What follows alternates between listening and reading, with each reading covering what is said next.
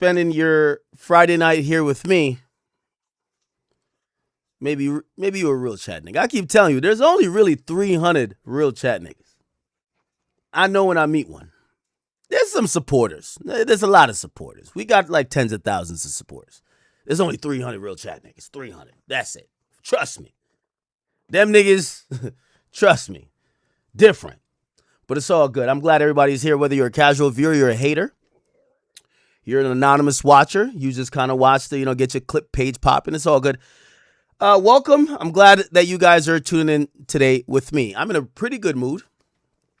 I see the Lebron news is going crazy. I had to pull out, we did y'all cop the Academics jersey? Yeah, we did it in the style of the 76ers. So apparently everybody's telling me the 76ers is winning. I'm about to put a bet. I ain't going to shout out no of these markets because they ain't paying me. Unlike some other people. But, LeBron ain't winning shit, bro. I hate to be the hater, bro. LeBron ain't winning shit, man. Embiid is going to, break his fucking leg in two. He ain't winning shit, bro. Let's give it a beat, bro. Let's keep it a beat. It's all good. Anyway, welcome. I see the Academy is online. Let's make sure that King Academics is online. We got a lot of things to get to. I have been attacked, chat. I have been attacked. Someone who I considered a friend, Brittany Renner, has launched a vicious attack on me. But you know what? We're gonna hold off with even calling the vicious attack. I thought, I gave some criticism of her latest stream. She's a streamer now. And she kind of really attacked me with a lot of ad hominems. She said I had to take a dick out my ass, and I don't know why women keep doing that. But I thought I was giving pretty much above board criticism. Nevertheless, you know what they say when they go low. Exactly. So we'll talk about that. There's a lot of other things going on. The David trial is heating up, people, and excuse me for saying trial. It's a preliminary hearing. If the preliminary hearing is this exciting, I guess why it's exciting, because we wondered for months, pretty much over a year, why the case was so slow. Why is it taking so long and all these other things? Hold on, my cameras should readjust again a bit. But now we're getting to figure out that, shit, the devil is in the details. And maybe the devil is David himself. We're getting to find out this guy was a sex fiend. We're going to do an update on it. Apparently, he was having sex with this young, 13 to 14-year-old girl 5 to 6 times a day. He was obsessed with the underage pussy. I think we could probably call this guy almost damn near a pedophile, right? Even though pedophilia technically is defined as the liking of prepubescent teens. But shit, I think at that point, 13, you're a pedophile. Anyway, he was clearly ejaculating in this young girl. Apparently, they had conversations talking about abortions. So there was a lot of fucking, a lot of abortions, and apparently the parents, I think his parents, may have already knew what was going on, and in terms of the fact that he was fucking her. Now, there's going to be a conversation about motive, and that's going to be really important to get to. So we're getting at the motive with the David and Celeste shit was, it looks like he was fucking her 5 times a day, probably not using a condom, nutting in her. 13 seems even too young to have birth control. Actually, 13 just seems too young for anything sexual, right? But anyway, it appears she might have got pregnant. And the motive here for this murder was maybe that she got pregnant, and they were talking about how she was either going to get rid of it, maybe conceal it from her parents that she's pregnant. We don't know. But this is now, we're into speculative land, but it's even more of a probable cause to say this guy did have some motive to possibly murder her, right? Maybe she wasn't agreeing. Looked like she was also threatened to, go to the cops and, kind of expose him as pretty much a predator and someone who was doing something illegal, which was having sex with her. And looks like for whatever reason, one fateful day, he invites her over and he fucking stabs her twice. I think here and here. And then the gruesome parts of this come out. Apparently he dismembered her with a chainsaw. You see, I mean, of course, I think just even off the fact that he's having sex with this young girl and killed her, I think most people are death penalty already. But the mere fact that this motherfucker would grab a chainsaw and try to mutilate her body in a kiddie pool, I just don't know if taxpayers should be paying for, a life imprisonment for him. Or for us to even, I think we got to send a message, man. You do some shit like that, And again, my only problem with the death penalty is that the death penalty seems a little bit too easy. Like we need like, it should be like a week-long event. Some good old torturing. They get fried by like some, the electric chair, not to a crisp, not to get burnt. You know what I mean? Just shake them up for a little bit every 5 hours. You know what I mean? And we do it till they die. You know what I mean? Like let's treat this like Yacht Week. Like let's treat this like Carabana. Let's treat this like spring break. Like we should be having a good time torturing a motherfucker like that. I say only a week. Anything after that's inhumane. But we torture him for a week. Maybe we chop off one of his legs or some shit. You know what I mean? We just kind of like fuck around with him a little bit. Get that finger out of here. We chop off his middle finger and just like tape it in front of a mirror. He got to look at himself, his own middle. We got to do something creative. But that's maybe the deranged mind of me. But this guy is pretty sick if he did these things. Anyway, we'll get to it. What else is going on in the ecosphere? Okay. Drizzy, after completing the Nocta Retreat?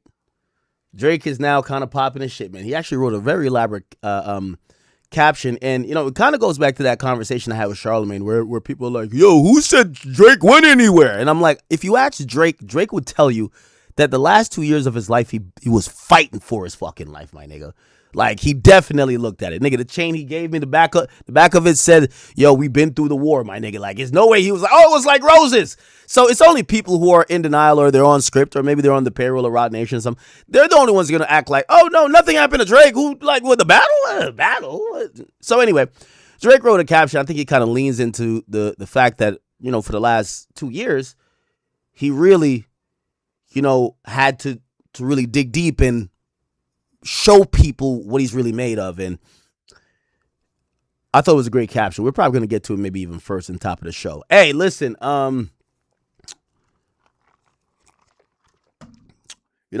and Daphne Joy was planning to go to Paris, but after I heard that Diddy done slapped Earth, Wind, and Fire, he slapped the saliva out of a goddamn inmate.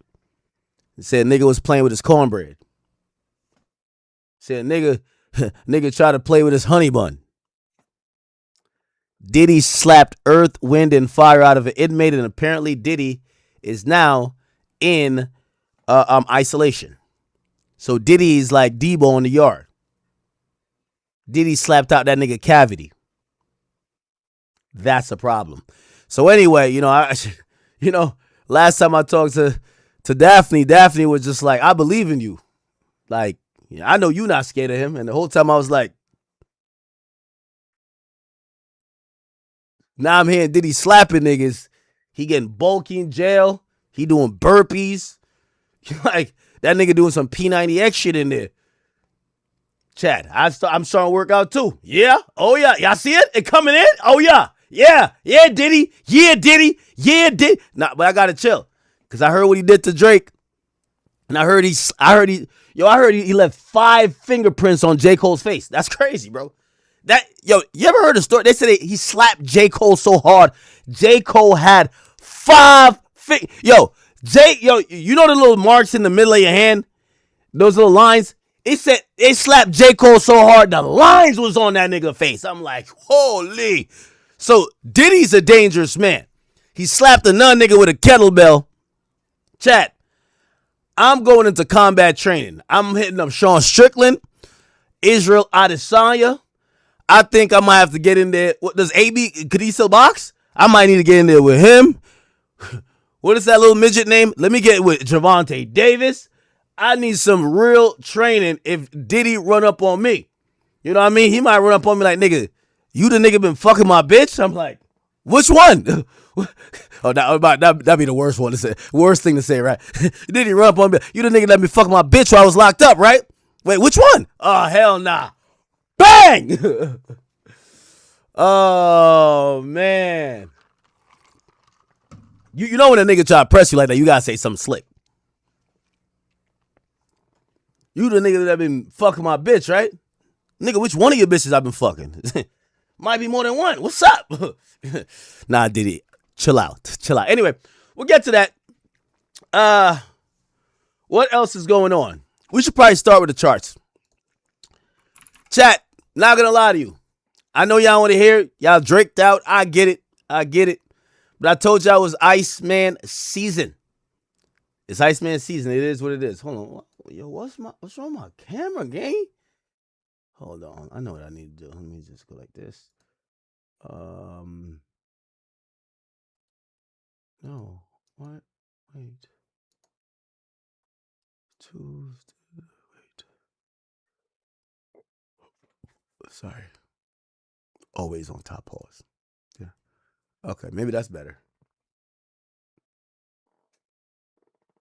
Yeah, I think the camera lags when I click off the screen, but now it's always on top. Okay, baby. I think I'm good now.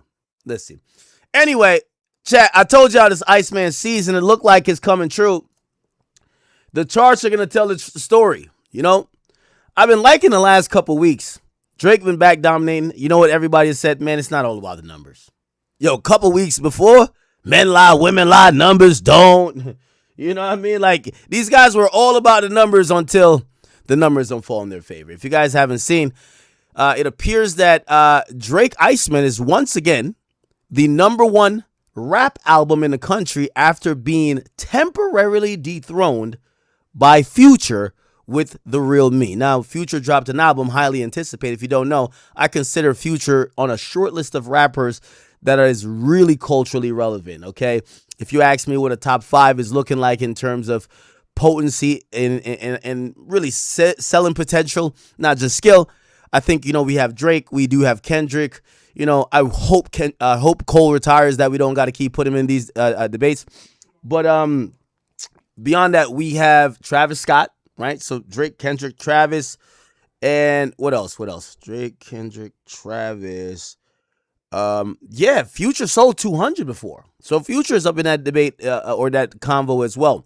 Now, y'all know how I deal with numbers. I'm pretty fair. I'm pretty, it's arbitrary. Like, there's not much subjectiveness to do. I mean, sometimes you could add a little bit of nuance. Like, for example, if an artist is dropping 30 albums like Youngboy, you could understand why he's not doing 200K every time. Like, he's kind of spamming a little bit. So, of course, the numbers are going to look different. But for the most part, for major artists who kind of drop 1 or 2 projects a year, we know what to expect from them. I've told y'all, you do over 100K, big dog. That's a big dog status. That's just what it is. I said that a couple years ago. I'm not going to lie to you. I think it's kind of hard for these artists to do 100K now, right? The numbers have kind of dwindled down a bit. Like, honestly, the big dog number might be 75K at this point. But we're going to keep it at 100K. Now, beyond 100K, once you get past 150 and potentially 200, we're talking about some really elite level. Obviously, if you don't know, Drake did about like 475, I believe, when he dropped his album, which was Iceman. And obviously, he dropped 2 other albums, but we're focused on the main one. Now, I say all that to say that Future, who definitely is a big dog in the game, he had the #1 album in the country last week with The Real Me, but after just 1 week, he's dropped all the way down to 7, and he's also dropped below Drake's Iceman, so he won't have the #1 rap album in the country for his second week. It'll actually go back to Drake. So Drake pretty much, his run of, since his album dropped, only 1 week he'll not have the #1 rap album because Future got it that week. Why do I say that? I say that because I want to show dominance, okay? We're July 24th. Iceman came out May 15th, okay? And from Iceman coming out on May 15th, it's almost 2.5 months since the album has came out. And not only is he still pushing 55K, right? He's still pushing 55K, I'll show you. Even Future's album on his second week compared to Drake over his 10th week, Drake is still outselling the guy on his second week. And Future is a big dog. He's one of those. So I do want to kind of highlight for the people who are interested in numbers and staying power, because I think, even though I'm going to keep mentioning with J. Cole, I think J. Cole could do us all a favor and just retire. But when J. Cole dropped his album, that shit was basically on a milk carton after the first week. All right, it came and went. We all know. Hold on. It came and went, but there was a real conversation about hip hop not sticking. Pause, and just not being able to be on the charts for a good amount of period. And I've told y'all this. This is not necessarily a Drake thing. This is me actually telling y'all what I think is missing with hip hop. I do marketing. I think I'm the best marketer out there, right? They give me the credit when the biggest albums sell good, and when niggas flopping or they fall off, they blame me for talking bad about them. So I really do think I'm the biggest marketer out there. The thing that Drake's album did that nobody else is doing, and I'm only giving out the secret sauce that other people could get out of this mindset that, oh, shit's not sticking. What Drake did is Drake did storytelling. And that's what everybody else ain't doing. If you just drop a body of art, yeah, it might have some hits, it might have a song here or there, but there's no storyline. There's no storyline from what you've been through in the last 18 months. Like, here's the thing. Future drops an album called The Real Me, and I don't even know kind of what it even means. Like, Future doesn't do interviews. He cut his hair. We don't know what it means. There's kind of like nothing. There's nothing of substance there. There's nothing that we could follow through beyond the music. So we listen to each song on an individual level to be like, is it hot or is it not? Like Iceman, we knew what it was. Iceman is basically, you went through the fucking ice age and you're coming out and now you got to go dominate. You've seen everybody go against you. Now it was a 20v1 and people are saying, fuck it. There's a whole storyline to that. What's missing from most artist album is that your life is covered from A to Z. People know what you're going through. People know what you're into. People know what people are saying about you. The music should reflect a honest and a storyline, like either ending or continuation or explanation of what you're going through. And that's when I think music sticks and music works. Okay? When you just drop songs, it's a drop in a bucket of do you have a hit song on it or not. And by the way, Future does have, I think, got that California Girls. I actually like that song. But I really do believe that if these artists are making albums that are just fly-by-night albums, it's just not going to last on the charts. It's going to come and go. Now, obviously, the one exception is like a J. Cole, right? Like, I'm going to be honest with you. J. Cole is the exception because everything I'm saying, J. Cole did the opposite of. He actually did what Drake did. He kind of rapped about his life and, whatever he's been through. Here's the problem with J. Cole, and that's what I'm going to tell you he's an exception. J. Cole rapped about the wrong thing. Nigga, we wanted to know why did you act like a bitch in the battle. That's all we wanted to know. He's telling us about why he got in the game. Like, he was doing some nostalgia album. Yeah, like this. Nobody gives a fuck about that right now. Right? So, like, obviously the Fall Off was meant to be the album that signified his, his progress to get here and also, potentially an exit of the game. Bro, it wasn't time for that. We had one big question for you. Why you acting like a bitch? That's all we had, bro. And you ain't answer that question. And, well, he tried to a little bit, but it didn't feel like the story that we were or are invested in with you was what you were addressing. You were giving us something else. Drake with Iceman gave us the next chapter of the story we're invested in.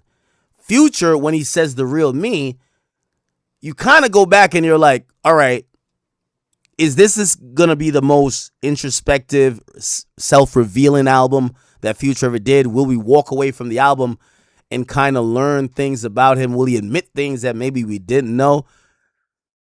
I'm not going to say he didn't try a bit, but it wasn't much commitment to it. At the end of the day, it was still this, go get this album. I got some hot songs.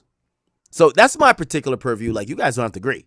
But I do believe that for music that's going to last, and this is why I think like artists like Rod Wave and, I'll just stick with Rod Wave for now.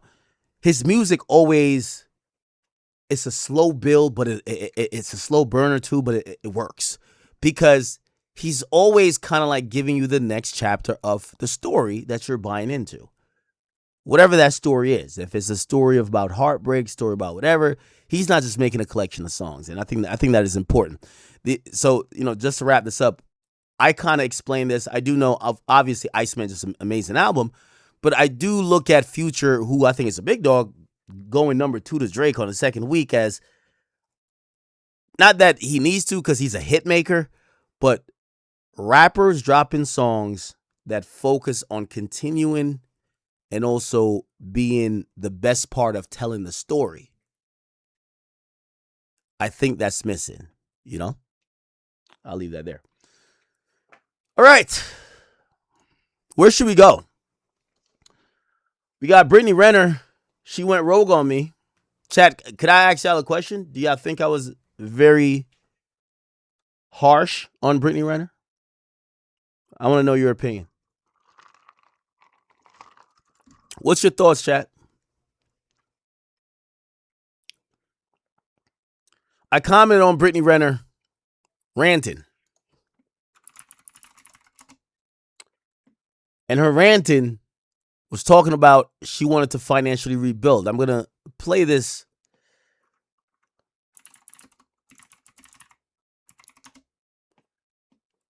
That you guys can see.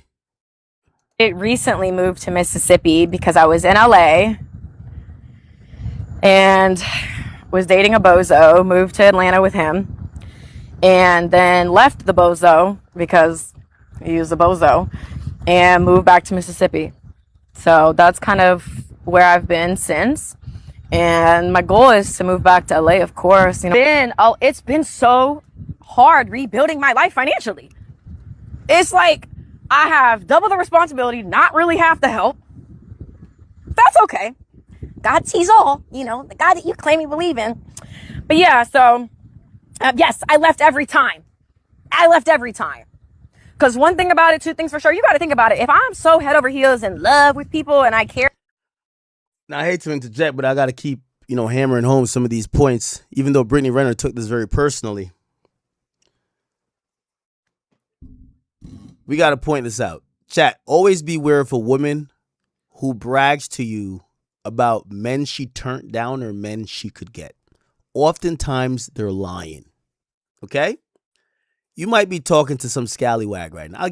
I'll make a real life situation. I know my guy. He's from Jersey, right? Won't mention his name, but I'll mention the situation. So recently, Drake had this Nocta party. He invited pretty much all the little baddies that's from Jersey and that's from New York.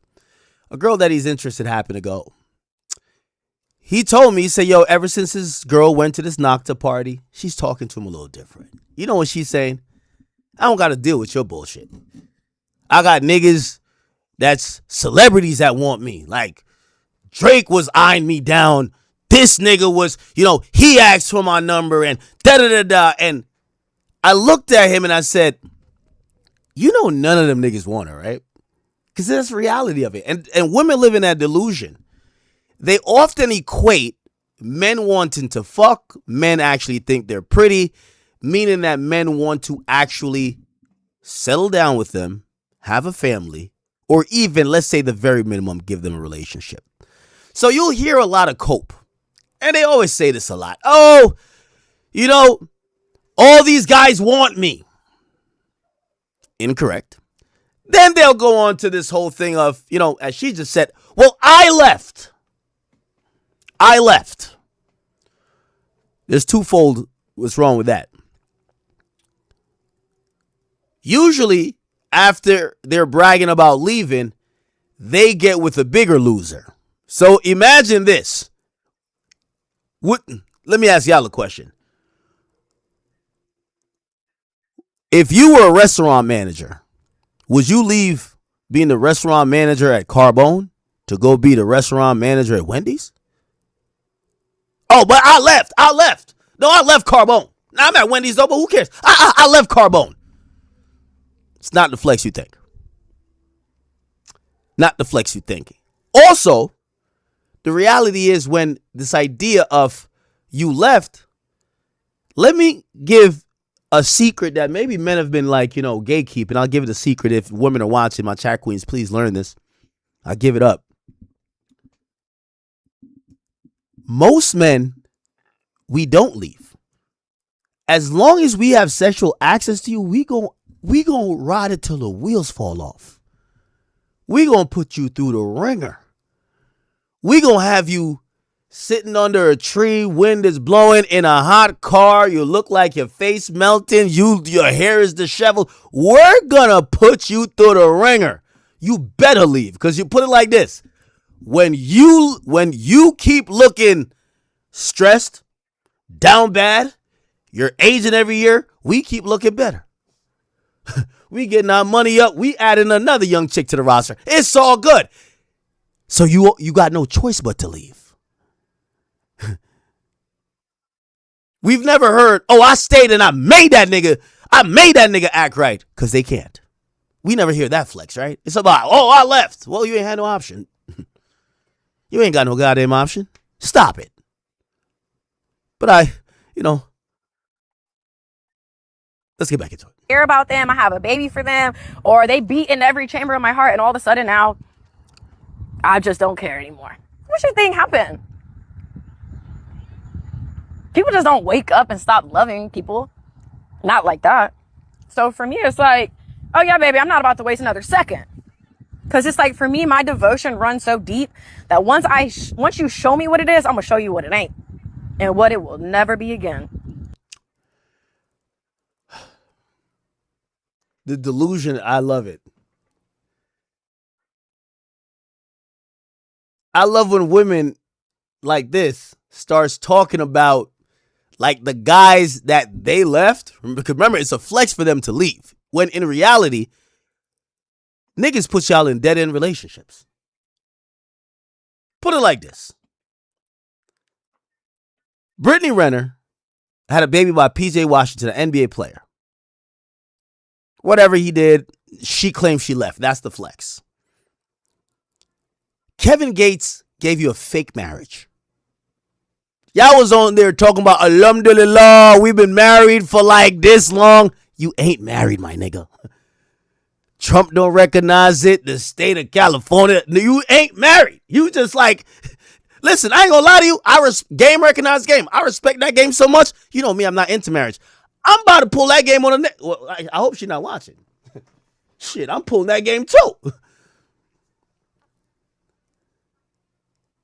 Brittany, you're gonna see her response, and I kind of like am assessing this video again. But I'm gonna show you her response to my first, and I thought I kept the kid gloves on, but it was emotional. It was upset. She's not upset at me. She's upset at the reality of what I'm saying. She's trying to rephrase things in a different way. No. I'm gonna take this. I'm gonna take the bow. I'm gonna take the sprinkles off of the bullshit. So yeah, I don't waste time. I don't care how public, like, even the last guy was. It's another false thing. I don't waste time. The last two dudes wasted your time. One has you convert to a religion and literally then called you his wife while he put no ring on your finger. You were just following him around like a shadow. The other nigga, because he saw what the last nigga did, he had you start reading Bibles with him. You over here reading the book of Job. You reading like you King Solomon. All of that. And when both got tired of you, ladies, take this from me. Sometimes you're a short-term situation for a nigga. When a nigga get tired of you, you gonna know. Nigga got tired of her. She's probably fun. But after a while, Kevin Gates is Muslim. He won't for them things.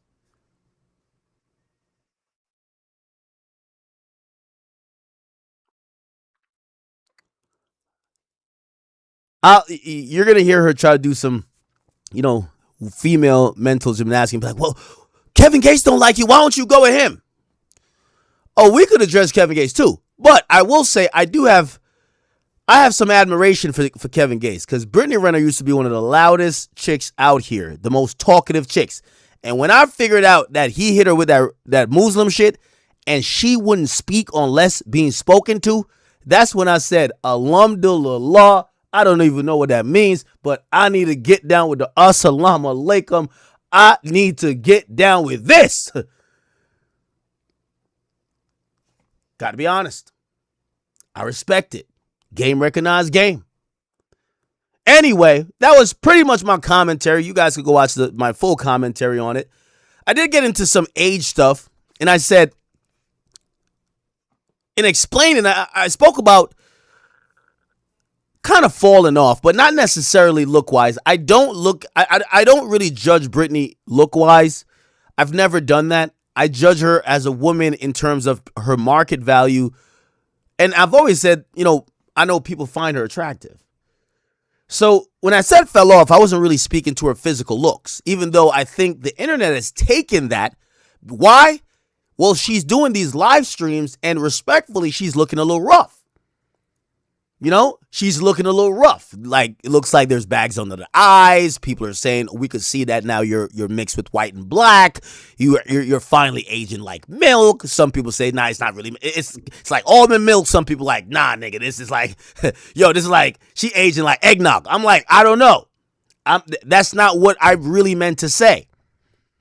I wasn't commenting on her physical appearance. Now, to be honest, and I'm going to get to the video where she calls me out, it does look, in my personal opinion, I'm still giving her a little bit of out here. I think, she's always embraced natural looks and stuff like that. I really think her look is more emblematic of, her being emotional rather than her being falling off to the bottom of the barrel and washed up. That wasn't my rhetoric, and even though she's attacked me, which we're going to get to, I'm not going to change my rhetoric. However, I think what she's probably realized is that the internet has taken that angle. Because I'll also show you where the internet, for the very first time, I've never seen this before. Usually anytime I just spit facts, me, I'm hitting with straight facts.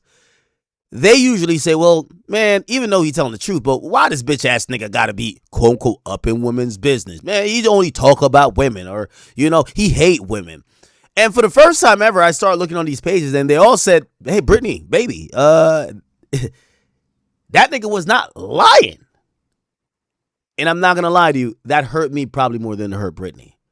Because I've never looked at Brittany as number one for her beauty more than anything else. When I tried to help her get a Spotify deal, and I sat in there with their executives, their head female executive, and I spoke on her behalf with my entertainment lawyer on the call and also my agent from UTA. I spoke highly of her while I'm in the building. I didn't speak because I think she is attractive. I spoke about her because I thought she could be a female me. I want to be very clear. I think her words, I'll never get along with her, and she knows that. I'm not into hoe culture. I get she's into some empowering shit, but some of that shit is hoe culture. That's not my thing. However, I always thought, unlike the Aries and like the Jada Waiters, like they talk ghetto, they are ghetto. There's something disgusting about them to me. Ew. I like women, or I think in this space that we're at, where at least, well, I don't know how the podcast space is now, but you need women who are eloquent, women who could express themselves, women who could articulate their thoughts, women who aren't on that period. Like, that's not podcasting, people. Someone that even if you disagree with them, like, I'll give an example. Nick Fuentes. I love watching him, not for exactly agreeing with the nigga. I think he's a great broadcaster. He knows how to put out his thoughts in a really well packaged manner. And being a broadcaster is not just having a point of view people like. It's being able to use this microphone and get your point across and be entertaining. You're doing 15 different things. I thought she, think about everybody else who does podcasting as women. They're either showing their tits, they can't talk, or they talking, period. Spend that shit. We don't want to hear that 15 times. Why do you think all these female hosts don't work on everybody's podcast? Because they don't have the intellectual ability. They can't articulate themselves. So anyway, that's why I went to bat for her. So I've never, I knew she could always, probably use her sex appeal a bit to like, get some attention. But what should be noticed here is that I never went to Brittany Renner and say, hey, Brittany, let me manage you for OnlyFans. I never said that. I never said, hey, Brittany, let's exploit your sexuality. I never said that. I said to Brittany, I think you're a great orator. You could be a great broadcaster. If we put you with a few other women's, y'all could have whatever. Even though I disagree with everything you say, that shit could make some bread. You get the female audience. I got the guys. Pause. Shit, you know what? The thought was, okay, you know what? Like, listen, let's bring you in. They're down to, Spotify down, do whatever business with me. Like, you'll kind of come in, we'll kind of do a network thing. We'll get you in the door. So that's what it was. And I want to just make it clear. So I don't want this conversation to go off the rails and anyone say that I'm now shaming her for her looks. That's the internet. Now I'm going to read some comments still. I ain't going to lie. But that's the internet. I've never looked at her and spoke about her looks. Let me tell you what I did speak about. This is objective, facts. When Brittany Renner was pretty much the hottest thing in social media for guys. How would I know? If I'm quote unquote not judging her like that, I would know because when I would post her or anytime she was seen posted on social media, you could see the enormous amount of engagement in men who are just saying this woman was attractive. That was about when she was like 26. It's 2026 now. In about 2017, 2018, that's after she's linked to and done whatever with Uzi. She's 26. Super attractive. If we look up her picture right now, Brittany Renner, she was fucking stunning.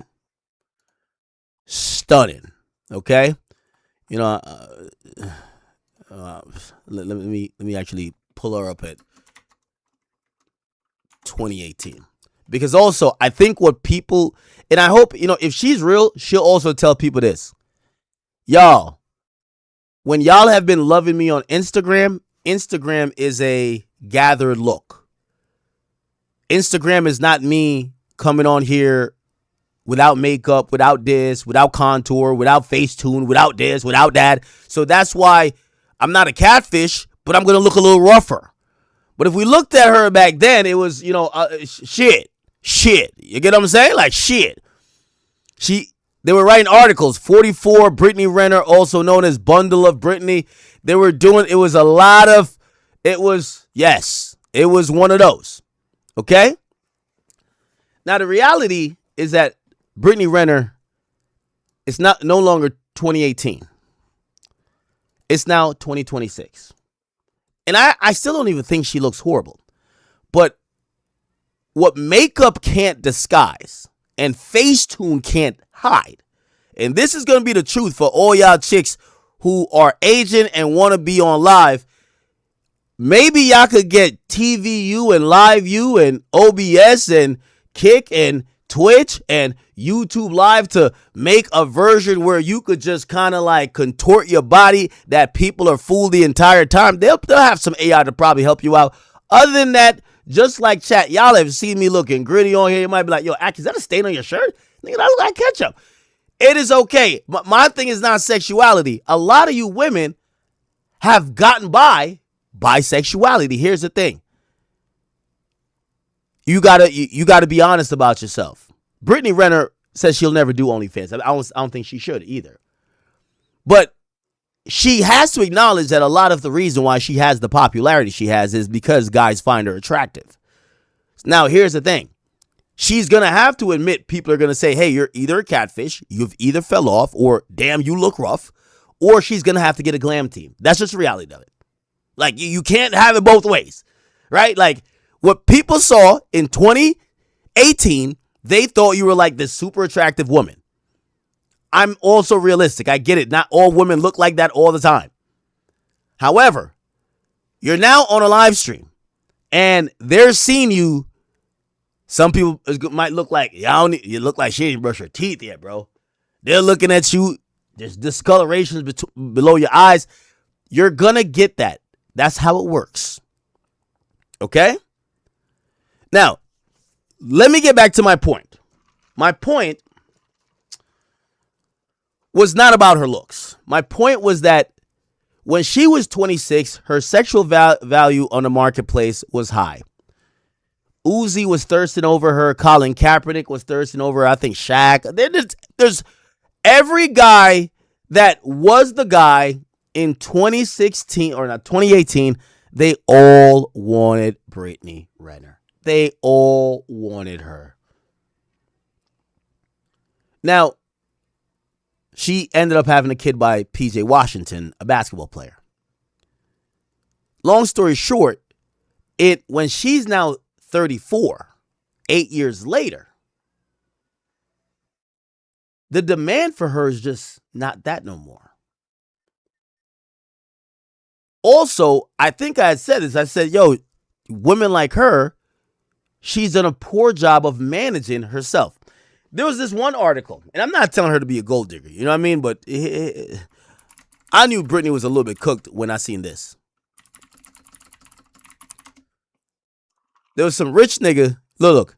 She said, look, Brittany Renner stated in her book. She wrote a book. This is what I'm saying. Brittany Renner, her problem is she never picked a side. She wrote a book about being a hoe. But in the book, you could tell, and this is why I said to her, she's a broken woman. She's looking for love. She is honestly looking for love. She wrote a whole book about her linking with Colin Kaepernick to fuck. And he made her pay for her own flight. This nigga done made $100 million. And he made you pay for your own flight. And here's the kicker. He made her pay for her own flights for him to test her true intentions. Here's the problem, and this is what I keep saying with Brittany Renner. Brittany Renner is the prototypical example of what y'all saw earlier with me on my gambling stream. Sometimes you just stay in a casino too long. If you stay in that casino too long, you lose all your money. It don't matter. Nobody will stay in that casino too long and gain more. She had the pick of the litter. The men of all men. Not necessarily saying these guys, but if you read her book, remember, she wrote a book about it. And this is like the hubris of a woman who's 26. She thinks she could air them out and still get more.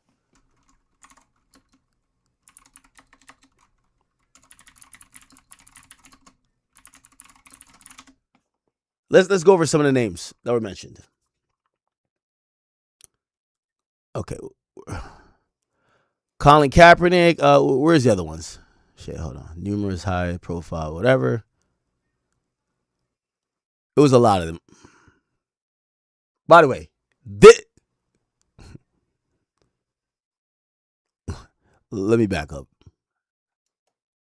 Chat, you see the thumbnail she's going with? By the way, blur it up, my nigga. Anyway. She was writing about being with the guys of the guys. And here's what I'm saying to y'all. When she was the it girl, she entertained them, she dismissed them. And that's what she wants to brag about now. Oh yeah, of course. He wanted me bad. But he wasn't I dismissed him. Here's the problem when I tell you, chat. And I know she can say, well, listen, I've never dated men for money. That's not even the point here. If you're at the casino and you have access to all the millionaires, short, tall, NBA player, rapper, soccer player, this other person, and 8 years afterwards, you're in your Kia with the AC off talking about you got to move to Mississippi to financially rebuild. Perhaps maybe you didn't do something right. That's all I was saying. And I was just saying that her at 34, there's less guys calling. And not only her at 34, there's less guys calling.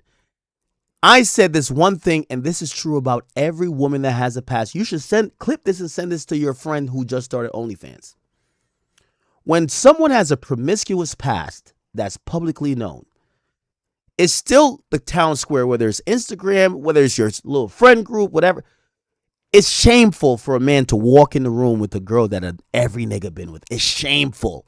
Even if a man is a straight cuck, he acts like it's cool. He knows it's shameful. This is biological. This is not just social, like, training. This is within our DNA, people. But there's coping. So you know what happens? And look at every single whore. And I don't mean to say it to really disrespect these women.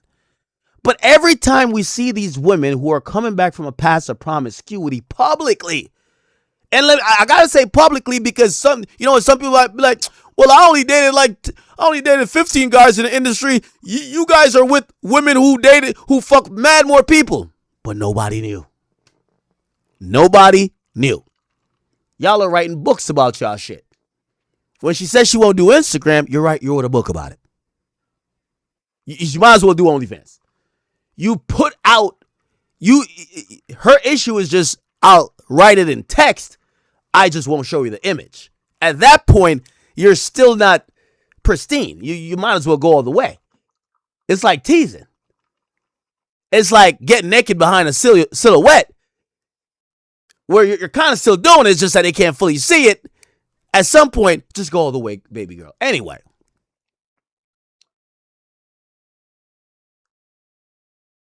Brittany, in her doing all this, okay? I see y'all in there. Anyway, with her doing all this, the pickings are slim. And what I was trying to say to her, and honestly, this wasn't a diss. This was actually me concerned for her because she looked stressed out. Brittany, I'm not even disrespecting you. You look stressed out in that car. You don't look like you're enjoying a great life. It wasn't about physically. It just looked like you look disheveled. It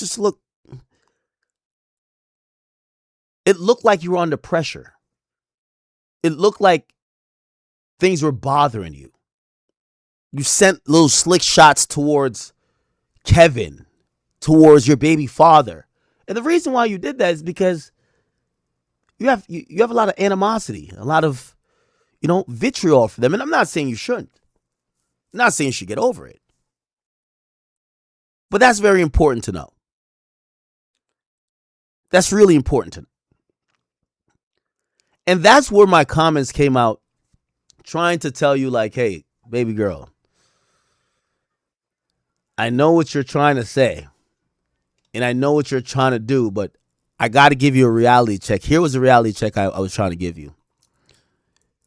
Brittany, you're on a carousel looking for love. You speak well. You seem educated to me. That's why I've liked you in a business podcaster sense. But to these guys, you're just a used up chick. I'm gonna keep it a beat with you. I'm speaking directly. They're never gonna tell you that. So you gonna act like I'm the one speaking out of term. Here's the sad part about it though, Brittany. The way you went off on me, I ain't wasted time. Have you making homemade hijabs, walking behind me like you was a fucking shadow. You couldn't talk, wasted just. The people who did that to you, they the ones that don't respect you. The nigga that came afterwards, that after you turned Muslim, he had to make sure he had the real power over you. He got you back going Christian. Y'all was reading Bible scriptures before y'all did podcasts. Y'all remember that? Those are the people who ain't respect you. But you don't talk about them niggas. No, I'm telling her the truth. Them niggas is wasting your time. They looked at you as used up. And this is why I said she's looking for love. Because a girl like Brittany, and by the way, I'm going to give another nigga, this is a cheat code for another nigga to go fuck on her for 8 months, waste her time for a year. All you got to do with a chick like Brittany is tell her that you're not like every other guy. No, I'm not like him. Well, your baby daddy, what? He cheat on you? You look so good, girl. I ain't gonna never cheat on you. What? All right, but before we get into this, I'm Hindu. I'm Hindu. You get jiggy with that? You can't even say no. This is what happens to all y'all promiscuous chicks. Every nigga who y'all try to take you serious after the first nigga done ruined y'all, he puts you through the ringer even more. Well, if Kevin Gates got you to do that, hey, listen, I need you to cut all your hair. You got to go bald. Now it's a religion. You did it for Kevin. Now you don't love me like you love Kevin. All right, bet. It's cool. You know what you do?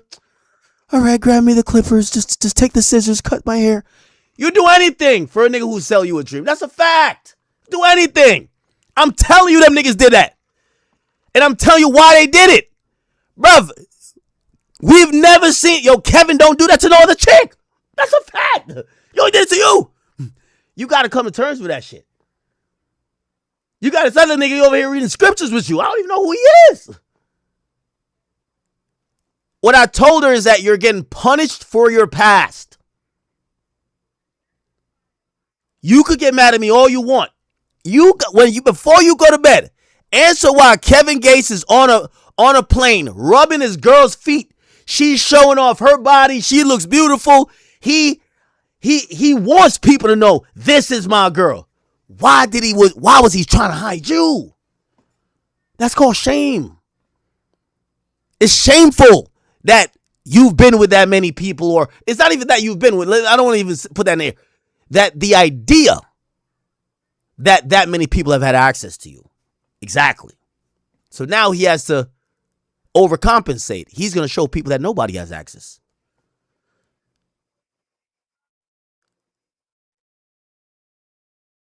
That's what's been happening in your life ever since PJ Washington and you writing his book. So that's what, I think that's just irrefutable. I don't think you should be beefing with me about that. If anything, I would love to have the conversation with you for you to tell me I'm wrong. Now, I kind of heard from some of the mad ramblings you had. You're like, no, well, the real reason, she's doing a lot of coping. Well, I didn't convert to being a Muslim because of Kevin Gates. Well, why ain't you Muslim now? Why weren't you wearing the garbs before? It's okay. A lot of people, also, I'm not perfect neither. A lot of people have done a lot of different things in the name of love. I'm not here to shame you. What I'm trying to tell you is that I understand looking for love, but in the way on how you're presenting yourself on this stream makes you seem bitter, angry. It makes you seem not in your best form, emotional. And I think people chalk all those things up to say, damn, this is what the proverbial wall looks like.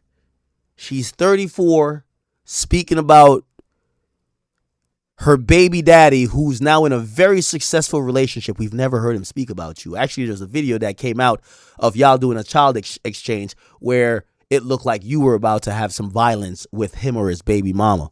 They have never spoken about you in turn. Now, I know y'all have a kid, so I get it. But it seems like you're the only one that's kind of on edge. But I get it. You're hurt. So anyway, without further ado, I'll get into what she said. She went on a long soliloquy. Let's see if we can find it.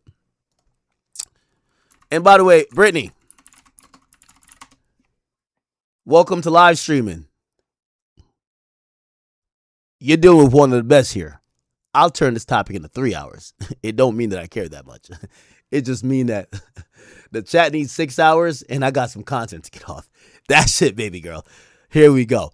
Okay, let's see if we could, I want to get to the car rant. That rant was very passionate. Here we go. Okay, alhamdulillah. Click! Y'all, Brittany Renner just... Wait, why can't I find... Wait, do I have to go on her...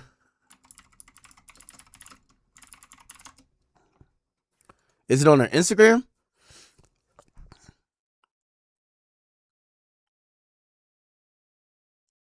I hope not. Okay. Brittany Renner. Is it her Twitch? Does she have a Twitch? No, she's on Kick. She's on Kick. Yeah. Let's see if we could find. I need to watch that rant. Like, you know. Oh, it's a car Q&A. Oh, it's this. Oh, wow. Oh, wow. Was it this? Or it was the other one?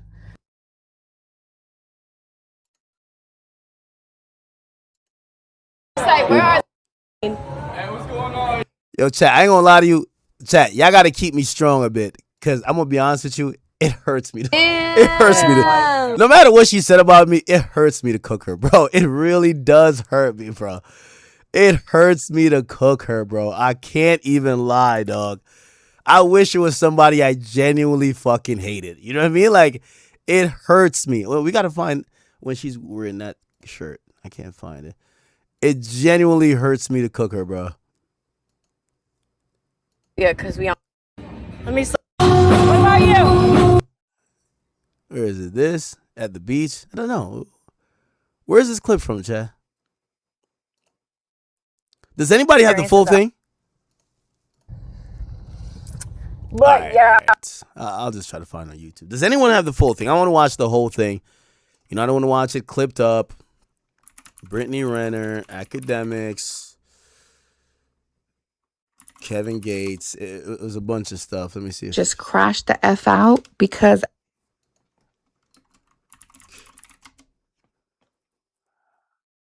Can we find the whole thing?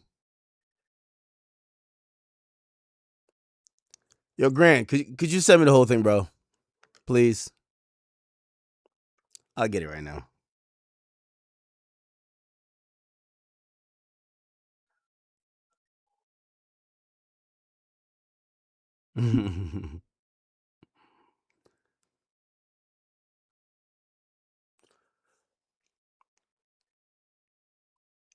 Grant.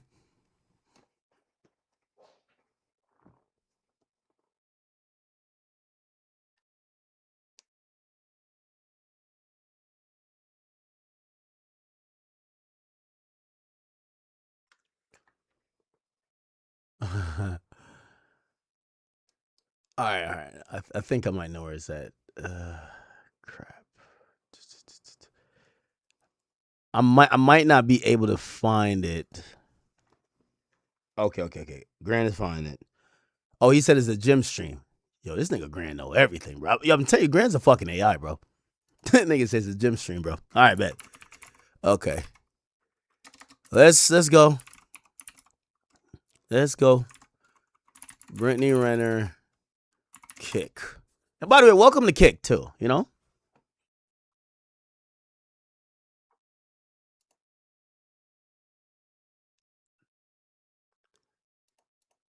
Is it this workout stream? Oh, it is. okay, leave me alone then, bitch. Leave me the fuck alone. Okay. All right. Wow. Let's go. Let's watch that. So, no. So every single time, any of these niggas, any single fucking person, Okay, let's go back a you little bit. combined. Oh, okay, let's go back again.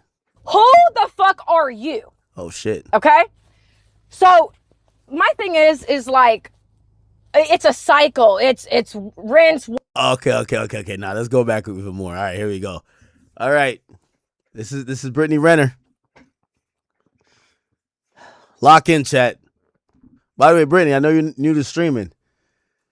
This is how you make a couple thousand just off just like watching somebody unhinged. I got you. I'm gonna teach you right now. But in my soul. All right, don't give me copy. All of these men with mics, none of them are happy, truly. None of your asshole. First thing. Oh, okay. Okay.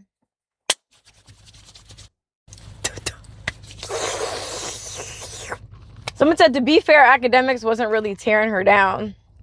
What? Okay. I did see the clips of academics, and I'm going to have to really not pay too much attention to the chat right now because I see you guys, but I got to stay focused. I get so distracted.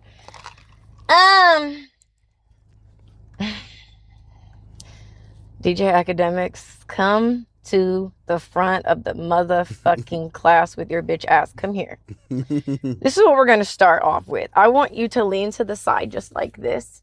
And I want you to pull Drake's dick out of your asshole. First things first. Turn on a light. Open a window, because I know it's dark in there. Okay? And get some water. Brittany, you might have to open that window. It look hot in there. I can see the moisture beneath your eyes. Like, you know when you start sweating and it start like coagulating right by your nose and your eyes? Listen, I know Iran is blocking the Strait of Hormuz. And I know oil prices is through the roof. But baby girl, you can still leave the car running in idle and have the goddamn AC going. Trust me. You could keep the AC on. Gas prices ain't that high. Yo, PJ Washington, bro, you gotta up the child support, bro. Water, because I remember you told me you've been drinking every day since college. I don't know why nobody's talked about your alcoholism, but I don't know why you do that. I think it'd be a great time to talk about it.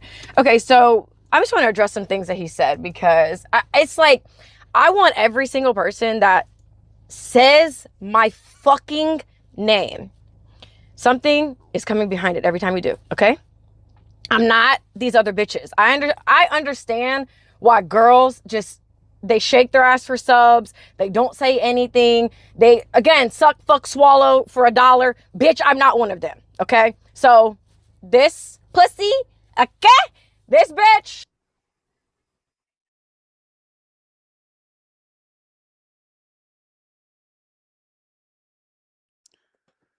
I hate this for you, Brittany. I hate this for you.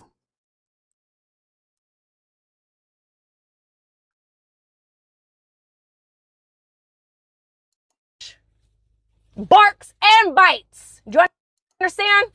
So what I really don't understand in general when people talk about me is, let's go back to what Academic said. So Academic said that I wanted the perfect relationship and that I should have stayed with my cheating, lying ass baby daddy who literally did nothing but lie and cheat the entire relationship. I guarantee if Brittany really tells the truth, maybe he was the worst offender, but every nigga she been with cheated on her and lied. I'm here to tell you guys, all of these men with mics, none of them are happy, truly. None of them are in successful relationships, but yet they got all the answers in none of them. And sit around with fucking mics that look like dicks close to their mouths and just run their mouth about certain people. Academics, you're the same nigga that was literally dick fucking riding Daphne Joy, who would not even let you smell her fart air if you paid her. But you want to comment on you're a broken girl that's just searching for love? I think y'all know the Daphne Joy thing, but okay. We'll you know, I'm not going to torpedo what I got going on. Anyway, I'll say this, though, in relation to Daphne Joy. You see, Daphne Joy, and this is the difference between her and Brittany Renner. Yo, Brittany Renner, baby girl. You see, just like how Daphne Joy had billionaire after billionaire, yeah, her ass for a second took her ass on that stand, but afterwards, you know what she came back and did? Chest out, chin up. You gonna have to carry this shit.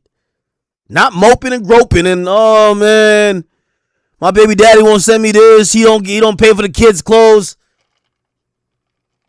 At the end of the day, you know what she realized she had to go do? Pop that pussy for a real goon. You don't see her on you don't see her page? She not making excuses. You over here making excuses. She not making no excuses. That's what I can respect about her. She a rugged bitch. She a real one. She not making excuses. You know what she done been through and did? You heard them stories. You ain't even did shit like that. Now, I'm not here to defend her. In reality, I'm just trying to tell you that, yo, she not making excuses. You looking kind of broke down and you're making excuses talking about what another nigga ain't did. And also, you talking about I got to financially rebuild. She ain't doing that. She ain't doing that. That's the difference. You see, when y'all bitches pick, and let me not use the B word because you know I do respect you. But when y'all chicks pick that whole life, man, we don't got no sympathy for y'all, man. Man, you done fucked 10 millionaires, 20 millionaires. Like, you want us to have some sympathy for you that you financially rebuilding? You ain't get one of them niggas to take you serious? You ain't get one of them niggas to at least put a ring on it? You ain't get one of them niggas to actually trick on you? You trying to tell me that all of these chicks out here, and you're one of the most privileged ones. You used to be the apple of everybody's eye, and you 34 in a hot car, and you not smoking. You in a hot car. You ain't stealing. It's just hot, nigga. And all the millionaires and billionaires and celebrities that you done fucked, all you got to show for this shit is a kick channel, my nigga. And talking about you moving a... I gotta be honest with you. I'm not telling you to make no OnlyFans. But if you gonna give advice to these young bitches out here who look up to you because there's mad young bitches, they want to fuck celebrities and third, that's some loser shit, man. If you done spent all... Listen, put it like this. Here's the difference between me and you, Brittany. And by the way, there's mad differences. But like, let me not use you because I don't want to shit on you like that. But shit, it gonna end up sounding like I'm shitting on you. The difference is I'm not moving nowhere for no bitch. A bitch move for me. I'm not relying on a bitch for money. A bitch rely on me for money. It looked like you were just the fucking pawn running behind dick after dick. And here's the thing. That's my only problem with you. You left the dick with the biggest bag. You're saying you're moving to LA for a bozo. You're moving over here for this other bozo. Now you're going there.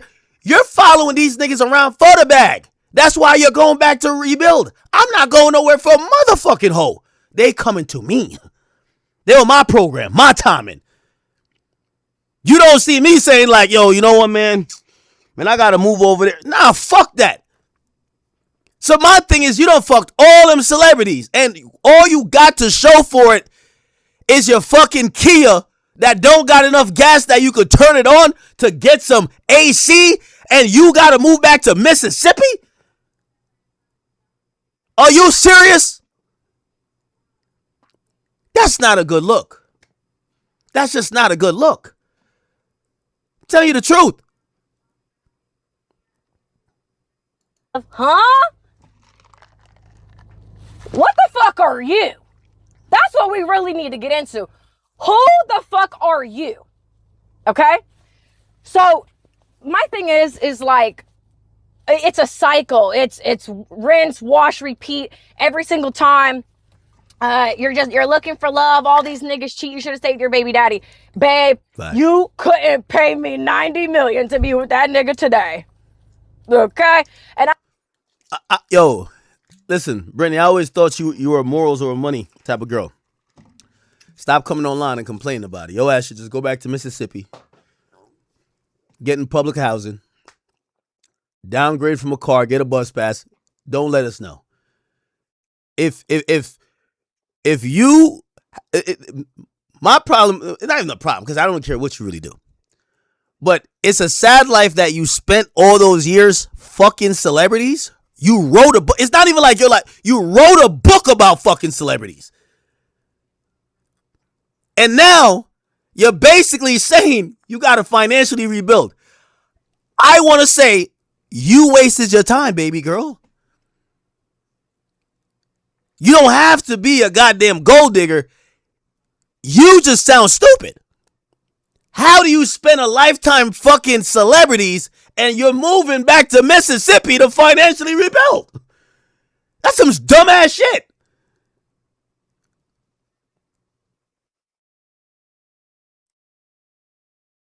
I understand a lot of people, it's really easy. It's like low-hanging fruit to say, oh, she's just a bitter baby mama. Babe, how am I bitter when I left that situation?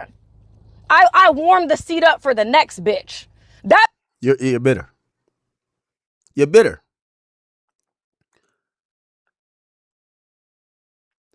I'm going to tell you why you're bitter. We could go back to that video. We're going to pull it up. The video where y'all are exchanging y'all child and you go to confront him. You understand what you signed up for. You should go deal with that in court. The bitter baby mama trying to start an argument. This nigga in the NBA, he ain't trying to have no fucking argument with you, nigga. He ain't trying to lose his bag over you, nigga. He got to go buy another Rolls Royce for his new bitch, nigga. He ain't trying to have no argument with you. You over here, you crashing out and mad emotional, you and your mom pushing up on him. Bruv, that's a bitter baby mom's. Whatever issue you got with that man, go get a court mediator from family court, bring his ass to court. Y'all ain't see the video? Y'all ain't see the video? I don't even gotta say, bro, this is bitter. PJ Washington and his wife there. Here we go.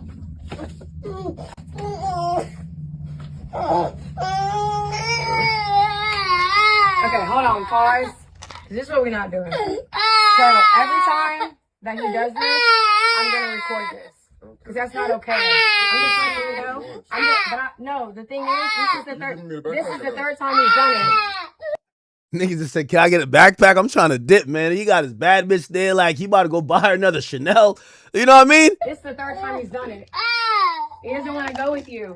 So actually show up. Actually show up and do something then with him. Because he does this every time. No, it's not. No, it's not. It ain't because anybody babies him. You gonna give him his bag and stuff? That's terrible. 3 weeks in a row.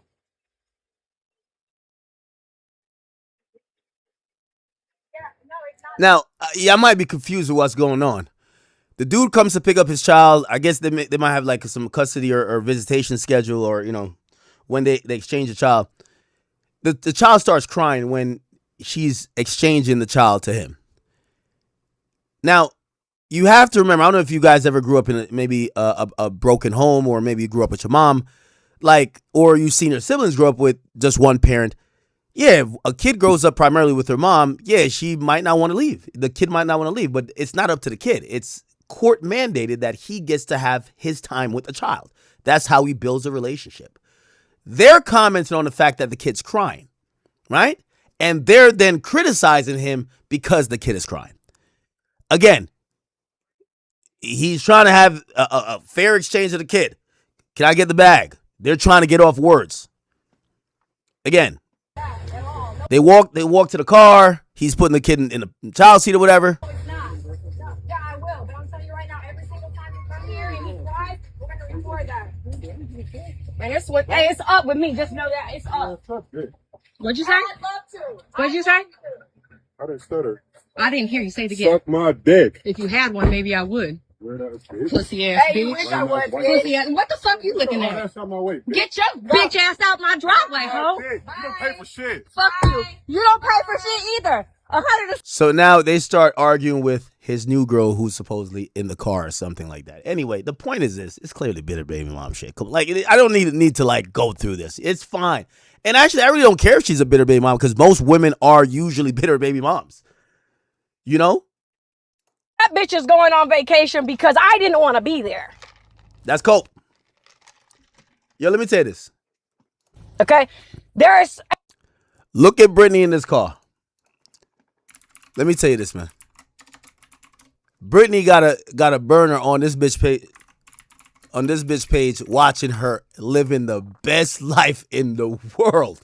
This chick right here, like, this is PJ's girl right now. She's living the life. Yo, does that even sound right? I didn't want to have that life. I didn't want to go on vacations. I didn't want the Rolls Royces. I left it that she could have it. Nigga, who you fooling? And to address academics, you saying that I fell off.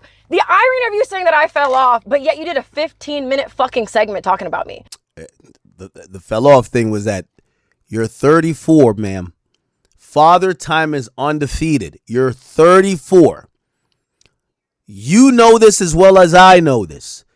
I do think you're intelligent. I think you're well spoken. I think those are attractive qualities of women. But primarily, the number one thing that men look for with women is physical attractiveness. And you at 26 can't hold a candle to you at 34. Also, we don't even have to just compare your looks from then till now. I think the marketplace dictates it. When you were 26, the entire internet would post about you, how beautiful you were. You were Ruby Rose before Ruby Rose.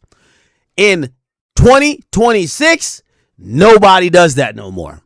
They post about you as the 34-year-old woman who is now a mature, not video vixen, but a mature adult. That's just the facts.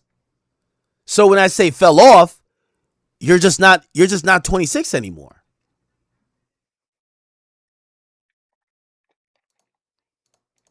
And let's be really clear. This is a pattern that you do. You're so quick to talk about my relationship with Kevin. That nigga said the reason you do all these segments about me is because you're secretly in love with me. Are you going to address him? I'll address him and you in one. First of all, I address all the niggas. So you got to do your research on me. I think I'm probably like about 20-1 on men. I'm not seeing eye to eye with pause versus women, at least currently. But let me just say this to you and Kevin. I can't do nothing but salute him and shit. You know why I can't do nothing but salute him? And if there was something bad to say, I don't give a fuck what Kevin Gates says about me. The fuck you think Kevin Gates? Nigga, you think Kevin Gates like does something that makes Kevin Gates validation does nothing for me. Nothing. So if that's what you want to hear me say, nigga, fuck Kevin Gates' opinion. What the fuck does that do for me? Here's the thing. Kevin Gates is telling you the same way Diddy was telling Young Miami when I was calling her a side chick. He's going to tell you whatever the fuck he needs to tell you because you're a stupid ass chick. Nah, act just hating. Nah, he probably just like you. Of course. I was calling out with the whole internet scene. Brittany, what the fuck are you doing? You're dressed from head to toe looking like you're in Saudi Arabia. Are you fucking dumb? You were the chick that out of everybody in the female sphere, you look decent, right? But you kind of were the person who could articulate feminism. You know why Kevin Gates basically got the win? Because he took the top feminists who would love to say, you were on a podcast with me and Myron Gaines talking about how women should be able to do what they want, fuck who they want, and you were trying to eloquently put it down, and you got with a nigga, and that nigga basically made you bow down and kiss the ring. Shut the fuck up. All that loud talking you was doing, I could show the video. You were walking around behind that nigga, nothing to say. I can't do nothing but respect that shit. Because he broke you. That's how he should do it. Every time I see a chick that, she thinks she's like big bad or whatever, and I see a nigga humble her, I can't do nothing but respect it. That's what he did. So, of course, when your stupid ass is getting game ran on you, nigga, you got game ran on you, nigga. That's game that got ran on you, nigga. So you're getting game ran on you, and now you're probably like, yo, Academics said, of course, you know what he's supposed to say in the crib? Nigga, fuck Academics. Fuck that nigga. He put you down with the Muslim game, nigga. Anybody who's telling my bitch different to protest, to not walk in the hijab when it's 115 degrees out, fuck that nigga. So why you think I'm mad at Kevin? He got his bitch under control. You know what? The only time, remember I told you, I talked to Diddy when he was in jail. Diddy was like, I ain't got no problem with you. The first time Diddy ever reached out to me, you know why he reached out to me? Diddy's like, he basically was just like, yo, that's why he started saying, remember I said, Young Miami was a side chick. That nigga said, no, that's my shorty wop. He couldn't even make up a proper name. You know why? Young Miami was on his line probably trying to slow up the pussy like, yo, am I your side chick or am I your girl? You know one of them ones. You know what Diddy probably said? Nigga, fuck Academics. Because you know what she gonna say? Yo, that nigga Academics keeps saying I'm your side. Nigga, fuck Academics. Of course, nigga, like, bro, y'all chicks is, yo, Brittany, you getting gamed like the next dumb bitch. That's my problem with you. You seem too smart to get gamed by every nigga. Like, the simplest game runs on you. You're getting game, nigga. Everybody on the internet. That's why nobody's feeling bad for you. You got game to be Muslim, nigga. How that, yo, I don't know what he told you. What impurities, imperfections that he told you got to get down with this and wear that. But it worked, and I got to respect it. That's some gangster shit. That's some gorilla shit. I like that. But it worked. So now she's trying to like do the, oh, well, Kevin said he never fucked with you. Bruv, if a nigga telling my bitch who's I got full control over her, that, hey, maybe you shouldn't be leaning in all the way like you are. Like, again, I'm telling you, every nigga is punishing you because there's a thought of you being a whore. So every nigga is punishing you. Every time when you probably had private conversations trying to be like, yo, you know what this one podcaster said? Or you know what Axe said? You know what he's going to say? Man, stop telling me about that bitch ass nigga Academics, man. I don't fuck with that nigga like that, man. That nigga, you ever see Academics with a bitch? Yo, man, put that hijab on. Yeah. And put that other shit on. Yeah. Alhamdulillah, nigga. Like, let's get it. Let's go. And shut up when I get on the red carpet. Shut up. That's what happened. Y'all niggas gotta keep it a bean. I'm only giving facts. Y'all can hate me for a lot of things, but don't hate me for telling the truth. Or you just address women. You don't address these niggas for real because they're gonna do you something. Okay? So you don't know these niggas. You do not know what they think about you. Okay? You literally, the thing about it, Academics, is that we were supposed to do business together at one point in time. I had recently hit you about me and Selena maybe doing a pod or doing something together. So it's like you did not give me the common courtesy of calling me. Yeah. But Brittany, I wasn't, listen, you talking about your situations publicly. I don't think that, I'll say this. I probably should have called you, but I didn't know you were this sensitive about it. You're speaking about these things. You're speaking about it in kind of a matter-of-fact way where you don't seem to give a fuck. So, of course, if I'm speaking about people calling me fat, and then somebody say, I know this person, and he get online and be like, yeah, I is fat. I can't get mad and be like, bro, why you ain't call me before you say that? Be like, yo, bro, you're also speaking about it. Like, it's not like these things you're not speaking about. I commented on you talking about your previous relationship, you admitting that you were with a bozo and you claim you followed him to LA, but you could no longer afford it, so you're moving back to Mississippi.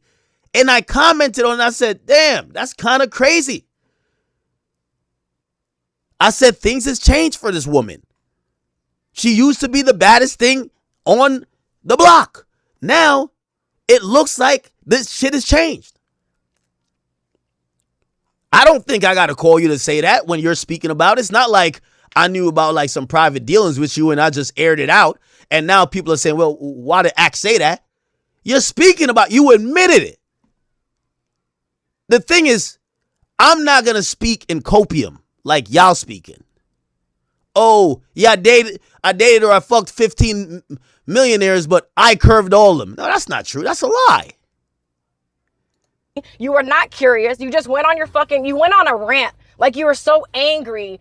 Like, you gave this nigga clout. You did this. This guy fucked you all kinds of ways because you want to fuck me. You love me, Academics, and you've been in love with me for a long time. Brittany's delusional. I ain't gonna lie to you. Yo, Brittany, I'm gonna keep it a beat with you.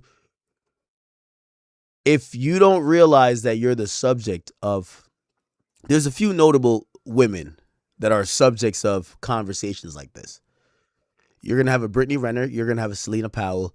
You're gonna have an Ari. You're gonna have like me and you think Ari thinks I want to fuck her? Like, fuck no, my nigga. Like, nigga, I don't fuck with Ari. Nigga, the fuck? Brittany is one of those women when she, and I'm actually surprised that she even uses this angle because I think she's a little bit smarter and could articulate herself better to use a cop-out. That's when women, when you're arguing with a woman, she calls you gay or she just says something that's just kind of irrational and it's a non sequitur. It's nothing that adds on to the conversation. It's to kind of take you off your point. Oh, no, you're saying this. Like, if I said what I really felt, Brittany would get hurt. Brittany, I wanted to fuck the 23-year-old version of you, not the 34-year-old like Melton version of you. Like, come on, like you don't want me to say that though, right? So, bruv, chill out, like nigga, like, bruv, I ain't gonna lie, I don't even date 34-year-old bitches, straight up, like I'll keep it a bean with you, nigga. I don't date bitches with 34. Facts, nigga. So if that's what you want me to say, I say that, nigga. But like, I'm not trying to hurt you because it really was never like that. That's not what I'm trying to get into. But like to keep it a bean with you. A bitch who 34, like, that's not really my type of speed. Like, in reality, don't get that Daphne George shit fucked up. Come on now. Come on.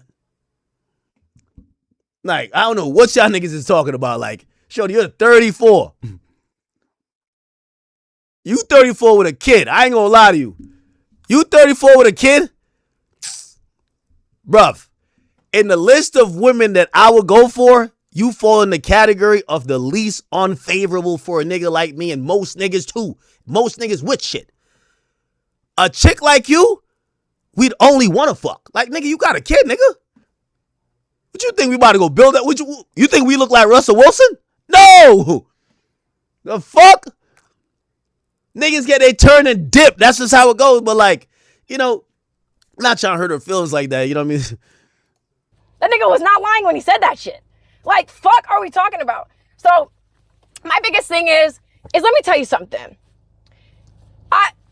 If Ruby Rose say I want to fuck, I'm like, I ain't gonna say I kind of like I'm desperate to fuck, but I'll fuck the shit out of Ruby Rose. I ain't gonna cap with you. She still look good. But when Ruby Rose hit like 32, nigga, I'm gonna say the same shit to her too, nigga. The fuck? That's how it goes. I have had social media in a leg lock since I was 20 years old, babe. Yo, I'm glad she said that.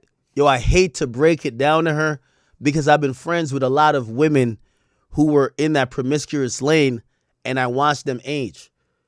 You see, when you telling stories about when you were 20, that's 14 years ago, shorty. Like, I got to really break this down. You telling stories about 14 years ago, you had it in a leg lock. You auntie now. You auntie. It's fine. Ain't nothing wrong with it. Like, you the chick that niggas will still crack to be like, yo, I still hit Brittany Renner, but it's like, you're not the person who, when you drop a pic, you shut down social media, nigga. Like, it's not that. That's one of the things I think these women, they can't divorce from the sexual attention they used to demand. Like, again, I really wasn't talking about necessarily her looks, but I think Brittany actually thinks that people are still on her like she was 20. No, that market that really are tuned into you has decreased. And it won't get up off me. Sir, it just... Right, that's delusion. I'm glad she said that. That's delusion. That's delusion. She said, I had social media in a leg lock at 20. She's 34 now. She still thinks she has in a leg lock. No, you don't. It has no choice. It can't box me no matter how hard people try. I think it's so funny to me. Hold on. When people are like, you don't address these niggas. Hold on. Chat, I want to show y'all delusion. Brittany Renner been lying to herself, telling herself that she still has the same sexual appeal from when she's 20 and she's now 34. That's bad work, people. For real, because they're going to do you something. Okay? So you don't know these niggas. You do not know what they think about you. Okay? You literally... the thing about it, academics, is that we were supposed to do business together at one point in time. I had recently hit you about me and Selena maybe doing a pod or doing something together. So it's like you did not give me the common courtesy of calling me. You were not curious. You just went on you went on a rant. Like you were so angry. Like, you gave this nigga clout. You did this. This guy fucked you all kinds of ways because you want to fuck me. You love me, academics, and you've been in love with me for a long time. That nigga was not lying when he said that shit. Like, fuck are we talking about? So, my biggest thing is let me tell you something. I have had social media in a leg lock since I was 20 years old, babe. And it won't get up off me. Somebody got to tell her it's over. The shit's over. The shit is over. Sir, it has no choice. It can't box me no matter how hard people try. I think it's so funny to me when people are like, you fell off, you're still fucking talking about me. You do segments about me on a regular basis, and the page... Hey, let me tell you this. Brittany, you know this about the entertainment industry. We talk about you on the way up, talk about you in at the top, but we're going to talk a lot of shit about you when you are falling all the way down. And right now, people have never seen you like this. They're looking at this and they're like, damn, this is who we used to be rubbing it out to. Pause. Damn, she looking rough. Damn, down bad. Damn. People are going to watch. It doesn't mean that they're entertained, but they might not be attracted anymore. Literally clips my stuff from my stream and you post it on your Academics TV page for money. So which one is it?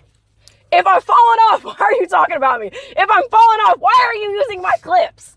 Like, dude, come on. Irony is spectacular. Fuck are you talking about? But you, nigga, at 34 today, I'm telling you right now. This is cold, bro. Like, I feel so bad, bro. Your best bitch on her best day is not seeing me, Academics. You have never fucked with the bitch as bad as me. You just haven't. Well, yo, Brittany, you 34 with a kid, bro. I'm going to keep it a being with you. I'm choosing a 23-year-old over you every fucking day. Yo, Brittany, I just want to tell you that, and I hope y'all clip this. Brittany, you're 34 with a kid that's crying in a hot-ass car on the way down to Mississippi. I'm going to pick a 23-year-old every fucking day over you. I hope you know that. In your soul, you know that. That's why you're 34. Next year, you're 35. The year after, you're 36. Everybody's aging. But I'm going to tell you this. Me and most niggas like me, we going to pick a 23-year-old over your ass every fucking day. You know why? I'll give you some reasons why. Number one, you have a kid. We ain't trying to play stepdaddy. We don't do that. Second of all, your nigga before the last nigga had you in a Muslim garb. You couldn't even see your fucking wrist. You know how much trauma that causes?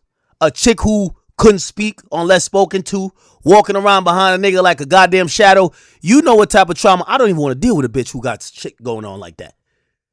That sounds like a bitch who got broken. I don't want that. You know what I've learned in my 30 plus years on earth? You inherit the last nigga's trauma that he impart on the bitch you got now. If he used to do some shit, you inherit it with her. And when I watch you, it's a bunch of trauma. I don't want that. So give me the 23-year-old chick. I'm sorry to tell you, shorty. She 23, she 24. I like that. I don't want the one at 34. I don't want the one with the one kid who's still talking about her baby daddy. Yeah, my baby daddy, he ain't buy school supplies for our kids, but he keep buying Birkins for his girlfriend, and he left me in this hot ass car, and I could have had him, but I really left. I'm going back to me. I don't want that chick. Listen, you could have cried in the Rolls Royce, you in the hot car. We're good.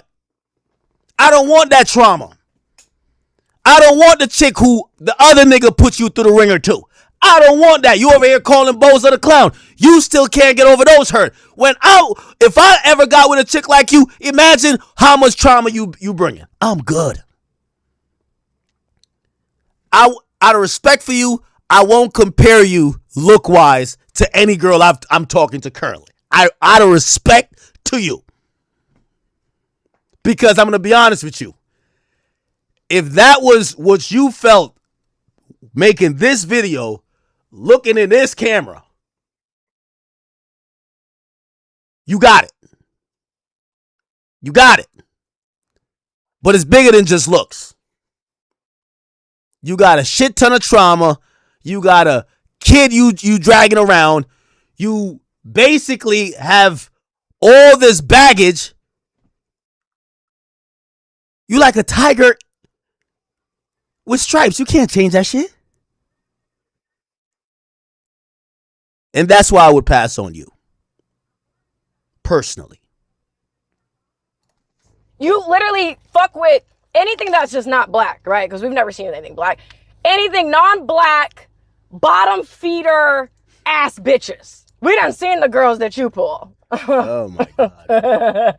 So, and right now, at 34, babe, I'm out doing everything about you. Like, let me tell you something. I'm outside of a gym right now, which is where you should be. Because that Ozempic is not a long-term solution. Okay? I know. Oh my God. Just letting you know. So what I find really, like, why I feel so passionate about this topic is because these red pill idiots have no real solution. They have no real feedback that would progress humanity, society, culture forward. Their game is the shame game. That's all they want to do is shame women into oblivion. Babe, I don't give a fuck who it is. Do you understand? I'm a lover and a leaver. I'm not your mammy, bitch. I know your mother stayed and dealt with your cheating ass fucking daddy because your dad sat up there and said, ain't nobody gonna be with someone who has a kid. I don't believe that. I never have.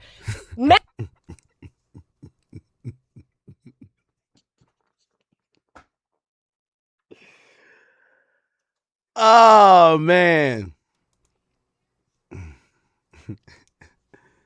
Nah, chat, this is good. This is good. This is good. This is good, chat. This is good. Hold on, give me 1 second.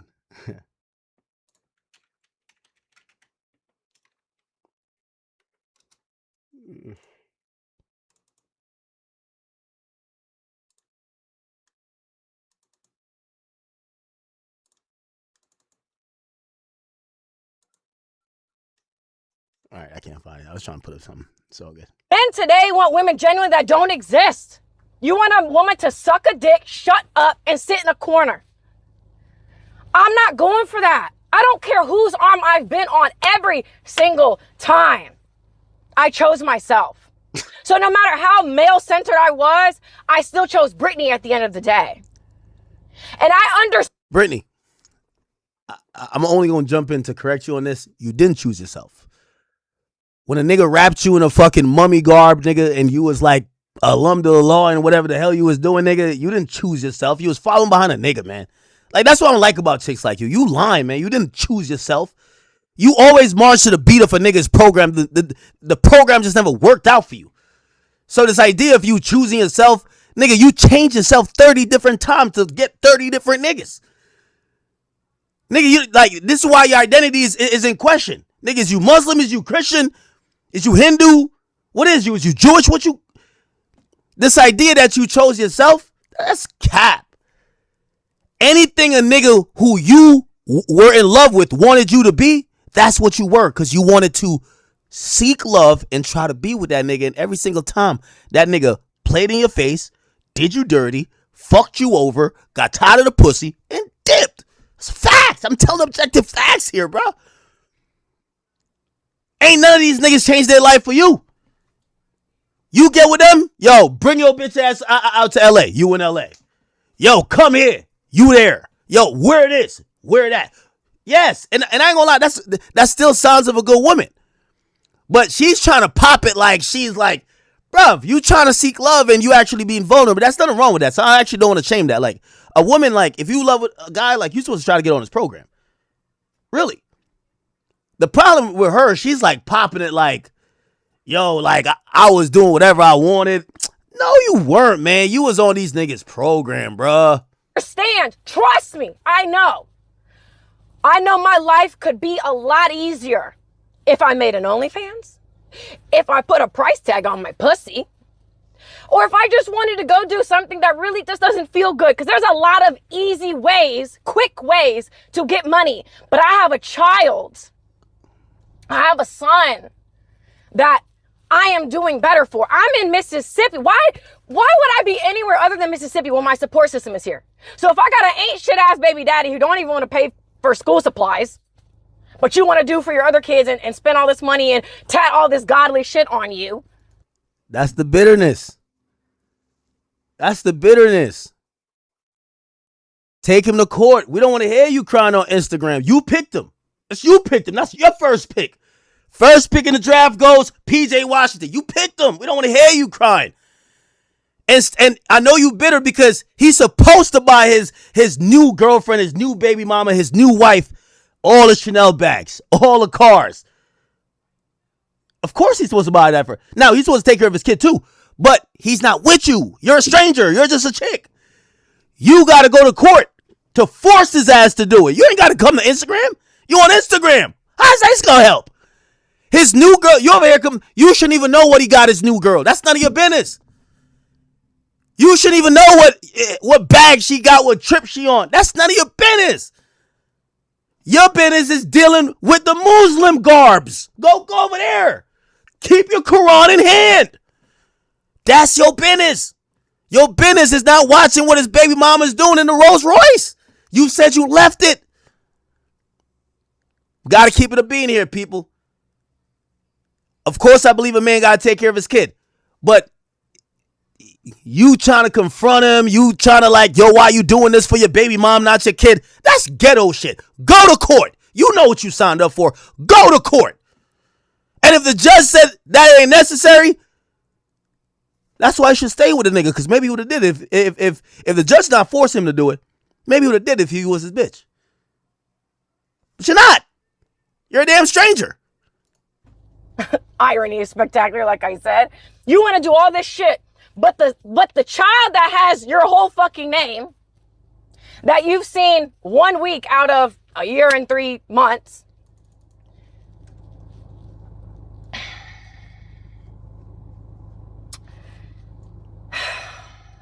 it's pathetic to me because there is a lot of bimbo ass behavior that is glorified. These bitches are ready to die on the fucking table, go rounds and rounds for ass shots, still to turn around and get cheated on, for their man to still ask them for a threesome. A lot of women have their lives funded by men. Y'all taking a trip to Dubai. You too, though. Yo, the problem with Brittany is she thinks she the exception to the rule. Nah, yo, listen, you not bigger than the program. Yo, you not the exception to the rule. You want some type of moral clap it up for, all right, yeah, I'm not going to open an OnlyFans. Yeah, I'm not going to stay with a cheater, but I'm about to go move back in Section 8 housing in Mississippi. Nigga, that's not no flex either. That's not no flex. Hold on. I do want to say this. I don't want to ever say I'm encouraging a chick to sell her pussy, to go be a stripper, to go do OnlyFans. But trust and believe, I won't also encourage your ass to go in poverty. If you are dealing with men and men who are millionaires and you can't see a silver lining between poverty and OnlyFans, you're an idiot. I gotta keep it a bit. You're an idiot. Like I don't know what to say. To get pissed and shitted on. Your pussy got a price tag on it. Not everybody wants to live their life like that. So guess what? If I'm not willing to do what everybody else is doing, my journey might take a little bit longer, and there's no shame in that. I am in Mississippi because that's where my support system is. Yo, you 34, man. The journey's over, man. Yo, it's like, yo, the journey's over, bro. Like, yo, come on, bro. At some point, we got to stop this, man. Yo, what journey are we talking about, man? The journey. What journey are we talking about, my nigga? Yeah, my journey is going to be a little bit more, No, it's not. Can we tell the truth? No, it's not. It literally doesn't make sense for me to be anywhere else. Like, I'm going to go where I am loved and supported and to make sure my son is good. And there is not one fucking person that lives out loud the way that I do. I have more courage in my big toe than any of the niggas that have ever spoken on me do combined. Okay? Brittany, I think you have the least either hustle or business sense. Let's remove this from relationships. If you have dated 20 millionaires, you shouldn't be working at a local grocery store. I think that's just fucking obvious. That's what people are confused by with you. How the fuck have you had the pick of the litter and now it seems that you have never reaped any of the benefits? Why did you even fuck with NBA player, athletes, rappers, singers? Why? So it's funny to me that people think it's like, this is a time to joke and to laugh at my situation and be like, oh, she fell off, she did this, she's in Mississippi because I'm in Mississippi because I'm smart. Yeah, the cost of living is very cheap down here. And I have said out of my mouth, which is why you guys clipped it, I am rebuilding my life.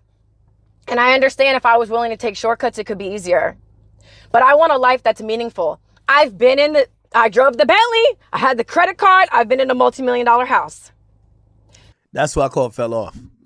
If you've been in all that and you moving to Mississippi to go pull up your money and you're 34, I think you've done something wrong.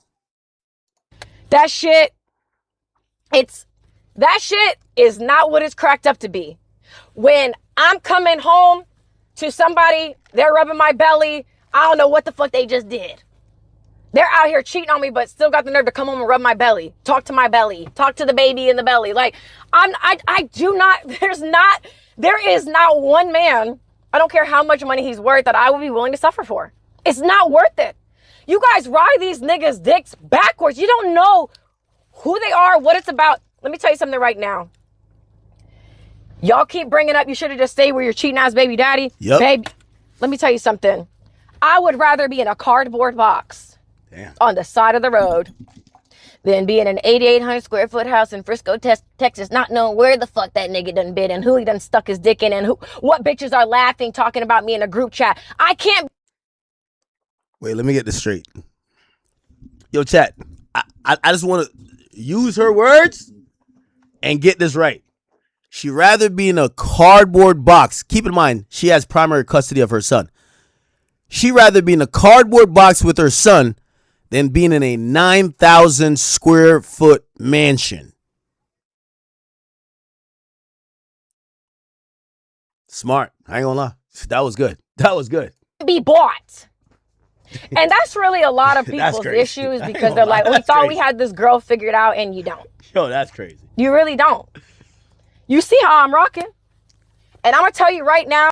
And by the way, Brittany, towards that, because there's going to be some women who are going to say on a nuance level, well, actually, you're not understanding her. She doesn't tolerate cheating. Do you really think that, my nigga? Did you see the fucking Muslim garb, bro? Like, she'll tolerate certain shit from certain people. What I'm saying is that why give up on a situation only to get dragged by like 3 other niggas in other situations that made you look even crazier? We didn't even know that nigga was cheating. You told us he cheating. Nigga, we know he got you in a Muslim garb, nigga. We know he got you Muslim from head to toe. The other nigga make you look like a clown too. We knew that. You're telling us about this nigga PJ Washington. We ain't know this. Any person, I'm going to use my platform just like everybody else does. These niggas after a game sit up and talk about how the game went every fucking night. Guess what? You want to talk crazy over text? You want to do some pussy ass shit in private? Baby, I'm going to run and tell my kick. I'm airing anybody the fuck out that wants it. So academics, I invite you so we can do a Discord, babe. Since you know so much about my situation and you know better than me, I guess, let's go back and forth. Because you really don't want to go toe-to-toe with me, to be honest with you. Yo, Brittany, I hope you remember our back and forth, not only solo, but when we added Myron into it.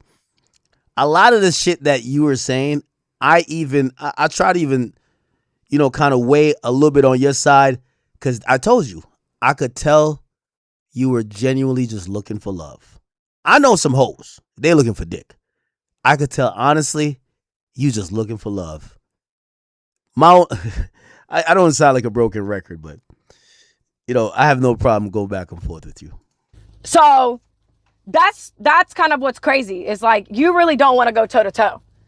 Because let's really get into some things. Because I done already been on your platform, academics. I was one of the most watched interviews you've ever had on your page. And I done sat down with you, Myron, and the other fucking irrelevant nigga who's on Fresh and Fit that says 5 words every fucking stream. Yo, stop playing my nigga Fresh like that, bro. I done already sat down and had my fucking way and moved on. It was a pointless ass conversation talking to a bunch of fucking idiots who are just regurgitating the same information. You guys are in a loop. That's why it's hard for me to really want to like go back and forth, because I'm like, you're looping. Hello? Nah, Brittany's emotional, man. I hate this for her. So yes, my journey is going to be different because I'm not willing to sell my pussy and I don't want to make it OnlyFans. And I'm gonna tell you right now, academics, I could fuck 1,000 niggas on this stream right now and I'm still get married before you. That's cap. First of all, Brittany, in case you haven't known, the niggas who you want to marry you don't want to marry you. One gave you a fake marriage. Nigga, we looked up the marriage certificate. Never happened. Never happened. That's the operative thing. The people you want to marry you. I'm pretty sure you could get married to some random person, but anybody could. The niggas you've dated, you a single mom that's 34. You not just dating just to go get some dick. You want a nigga to take you serious and play stepdaddy. Why have none of them not done it? One told you his wife, we ain't seen nothing but a goddamn hijab. That was your ring. He gave you a hijab as your fucking ring, bro. What are we saying? Like, huh? But I'll tell you what it is, though. The problem that a lot of these men have with me is that I go against... Academics said I wasn't bigger than the program. You're not. Oh, baby, I don't got to get on any man's program, babe. I don't have...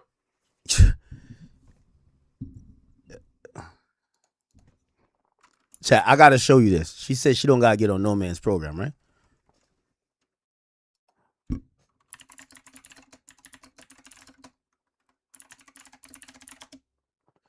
I think it was DDG's stream. Did y'all see this? She went on this nigga's... Look. Nah, I'm for security. What's up, man? What up, man? I don't know why he's buffering. What the hell? You what's up? What's up? Yo, she in the back just standing there, can't say hi, can't say nothing, barely could breathe. She just sitting back there. Kevin Gates walking like a boss. What you mean you're not on somebody's program? Nigga, you couldn't talk. You wasn't popping it like that. You couldn't talk. That nigga's a gangster. Like, yo.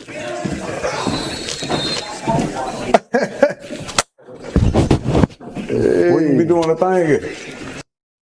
The entire time. All right, so what do I do? Do I Look, wait? the entire time she just in the back. You on that There you go, nigga's small. program. What's up, Chad? Just be yourself, man. And by the way, I gotta salute Kevin for this, because I ain't gonna lie, like, yo, whatever he told her, man, like, I need to get the blueprint of that, man. I gotta try it on one of these chicks. I ain't gonna hold you. Yeah, I give you a tour of the crib and stuff. Come on, I'm ready. Let's go this way, man. You know, this. Come on, I can follow my little brother. Yo, follow him. Like, yo, you getting told what to do. It is okay. You know what I'm saying, man? Got the kitchen in here. Hey. What's up, mama? How you doing? Hell yeah, it's lit. Now I got the live band that night. Oh, so the whole house camera. Whole house. I thought he meant like it was gonna be a little section we was in. Nah. He's on that man program, man. Stop capping. Have to. Because, again, we go back to everybody claims to be this spiritual being having a human experience. So unless I carry the belief that I can't do better than this nigga and all men cheat and I might as well settle with the rich one, I am limited by my own imagination then. And that's never been me. Because universal law is if it's not this, it's better. Talk about something, you just want a perfect relationship. Babe, I just want a man that's gonna be faithful to me. We're talking bottom. Yeah, this is, listen, babe. This is not a crash out, babe. What you're hearing is passion. What you're hearing is conviction. Okay? So I use my voice for the forces of good, and I'm always going to stand up for myself as I am other women, because honestly, I could see why women don't talk, because they're like, look at how they do that Brittany Renner bitch. They be dragging her ass. Let me not say anything. Like, at the end of the day, this is just my truth.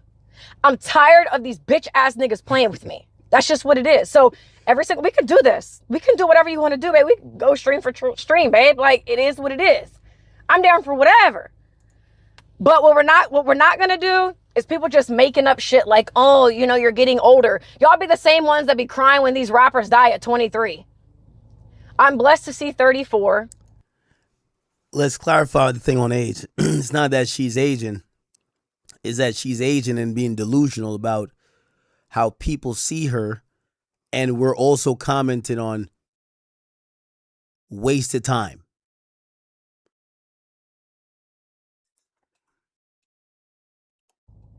Happy to be here, in great health, about to go to the gym. What about you? So yeah, back to what the fuck was I even saying? But the truth is that I have been quiet about a lot of things for a long time.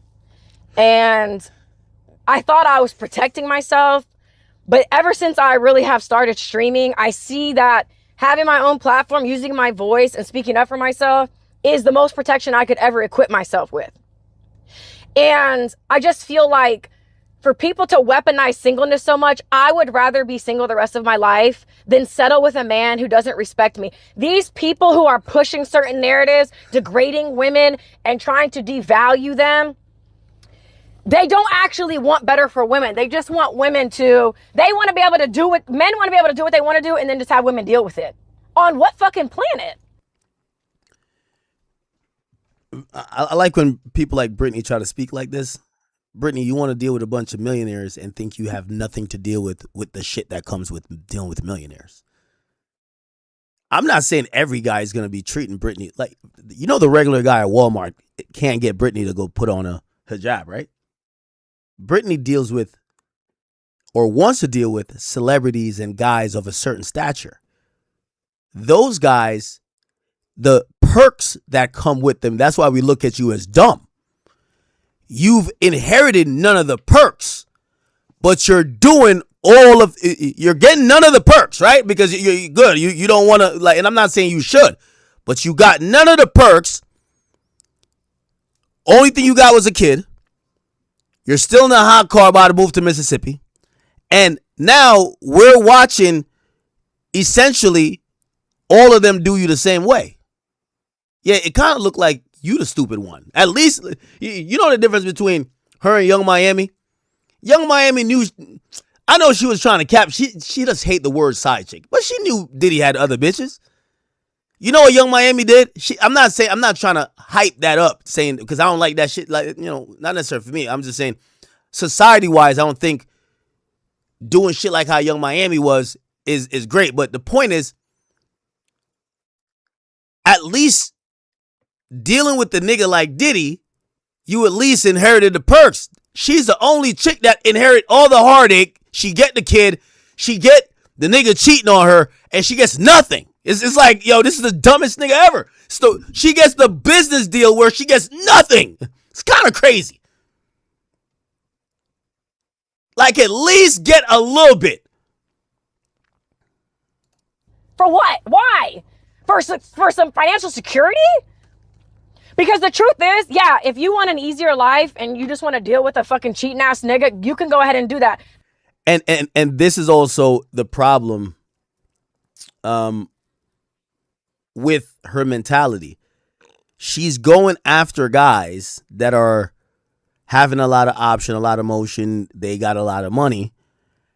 She's going after those type of guys. Or let's not say going after, but she's entertaining them. Good. Sure, you can't call her a gold digger, but you just got to call her stupid.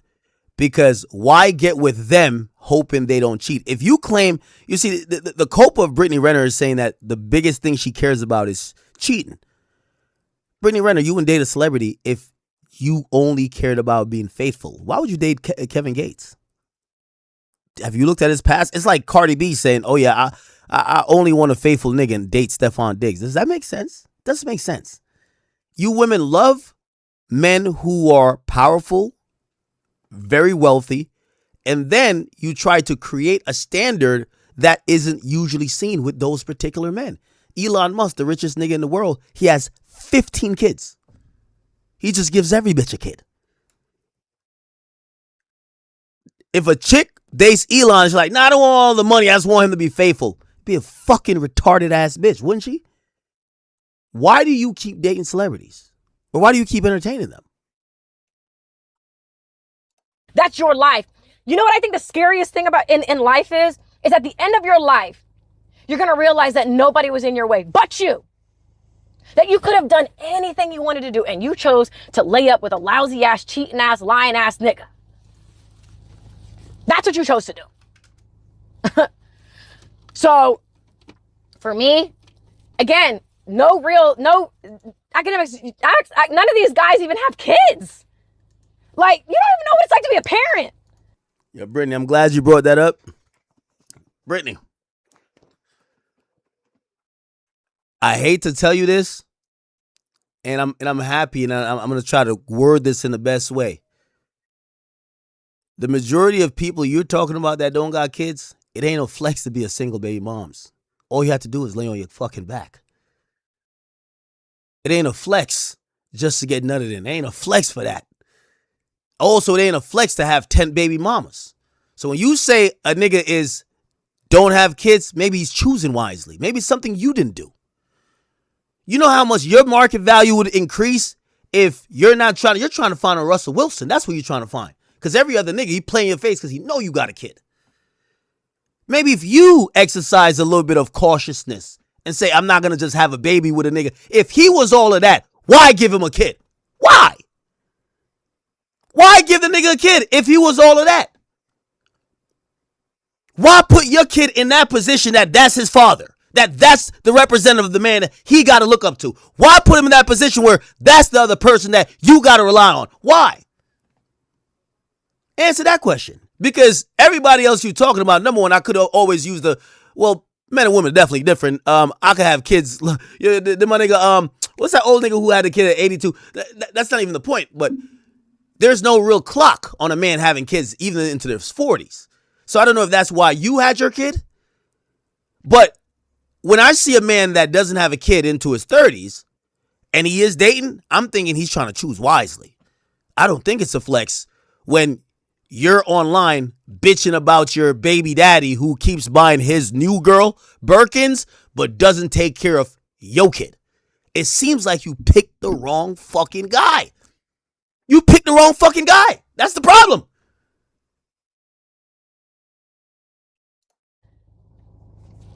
Like, you sit in a dark room, you fucking stream all day. That's it. So, yeah, of course, I think that's the thing. It's just like, in my mind, I'm just really sitting here. I'm befuddled. Like, these are really the voices that are highlighted in our culture? Oh, well, you should have just stayed with the guy who cheated on you. Now, I'm going to be honest with you. This is why Brittany Renner is proverbially on the hamster wheel of getting lied to. Brittany Renner resents anything that has to do with reality. She lives in a different world. She's 34 with a child telling you that her journey might be longer. Shorty, how long is this journey going to be? Do you have CarPlay? Do you have MapQuest? Do you have like Apple Maps, Google Maps? Like, when are we going to get to this location, this destination? She resents reality talks. You ever had one of your homeboys? He was nice in basketball in high school, but he was 5'8". He's now 24, telling you he might still make the league. He's still showing up to play in a rec league, and he still think he could make the NBA. He resents reality.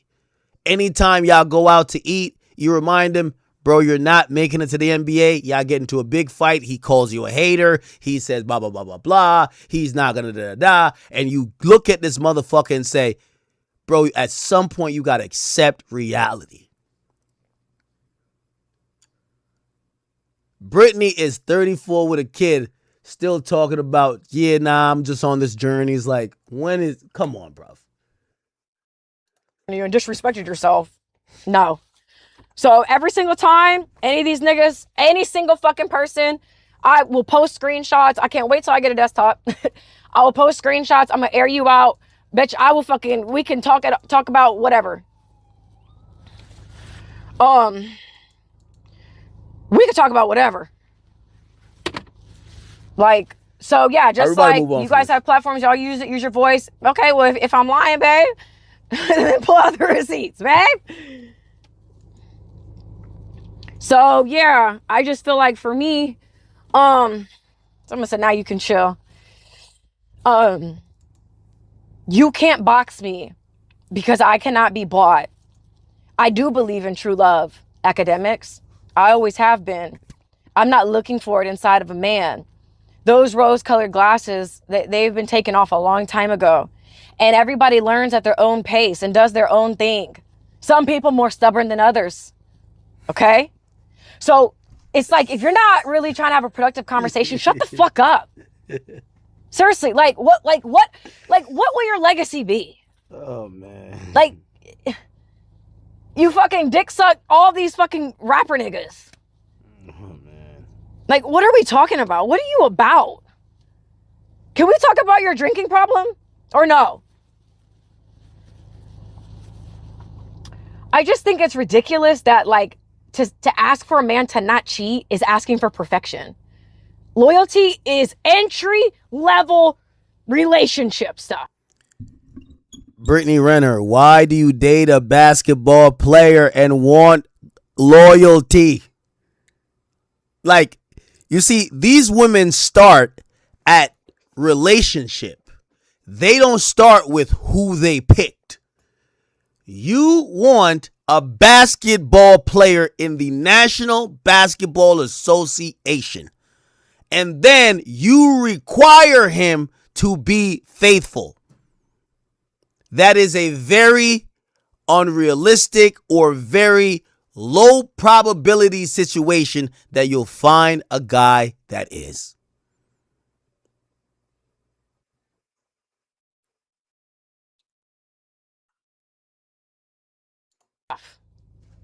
Y'all act like I'm speaking motherfucking Swahili. Okay. I will give this like 2 more minutes. Yo, I feel crazy. I literally feel like we're in some wicked times if that's considered perfection. That's insane to me. Wowzers. None of these niggas want to have a real conversation. It's just like, let's just label Brittany as a gold digger. How can I be a gold digger? If I was a gold digger, I would have just stayed with my fucking ancient ass baby dad. No, we're not calling you a gold digger no more. We're just calling you stupid. We're calling you stupid because we feel like you're at the end of the road and you have nothing to show for you fucking all of these celebrities. At first, we called you a whore. We're like, yeah, that's some hoe shit. Like, she was on some hoe shit at first. We don't even think you're on some hoe shit now. We just think you're on some down bad shit. Like, we don't even know what's going on. We don't even think she's a hoe. We just like, yo, damn. So you're telling me that you fucked all these niggas to move back to the hood? Like, yo, this is crazy. Daddy. Huh? Because he's the one who said, you gave up too soon. No, nigga, you just kept cheating on me. If anything, I stayed too long. And any of the last ones, it's like, I'm a lover and a leaver. And I'm going to be real frank with y'all. I ain't really even got into story time yet. Now, if any of these other niggas got a problem with what I said, they can always come to the front of the class. We can exchange stories and we'll see whose is more interesting. Because, babe, I've got some things that I've seen. Someone said you only date rich men. The last guy I was with was a fucking bum. So no, I didn't give a lot of guys a chance. So, I mean, I tried. So yeah, it's like, I'm going to keep trying. You understand? Like, why? I don't have to settle. I don't have to sell myself short. I like that. And the fact that a lot of the women that like are people's North Stars is crazy to me. A lot of the popular girls, like them bitches getting cheated on, lied to, got their whole body done, everything in between. And what does it mean? What does all this money mean if you can't even you don't even have a man that cherishes you? I don't give a fuck what this nigga buys you. He's not yours. I remember my baby daddy was like, what more do you want, Brittany? You have this, you have this, you have this, you have this. Oh, I don't know. Loyalty, respect, honesty. I don't know. To be valued as a person. So I'm going to keep dating. Why would I give up? Because me giving up just means I let one bad apple ruin the bunch. And I would never give any nigga I've been with the satisfaction of, you're the reason that I gave up. I even hated when I saw Angelina Jolie said she hadn't dated in 10 years because of Brad. Girl, if you don't get up, my dignity is not in the dirt. I'm going to pop my shit. And if anybody has a problem with it, come to the front of the class. Yeah, let's compare notes. Story time. So, yeah, let academics know. Yeah, let's get on Discord. Since you want a fucking gap, that's all you want to do is run your fucking dick suckers. Come on. Because I ain't never ducked nothing. I've never ducked anything. Get in the fucking field. Again, I didn't sat across. Who else y'all want me to sit across from? Y'all said Andrew Tate was going to tear me up. Y'all said Kevin Samuels, rest in peace to the Godfather, was going to tear me up. Fresh and Fit was going to tear me up. Academics was going to tear me up. Joe Budden was going to tear me up. Who else? Who? Yo, Father Time did it, man. Father Time. Brittany, love to you, man. We could definitely chop it up. We could do it in person. If you want to do part 2, we could do it. I don't know if you want to do it in person or we could do it on Discord. And part 2, either way, me and you, or it could be, we could bring Myron back, and me. Well, really, it seemed like your issue more seems to be with me this time. But I heard you call out Myron too, but prayers in the chat, man. Okay. Have y'all seen Drizzy? The boy Drake has, put up a caption a lot of people are talking about. It has a significant amount of comments on Instagram right now. 18,000 comments. He posted a picture after his Nocta retreat where he had a bunch of banners up. And it says, Hot 100 entries over 400. It's the most in Billboard history. Number 1 albums, 15. The most by any rap artist. Top 10 hits, 90, which is the most in Billboard history as well. Consecutive weeks, 431 spent on the Hot 100 chart. I believe that it ended before, but he had the I don't know if that's a record, but he had a really long streak. Single week record, 42 of songs on that debut or at least charted on the Hot 100 chart. And then there's another thing back here. Top 10 debut, 74, most in Billboard history. What else it says? It says number of is that number 1 singles? 14, most by any solo male artist. And I can't see the others. He posts a bunch of pictures. This is him at the Nocta event.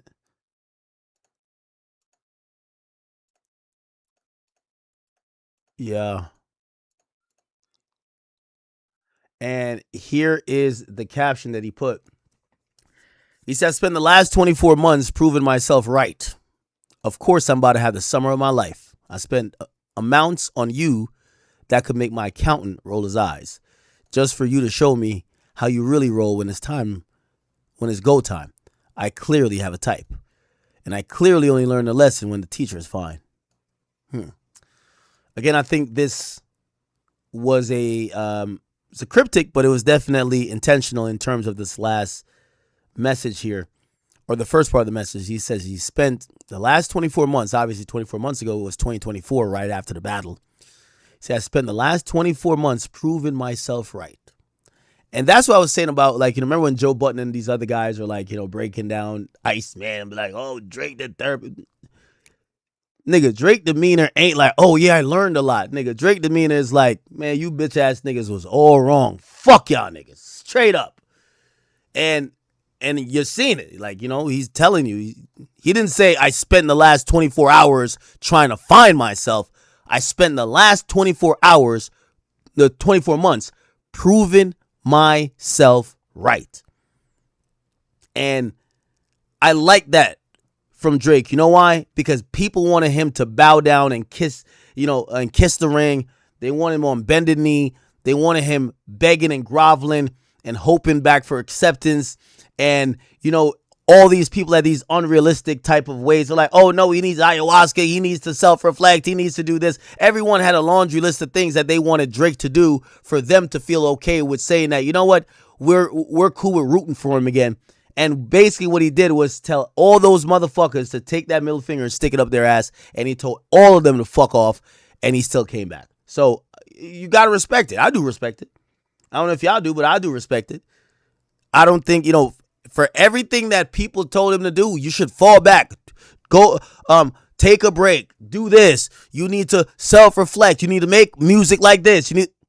Basically, my man is telling y'all, fuck all of y'all. If anything, the last 24 months was him proving himself right. He wasn't crazy at all. He didn't need no damn break. He didn't lose a motherfucking thing. Y'all niggas was just bugging, tripping. And I agree. I love the confidence. I love it. Okay. Shout out to Drizzy on that. By the way, I think he had posted something else. Oh, I think it got off his story. I think he had said these banners were two-sided, so there was more records on the other side of the banner. So damn. He do got all the records. I can't lie. All right, chat. Let's get into. Let's get into the breakdown of what's going on in this David case. Now, this David case is heating up. It is really going crazy, and the trial hasn't started. It's a preliminary hearing. I've explained what that is. It's a pretty much a presentment of all the evidence that the prosecutor feels establishes probable cause, and they're hoping that the judge will agree to allow the charges to go to trial. We have a couple of people who've been breaking it down, including Trap Lil Ross, who has been at the trial every day, and he has been given a good and proper breakdown. Okay, we'll do this, and then we'll get into some of the YG stuff, but let's just get a proper update on what's going on with David. Okay, folks, so I've just come out of the David hearing. This is day 4 now. It was originally 3 days. They've now extended it to 4, and I thought I'd seen the worst of it, but this was by far the worst thing that I've seen in this entire hearing. The evidence that we saw from the medical examiner, they showed the full autopsy, they showed the full photographs of the autopsy table. It pains me to have to say this, but I'll just tell you straight exactly what it was, and it's a trigger warning in case you don't want to hear anything graphic, but they put together the body back together again in one piece. They took the severed torso and head, the limbs, the legs that had been cut into 4 pieces, the arms that had both been cut off, and rearranged them on the autopsy table. Now, what was really, really sad about that is it just showed you it really gave you an appreciation of just what an awful state Celeste had been left in by the person that did this to her. Now, I think that what was really, really heartbreaking was when you're seeing these horrible, horrible images a few days ago of liquefied remains in a bag, you're seeing, severed limbs piled up in a trash bag. It's very, very horrible. It was horrific and just traumatic to even see. But it felt she'd been dehumanized. She'd been cut into pieces. She was no longer a full, whole person. But when everything was put back together on that autopsy table and we could see her as one being as a person, not as a bag of, I'm not even going to say it, but not as a bag of matter, but as an actual person with arms and legs and a head laid out on a table, it really, really became real. I was honestly shocked. It really, really, this is the first time in the trial I've felt genuinely angry. I was actually felt angry and furious. And I looked over to David when that was being shown, and I just felt pure anger. I felt raged. I actually felt enraged. I was so disgusted. It was the most disgusted I've been in this whole set of hearings so far. It was awful. It was the worst thing I've ever seen in my life, honestly. And I said that a few days ago when I saw the contents of those bags, but this was worse. And it felt even more personal and just despicable. So what we then heard was kind of a back and forth with the medical examiner. And I would say that David's team were using some absolutely desperate tactics. They're trying to kind of go down this line of questioning. They're like, oh, maybe Celeste stabbed herself. Absolute nonsense. David's defense are absolutely flailing, and David even looked pissed off at his defense because they were doing such a horrible job, to be honest with you. They're probably doing the best with what they've got, but when you see that stuff on screen, the last few straws that they're clutching, minuscule, okay, very, very tiny straws that they're clutching on that really don't have much juice in them at all, if that metaphor makes any sense. But anyway, I'll kind of break down everything to you. At the start, David came in with good energy. I'll tell you what, that didn't last very long. He kind of had, you know, a little bit more energy than he kind of had at points yesterday when I was in there, and I could kind of see that how it was going down for him. There was definitely some ups and downs over the last few days. But the medical examiner who had taken the stand yesterday, they only got up there for about 5 minutes, and as I described in the video that I did yesterday, I felt like Blair Burke, David's defense, were kind of filibustering, to be honest. A few people gave me their opinions before going inside. A lot of people felt that maybe Beth Silverman was sort of filibustering and delaying a little bit. The main head district attorney was kind of nearby and watching, and some people thought, oh no, maybe she was kind of showing off and, you know, trying to run circles around the defense to show off to the main DA. I thought it was Blair Burke that was really filibustering and really just trying to push back the full medical examiner testimony into today, which is what ended up happening. But anyway, I've got much more to drink today, and rather than yesterday's video, so I will be able to talk much more clearly and with a lot more energy. So basically, I'll run you through kind of everything that was said. And basically, they kind of went back and forth with the medical examiner. It started off with Beth. I'll tell you what, I'm gonna hand the camera off to my trusty helper right here. You got that? Yeah, all good. Cool. So basically, from here, we kind of heard this testimony about he basically said a lot of things that there were a lot of things that he could say and a lot of things that the medical examiner couldn't say. Basically said, look, I can't estimate exactly how long she. Okay, I want to skip past the medical examiner to some other stuff. Through this hearing and eventually probably a trial. But anyway, there were references and images of some of the evidence that we had seen previously. We saw more photographs of the dealing with an autopsy, and they basically collected about it. She was kind of kicking ass yesterday. 2 people got kicked out of court. I heard that actually maybe a 3rd person got kicked out of court that I didn't even see. So we kind of saw that play out. We saw Beth kind of being, you know, a lot nicer today, even though she'd apparently misplaced her phone, or the phone, I suppose you'd be. So it did seem like this was one at a time that these cuts had been made. Now, they once again observed the tattoo, the shush tattoo on the right second finger, so her index finger, which was sort of on the inside or sort of outside of her finger, which would be closer to her body, which is what they said. So it would have been the outside, the shush tattoo right there. So David stared at the screen while the fingers were being shown, and he'd been shown this before, but I did kind of feel like he was really staring at the screen. He was definitely getting a good look. We saw him kind of fidget and look away a little bit yesterday, but at this point, he was quite dialed in, locked in, looking at the screen. But what was very interesting was when just the most horrific image was shown. It is the worst. This is the worst thing I've ever seen. They showed a full photo of the whole front of the body on the autopsy table as it had been arranged with all of the limbs put together. And I noticed David visibly recoiled when this was shown. I think nearly everyone in the court was shocked. Or I would think a lot of people in that courtroom, that was the worst thing they'd ever seen too. The body was very decayed. It was very darkened, bruised, but it was all put together. You could see, obviously, the shape of a human. It really personified Celeste. And rest in peace to Celeste, because at the end of the day, this is all about her. This is all about the fight for justice for her. And a lot of people have forgotten and overlooked the fact that this is a real person. People talk about girl in the trunk, body in the trunk. She wasn't a body in the trunk. She wasn't a bag full of stuff. She was a real life person, Celeste Rivas Hernandez, and rest in peace to her. And she deserves justice. She did not deserve what happened. This is going to be a big deal, chat. obviously Trap is a reporter, but if these images are allowed to be shown to a jury, a jury might be so affected by the gruesomeness of the murder that they feel we have to give some justice to the family. Like something got to give. We can't just, whether have a hung jury if people are like, can't decide, or, we have to go for the max in terms of all the charges that are going to be considered. To her, and thankfully they are fighting to get to the bottom of that. But to see that and to see her, what little dignity could be returned to her by being put back together, it was shocking and awful. But there was also, I felt like a little something positive to it, where it was like, at the end of the day, she wasn't just left in that bag forever. She wasn't left in that state forever. At the very least, she was put back together. She was made whole again, and it was just horrible to see, but it kind of really made you realize she's a real person. That's a real person. It's not a bag of stuff. And I thought that was really, really powerful. And I noticed David recoiled, and I wonder whether that really was a moment where he realized what he did, allegedly. Because allegedly, if he's the alleged person that did this, he would have been the last person to see her as a whole person. I wonder whether he'd ever seen her all put back together again since, whether he checked and looked at what he had in those bags and in those trunks, allegedly.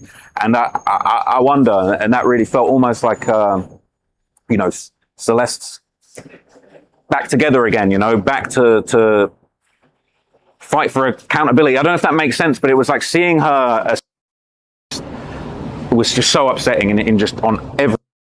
Unfortunately, it was very decomposed. You could kind of see the teeth exposed. It was clarified that she didn't necessarily have a full set of braces, but she had like an inner mouth wire, which would be indicative of, I believe they described it as like a permanent retainer. But anyway, that was kind of a point of contention yesterday. People saying she didn't have braces. There's people on Reddit saying, look at these pictures. She doesn't have braces. Cool. She had an inner retainer, and that's what was found in her mouth. So there was, this stuff is just so horrible to even say. Full-blown autopsy with the organs removed, and this was just horrific. I'd never seen anything like this. It wasn't as personal as the previous one where it kind of showed all of her, but it was a photo of her body open, I guess rib cage open. They do an incision in the chest. If you've ever seen an autopsy, people with the scars across their autopsy, their chest after an autopsy, we saw completely inside her, and they kind of explained, labelings of where the wounds were, what was inside. They showed a picture of the liver that had been removed. They showed that it had like a wound tract. They showed another prove or collect any blood from the body, because the body was in such a state that there was no blood available. There was either parts of the body that had liquefied, or I guess parts of the body that had gone hard. So there was no blood necessarily to speak of. All DNA, but not necessarily blood per se, because the body had been left in such a state. So they basically said that they confirmed the manner of death was a homicide. This is a type of death, a death by hands of another, allegedly David Burke. They said the cause of the death was multiple penetrating injuries, and they already shut down the defense's attempts to argue that it was an overdose. They said toxicology screened for substances. They checked the liver, and they basically said there was a small positive, there was negative for benzodiazepine, inconclusive result for methamphetamine, and they ruled out the overdose defense. They said, based on these, you could not explain this death due to drugs. And they were like, yeah, no.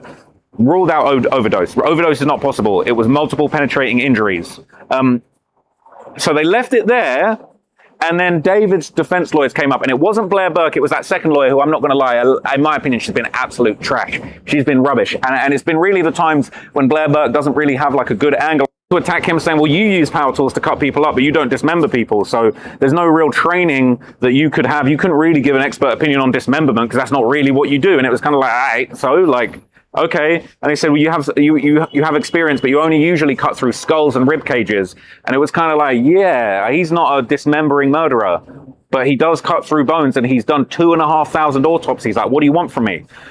They tried to kind of call out his signature. They said, oh, why is the autopsy report signed? It's got another signature. Who's that? And he was like, oh, I double signed it. He was like, I did a digital signature, printed it out, signed it again, just to make sure that I'd actually checked that the printout was correct. So they're like, okay. They basically said that the two fingers that were missing, this was really bad. They basically said, well, 2 fingers were missing. They were never examined, were they? And she said, those fingers were never, and she paused. I knew she nearly said, those fingers were never found. And that would have been very wrong, because that would have been an admission that they're missing and that they were taken off, and that maybe their client, the defendant, might have had something to do with them never being found and concealing them. She said they've never been, and then she stopped. Long pause as she tried to think about what she was saying, and then she said, they don't exist. And then Beth objected and basically was like, you can't say they don't exist. They're not available. You can't say they don't exist. Or I think she said they don't exist anymore. No, she didn't say overdose death. So then we basically confirmed it on December 9th. And it was just like, oh my God, they were reaching for anything. So Beth kept objecting, saying, you're just asking the same stuff over and over and over again. And it caused life-threatening injuries and ended her life.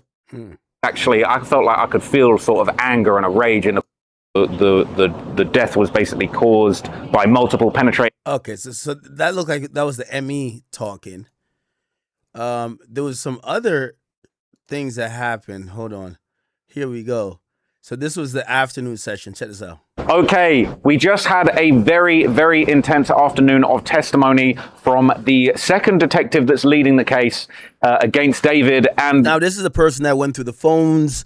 They're going to go through the phone records, text messages, and they're trying to piece together, maybe like figure out what's the motive if David did kill Celeste. This, every single time I come out here, I say this is the worst stuff. This wasn't the most shocking or upsetting stuff, but it was just the most blatantly criminal stuff that I think I've seen so far. Now, I'm going to try and tell you everything I possibly can while I'm still here at the courthouse, but I don't think I've made this many notes since I even started attending these preliminary hearings. Not the trial, preliminary hearings. I know you guys like to get on me if I accidentally say it's the trial, but it's not the trial yet. But this was, basically, this was an extra day of preliminary hearings. It was only supposed to be 3 days. It ended up going long. This was now the 4th day. And really, this was kind of the big grand finale, the big conclusion. We kind of heard from this detective. Basically, this is who had gone through his phone and found the illegal videos. Fortunately, we weren't shown the illegal videos, but he basically described 48 images or videos that were illegal. I don't even want to say the words, but the C word and the P word. You know what I'm talking about. Awful, disgusting stuff. Fortunately, they didn't show it in court, but what they did do is have printouts referring to each item. I believe that those items could be viewed by lawyers inside a secure building in either the courthouse or the LAPD building, whichever one. I don't ever want to go over there, but they've got a secure building where these sorts of images can be seen securely by only the people who really need to see them. And I wouldn't even want to be one of those people. That is awful that these people are even being subjected to this. And I was so glad they didn't play that stuff in court. But there was 48 images or videos that were referred to. Absolutely disgusting stuff. I'm going to very sensitively describe to you maybe roughly some of what those were without going into too much detail. But they described them in great detail, and it was disgusting. This guy is disgusting. Okay, it was gross, the stuff. It's exactly what you could imagine when it comes to this guy having a completely adult relationship with this minor, and she was 13 in all of these alleged images that were talked about. Now that was horrible on its own, but then they showed a bunch of PG images of them two kissing on the lips, laying in bed together, kissing each other on the cheek. In the car, there was a picture, I think I mentioned it earlier in a short that I did, but basically, there's a picture where she's kind of taking a picture of David. Imagine like I'm taking a picture of David like this, and then I'm holding up, like, you know when people like hold something up in front of the camera, it's like, imagine, I mean, look, I don't know, just like, imagine that post there, that poll is David, all right? And she's holding up a Plan B next to him. If that's David, she's holding up a Plan B next to him, a literal Plan B emergency contraceptive next to him. Those are the sorts of pictures that were on his phone, on his device, okay? Absolutely gross, completely snitched on himself. Set aside the 48 indecent images of a minor, the fact that he's got these funny, goofy little pictures of like her taking a little picture of him with the Plan B, thinking that's cool. It was just mental, honestly. It was just mental that was a thing. And then once we kind of got through all of those horrific images that thankfully we didn't have to watch, but they were all described, we then got to the text messages. We heard all of the text messages for pretty much throughout their entire relationship, from when it started to their breakup. All of the text messages, iMessages, their inner conversations, and basically, I'm not going to go too into detail. I could break down. I wrote down as much as I could, but they were doing it all the time. They talked about relations, having the S word all the time, day in, day out, all the time, talking about sometimes 10 times. There was one where it was like, oh, we did it 10 times. He said, I'm going to send you 10K. And she was like, is that because we did it 10 times? And he's talking about, actually, it was 6. Absolutely despicable stuff. So I've got loads of notes. I'm going to kind of go over those for you now. I'm going to hand the camera over to my trusty helper right here. Thank you so much. Crazy. By division in LAPD. This Carolina saying that he was 21 years old. And do you remember we heard that there was apparently a bodyguard, security guard, that was taking David and Celeste around to nightclubs in LA with fake IDs? Well, there's the fake ID for you on the phone. And you're going to hear more about this bodyguard in a minute because this most insane shit was said about the bodyguard. So the phone was full of selfies, credit card pictures, pictures of his own mother's credit card, a parking ticket for the Tesla. It was his phone. Okay, and there were photos on the phone of David with Celeste. Now, we've seen a lot of these pictures online of like David in the Tesla with like a woman's arm next to his head, or David kind of with a woman with her face covered. These are the things that went around publicly that he was bold or stupid enough to post online. But in his phone, there's just straight up selfies, him and Celeste. He's driving the Tesla that she was found in. She's taking a selfie. It's clearly her with the red dyed hair. Hella selfies of them two together, kicking it, laughing smart. Them two together, they were an item. Clearly they were together. Absolute, just self-snitching to the nth degree. It was insane. There was actually one really honestly disgusting picture where it was kind of like, when, someone's always going to have a bigger hand than the other. There was a picture of them two putting their hands together like that. Just a picture of their hands in the air. Her hand looked so tiny next to his hand. God, it was just disgusting. And clearly they had used that image amongst many of the images that were there to just prove she was a minor. Her hand was so small. It was a tiny little kiddie handprint next to his big ass 18-year-old hand. I don't know how big his hands are, but her hands were tiny, and that picture really did a lot to just make you realize, like, this is gross. That really set the scene for everything else that came off that phone. But that was from his phone. There was pictures of both of their hand tattoos. There was more pictures of Celeste with the engagement ring that came off the finger that was severed, which we previously had from the autopsy. Disgusting. So he had clearly proposed to her, thought that they were getting married. She was wearing a literal engagement ring on her wedding ring finger, and she had the David tattoo on her finger that was cut off as well. So we saw images of the shush tattoos on her hand as close-ups, the engagement ring. There's an image of her engagement ring that's been going around on Reddit for quite some time, and we saw that, but we saw a more detailed and better picture of the engagement ring, them two holding hands. Absolutely cooked. All the stuff that was going around that people were like, well, we got to wait and see. No, that was all in his phone. That was all real. That was really what was going on. So there was that going on. All right.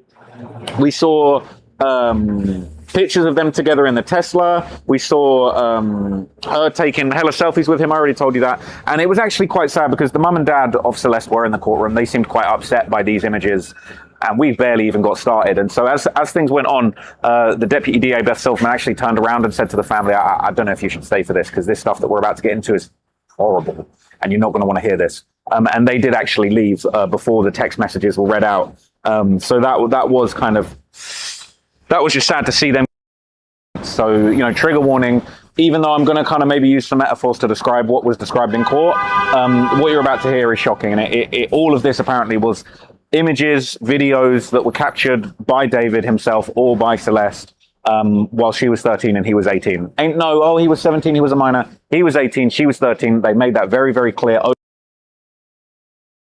13 and 18 is... 13 is just crazy, bro. Over and over again, and they basically stopped every now and then to go, can we just remind everybody how old was she? And she was 13 through all the messages. So...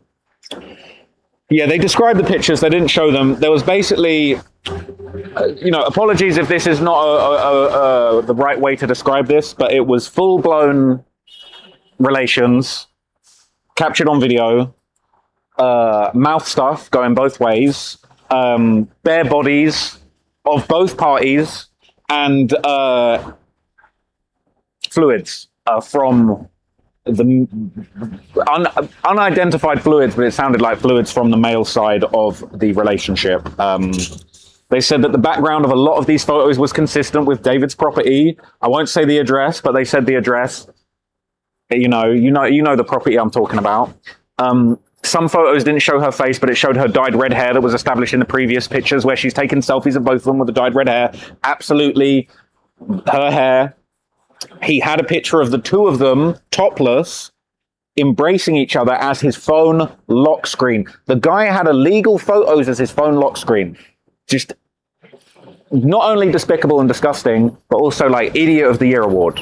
The guy had a phone full of evidence. It was disgusting. So they basically went through the qualifications of an illegal video. I'm not even going to say the letters for what they call it.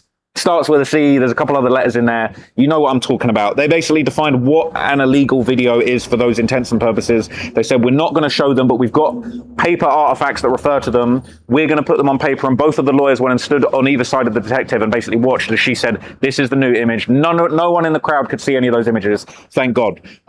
Now, there was kind of like a little bit of back and forth. Blair was kind of objecting to the way that the notes were dated and said, oh, they've added on like extra little sticky tabs to say which date things happened. The judge wasn't really trying to hear it. And then Blair objected to the dates being on the photo, saying, how did you get these dates? The judge was like, look, we're going to allow it. If you want to challenge it and probe it, your end, that's fine. But you can't just object to everything. The dates, how did you get the dates? It's pretty well established how they got the dates. It's all from a freaking iPhone. We can see when all the images and dates of these images were created. And so Blair basically was arguing, saying, oh, this is an extraction report, not images from a phone. These are extracted. The dates are extracted from the extraction report and the images are separate from the phone. Judge wasn't trying to hear it. It was like, shut up, just run it. We need to know what's on these illegal videos. So they said the detective made it very clear. They retrieved the phone in the house search. They gave it to the LAPD department that extracts these type of illegal videos that start with the letter C, and they look at them in a secure facility, and they basically describe the videos as qualifying as illegal videos that start with the letter C that show a child engage in illegal acts. That's all I'm going to say. So apparently there are a lot of duplicates of these images. I mean, the fact that his wallpaper was an illegal picture. That was duplicated a lot on his phone. I don't know about you, but sometimes I accidentally take screenshots of my phone, and you capture your wallpaper. Luckily for me, the backdrop of my wallpaper is my beautiful cat, and I've got millions of duplicate screenshots of this in my phone because that's my wallpaper, right? Sometimes you take a screenshot by accident. This freaking idiot had an illegal photo as his backdrop on his phone, so anytime he's taking a screenshot, he is duplicating an illegal image. What a moron. That was unbelievable. So there's that. So from there, we basically started to hear a list of these one by one. So I won't explain every single one of them, but I'll tell you some of the highlights. And I don't mean to downplay the seriousness of any of this by any means. But what this really was just a line-by-line explanation and inventory of these illegal videos. And they brought up 48 illegal videos or photos in total. There were videos of David performing illegal acts with his mouth in the bedroom of the property. There was pictures of an African-American male showing himself off inappropriately that would have been transmitted in a context to her and in the context of a conversation which would not be legal. All right. I hope you can understand what I'm trying to say with that. There was a picture of him behind her in an illegal position.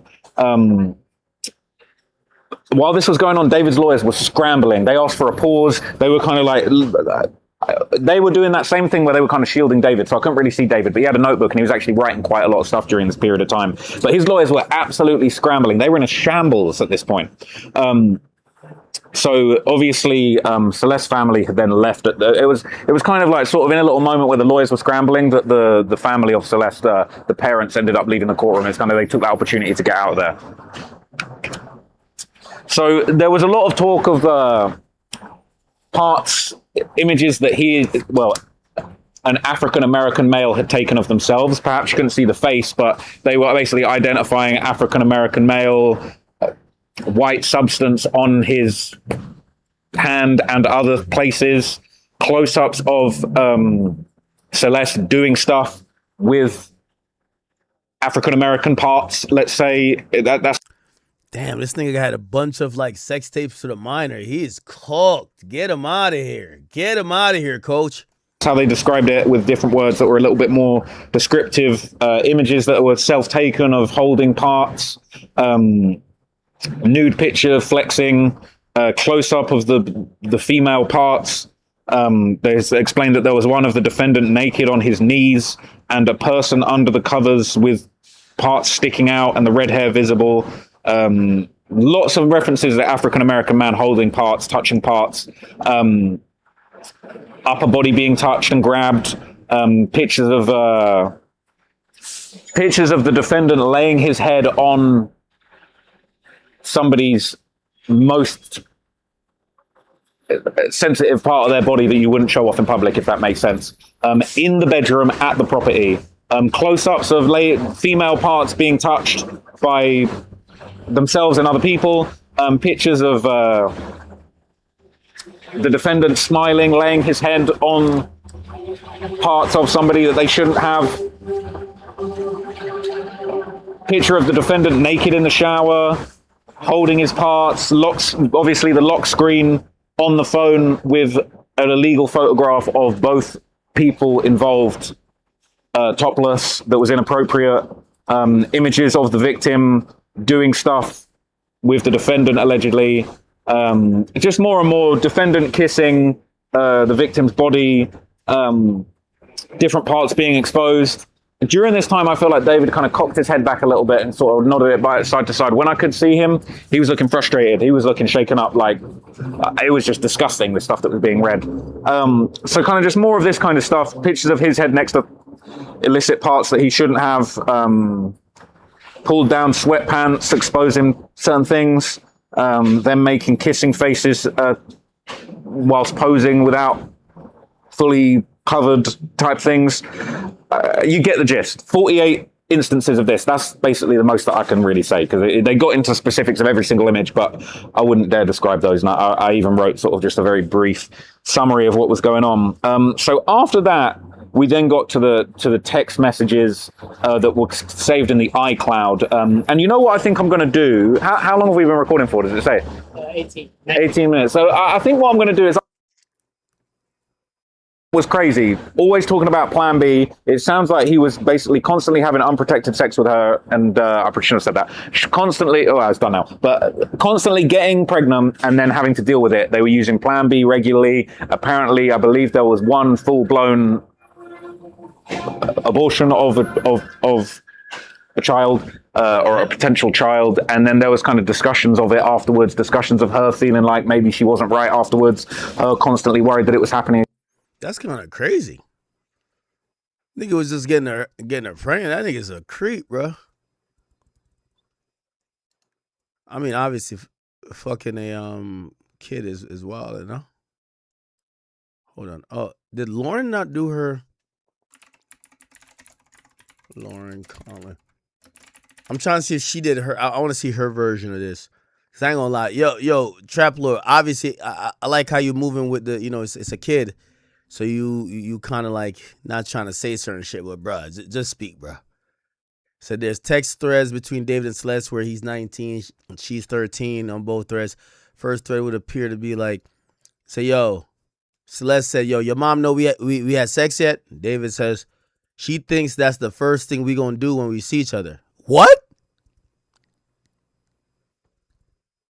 So basically, that's like kind of corroborating that David's mom probably knew they were fucking. Realistically, I cared about you. You killed my first kid. First, you. Then he said, it has to be the right time with the least complications. She says, I would have still been there for it. He says, yes, selfishly, because it would have also been mine. Celeste says, David, I'm going to have to lie to people around me, even my kid, for the rest of my life. I don't like talking about it because it gets me really upset, but I do it again. What in the fuck? What in the fuck is going on in this, bro? Okay, it looked like she didn't get the afternoon shit. Yes, so the morning session was the ME stuff. The later session was the stuff about what was in the messages from the detective. It looked like Trap Lord got it, but Trap Lord, he's speaking like, I could tell. Constantly getting pregnant and then having to deal with it. They were using Plan B regularly. Apparently, I believe there was one full-blown abortion of a child or a potential child, and then there was kind of discussions of it afterwards, discussions of her feeling like maybe she wasn't right afterwards, her constantly worried that it was happening again. There was even one point, it was so sad, where she pleaded with him, said, look, I can come over and I can come and stay the night, but like, you can't get me pregnant. She said, please just don't get me pregnant again. And that was just heartbreaking.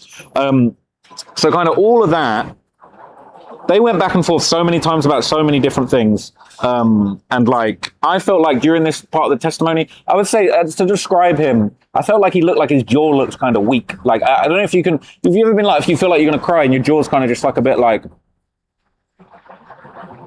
it's kind of just a little bit weak. It's not like locked in, it's not solid. You're not like gritting. He looked like his bottom jaw was low-key quivering a little bit, and he looked shook. It was unbelievable, these texts.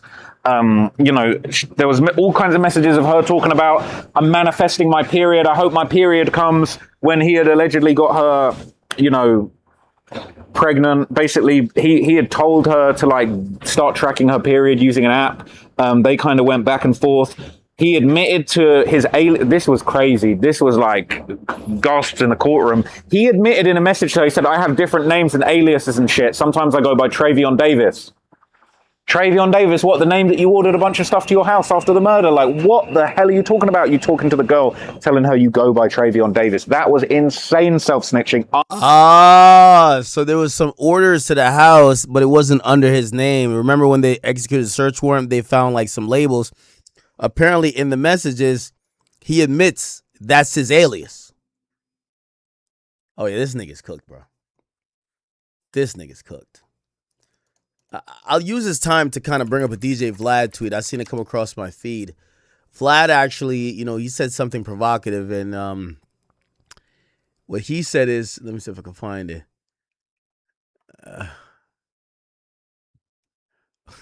Jess Hilarious talked about me accusing her of being trans. I didn't know, bro. I didn't know, bro. Hold on. I'll react to it in a second. Hold on. He said David is going to accept a life sentence to avoid the death penalty. Remember this tweet. Not going to lie. If I mean, obviously this is a preliminary hearing. We don't hear like a full defense case, but not going to cap with y'all.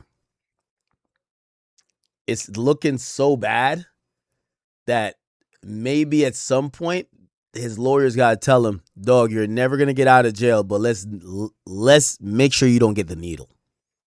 Okay, let's make sure you don't get a needle. Actually, I just want to change up, just change up the algorithm a little bit.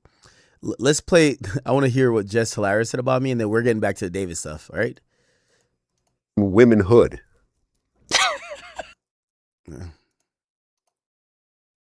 Read what Blessing said again. I didn't. Oh, we wasn't friends because I don't throw around the F word like that. Because the person who said it wasn't even a trans girl. Like it wasn't like your transition and everything. And I liked how he received you. Like that was like more power to you. I salute to you for that. And TS responded, and thank you, blah, blah, blah, whatever, I appreciate you, you funny, da-da-da-da-da. So we was cool from then on and shit, but after I got into it with the Blessing, TS went online and act crazy and then jumped in my DM. I'm like, nah, leave it on the internet. You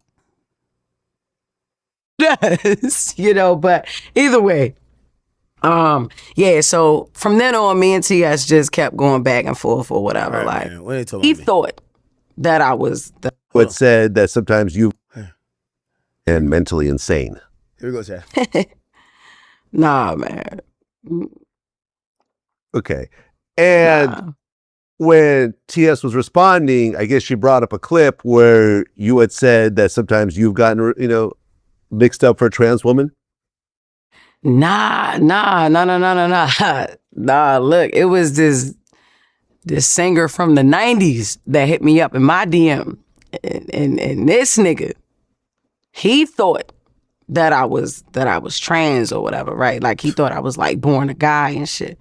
And so he had asked me, could he pay me to fuck with him? And I was like, nah. Like I ain't. Nah. This ain't no manufactured shit down here, baby. Like this is like, you know what I'm saying? This is what it is for real. I was born this way. And he wasn't disgusted, but he was just like disappointed, like, oh nah. You know what I mean? Like I was like, damn. You know what I mean? He ain't want the bio shit. You know what I'm saying? He ain't want that shit. He wanted the He wanted some other shit. You know? This chick done fell off, man. I think she used to go into the guise of comedy. That Breakfast Club shit killed her. And when I hear her, like, it doesn't sound like she's being funny. She just sounds like a loudmouth girl. You know, sometimes women who are a loudmouth, they think they're funny. It's like Tiffany Haddish. She's not funny either. You get what I'm saying? And with her, like, I don't hear the jokes. I never hear her being funny. You know what I'm saying? And so that's just what it was. But that was the only instance. I guess I ain't out here mistaking me as, That's cap. I definitely thought you were. Yo, just hilarious. Let me just be honest with you. I thought you was a tranny. Like, your voice sometimes be deep. I was looking at you. This was when you were extra chopped. Like, you kind of had, like, facial features of a nigga. You feel what I'm saying? Like, a lot of things I was like, I wouldn't really, I mean, you're not my type anyway, but it's like, I wouldn't fuck with you because, like, I wouldn't want, you the person I think Nicki Minaj would send at me that I could get caught up. That's when me and Nicki was beefing. Well, I think we still beefing, but, you know, right now we got a bigger op. You the type of person I think Nicki would send at me to get me caught up and be like, yo, act fucking with a trans. Like, yo, low-key, you kind of like, bruv, you kind of like look like one of the trans. It is what it is. You feel me? You know, something else. Nah, they not. That was the only situation I think TS took. Well, I know TS took that and ran with that. But that's. But I don't even think, so a lot of people thought I was tripping. You just said other people thought you were trans. Somebody was trying to pay you because they thought you was trans. Nobody come to me and be like, yo, act, oh shit, are you a dyke or a lesbian? Like, nigga, anybody come to me and say shit like that?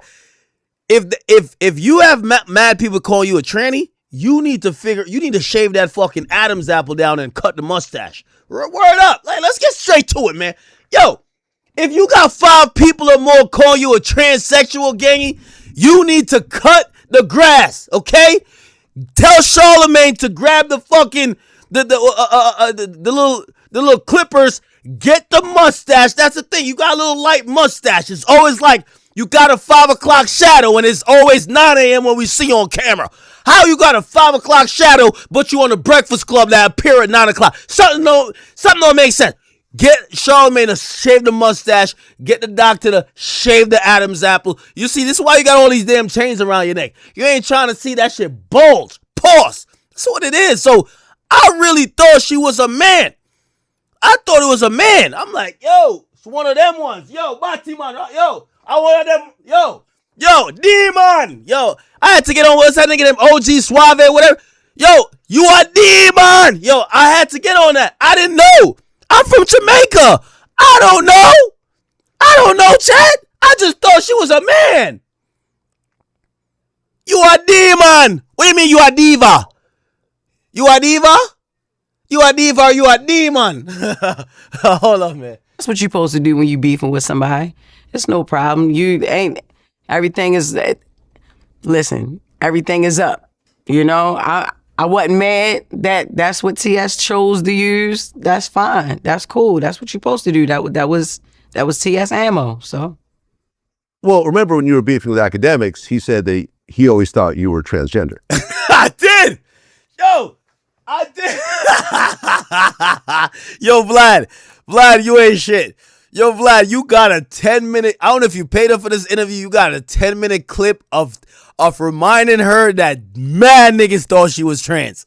Ain't no way she felt good about this interview. You said like 3 other people, now you saying I thought she was trans. Yo, Vlad, mad niggas, Vlad, you gotta interject. Did you think she was trans? Look at her face. Look at her face. She's like, oh my God. He only said that shit because I said he looked like a fat dyke. Like that's been sitting in the fucking basement since he graduated fucking school. Like, now she's trying to get the joke off. That's not what happened, Shorty. You've been hating on me. You never said no, I was no fat dyke, my nigga. Nobody looks at academics and say I look like Batiman argument don't come with me. Straight up. Like, there ain't no Batiman argument that come with me. Yo, born a Spanish town, Jamaica. Batiman argument don't come with me. Never. Dyke, lesbian, Bati boy shit don't come with me. We thought you was a transgender. That's a fact. Okay?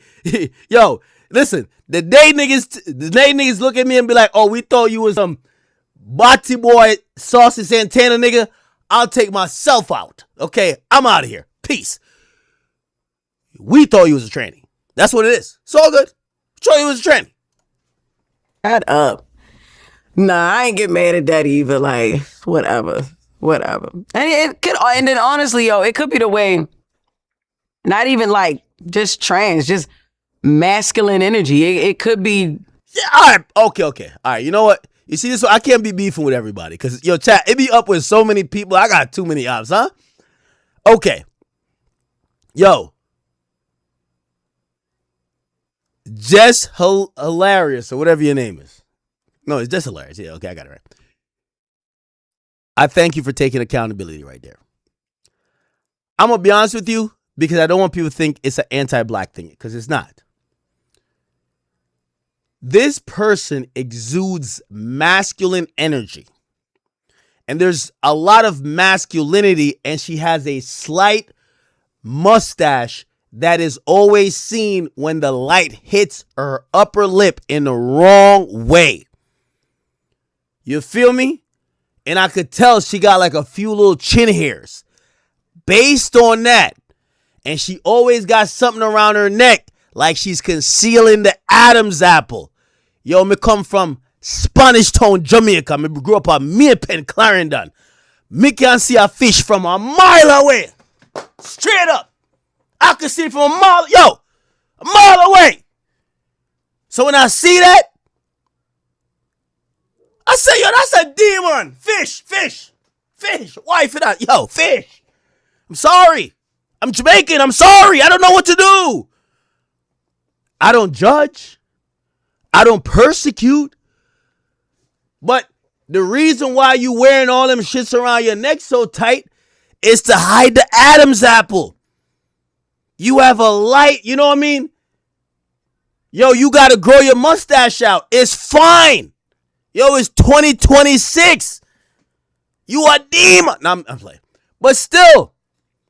And the few chin hairs, you don't even need a tweezer. Just do your thing. So I thought this was, and plus, you act like a man. So I thought you were a man. I don't know, like the transgender stuff, I'm still trying to get, like, learn the stuff. I'm like, yo, that's a man, bro. That's a man. That's a nigga, bro. Yo, here's my policy. I ain't gonna lie. Like, listen, you know, shout out to the LGBTQ community. We got no beef.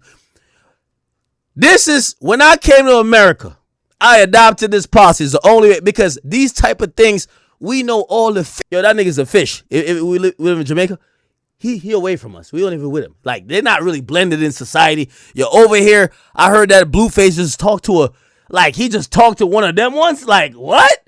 Yo, you're not blending in. Ain't no blending in going on. Ain't no blending in going. Anyway, here's my policy. My policy is when in doubt, it's a nigga. Facts. Any doubt, nigga. Any doubt, like, nigga, I don't need proof, DNA, birth certificate, yo, baby pictures, fuck all that. If you asking for that, you gay. Nigga, when in doubt, that's a nigga. Straight up. So I had some doubts. About this person. She always hiding the Adam's apple. I don't know why she don't get it shaved down. Listen, they got laser. Yo, I ain't gonna lie. Shit. This is gonna be TMI. Man, yo, all the bitches these days, they getting laser down there like, yo, it's smooth as a baby's egg, bro. Like, you could get that laser on your fucking mustache. You gotta get that laser. That laser removal. You gotta get it on the mustache. You gotta get it, sure. I'm sorry to say. That's a fact. Get that, shave down the Adam's apple, pluck out the chin hairs, and then take an etiquette class. You talking like a man. I know you're from Baltimore, but nigga, you sounded like you Bodie from The Wire. Like I thought you was a man. I apologize. I thought you was a man. My policy, when in doubt, it's a nigga. That's how you never get caught up. Never get caught up. When in doubt, it's a nigga. You never get caught up. Don't treat them different. You should have no hate in your heart. But when in doubt, that's a nigga. Straight up. You'll never get caught lacking. When in doubt, it's a nigga. Anyway. The way, well, it is not even could be the way I deliver my when I get into my Baltimore bag and shit, because I can be very prim and proper, professional, all the things, but at the same time, yo, she got 10 minutes of explaining why people keep thinking she's a man. Yo, this is crazy, bro. Yo, I swear the day I got to do an interview and I got to spend 10 minutes explaining how I'm not gay, bro, I'm telling you. Nigga, I'd rather catch the worst disease. All right, let me not say some the baby shit. I ain't gonna cap with you. Y'all ain't gonna play with me, nigga. I ain't gonna play with me. I can get real Baltimore, and it's my delivery, my deep. Nah, Baltimore. I don't look at Krishan Rock and say Krishan Rock's a nigga. I say Krishan Rock is ghetto, and she from Baltimore too. She is ghetto. This is ghetto bitch. You feel what I'm saying? Raspy voice. I was talking to Carlos King, and he actually identified that right off the bat. He was like, yo, look, it is definitely the way that it's your delivery and how you talk and how you speak, your mannerisms and your facial expressions. Like, you come off like you don't care, like you don't give a fuck, and you're just very hard sometimes. And so, yeah, and I was like, yeah, that could be true. That could be true. So. Well, you guys kept going back and forth. T.S. Madison called you Robert Townsend in the face. Shorty, that was funny as shit. Something about you, and it's a little true. Like, I do look. All right, wait, hold on. Look like I could be related to Rob, man. I do. Yeah, yo, I respect her. If she's like, I do look like I could be like a tranny. I respect that shit. Now, I'm gonna be honest with you. She not trying to get a nigga like me anyway, so like, it's none of my business. It's none of my business. I was just saying, she had, like, the context, if you're wondering, she had said something about somebody who was transsexual, and I was looking at her like, wait, ain't you transsexual too? I never knew she claimed she wasn't. And I still to this day don't know if she is. Nigga, like, with her, you need a DNA test. I ain't tripping. I ain't like I'm waiting on it like I'm about to fuck with her type shit. It's just that I don't know. And she keep having like 50 different things around that neck because that fucking Adam's apple be poking, gang. Feel what I'm saying? That's kind of crazy. Anyway. I knew the Breakfast Club was cooked when they kicked Angela Yee off and they brought the chick with the Adam's apple that was a girl. I'm like, what? Yo, what the fuck? Yo, why going over here, sir? Anyway.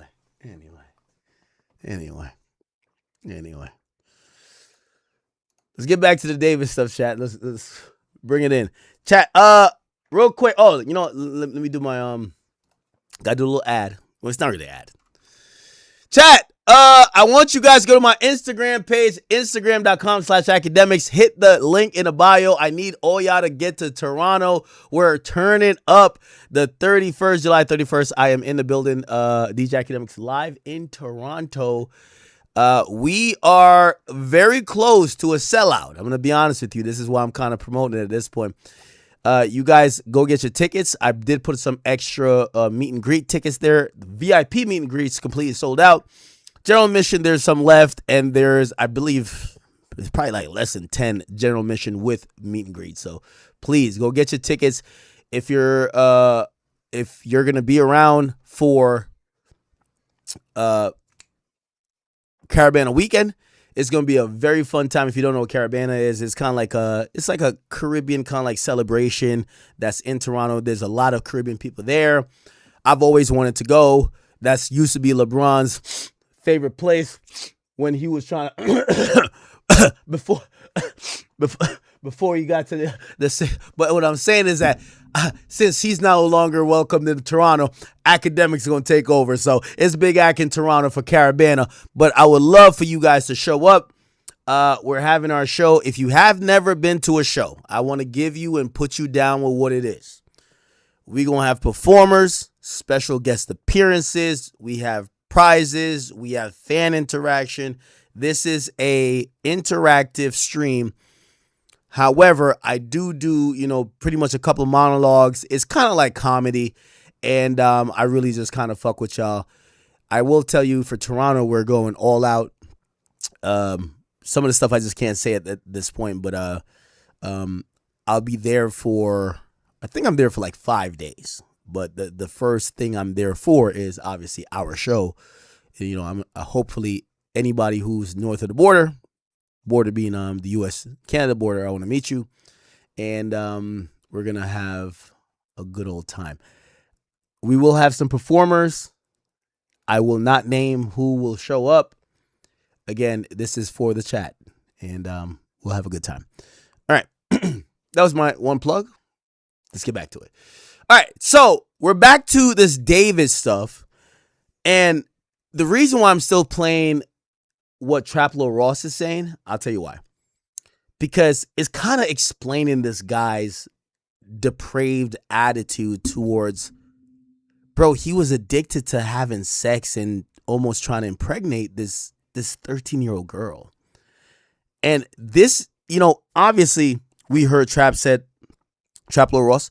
He's like, yo, it was so crazy watching the body, you know, being put together back in an autopsy. But in reality, what's going to make stuff make sense is just seeing how thirsty, how horny, how this guy thought he had his way with this girl that was 13. He was constantly jeopardizing her health, even though he shouldn't even be having sex with her, period. He's nutting in her every time. He's doing this. He's getting her Plan Bs all the time. She had an actual abortion.